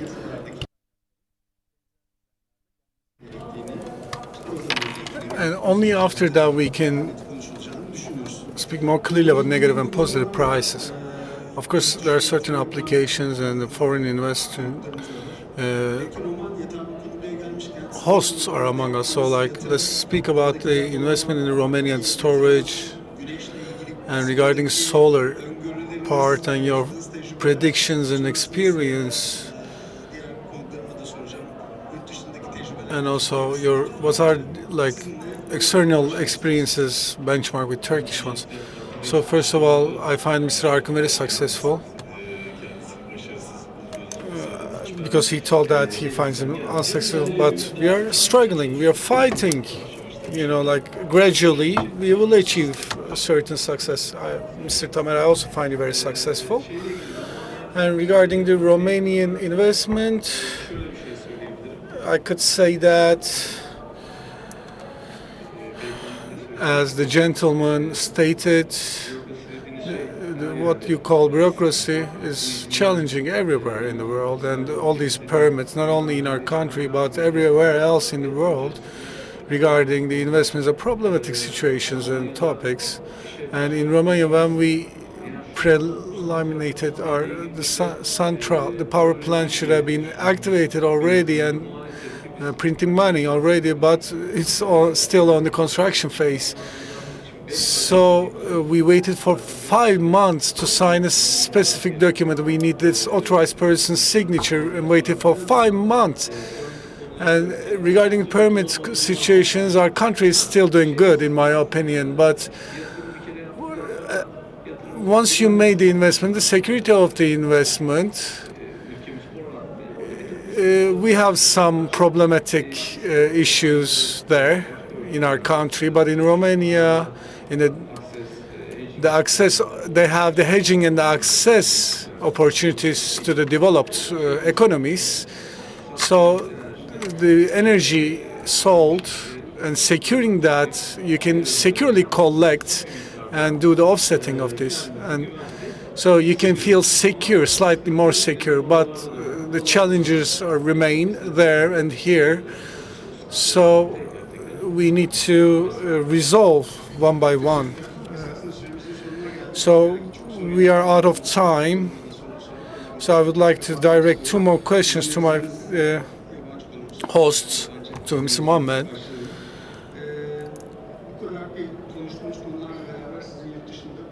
So you have in wind power, also solar power, in many different areas. You have diverse projects. And what are the positive sides of Turkey when benchmarked to other markets? Maybe it would trigger us positively. Thank you. No, see, I think there is a lot of positive things in Turkey, and if you look at the market itself, the market is very, dynamic and diversified. One good thing in Turkish market is you have a lot of like different technologies and different sources, and that's what we have seen during this geopolitical situation. The more you have diversified technology and diversified source of power, you are more safe. So energy security is one of the keys. So in Turkey, you have based on like oil you have based on like gas, you're based on like renewable energy, wind, solar, you're working on like geothermal, you're working on hydro. So all of that is providing an energy security, which is good thing in Turkey, of course. And the support that we have seen, of course, from the whole system and from all stakeholders working towards the same target, which is maximizing renewable energy, going into large scale. This is going to be a door opener for the future project, maximizing it, increasing the installed capacity, different technologies. We have here battery storage as well, so battery storage is the future as well in Turkey. All of that will support the Turkish market, and all of that is like a reflection of the positive collaboration and support that we have seen from different stakeholders and the government, of course. Thank you so much. Çok teşekkür. Thank you so much.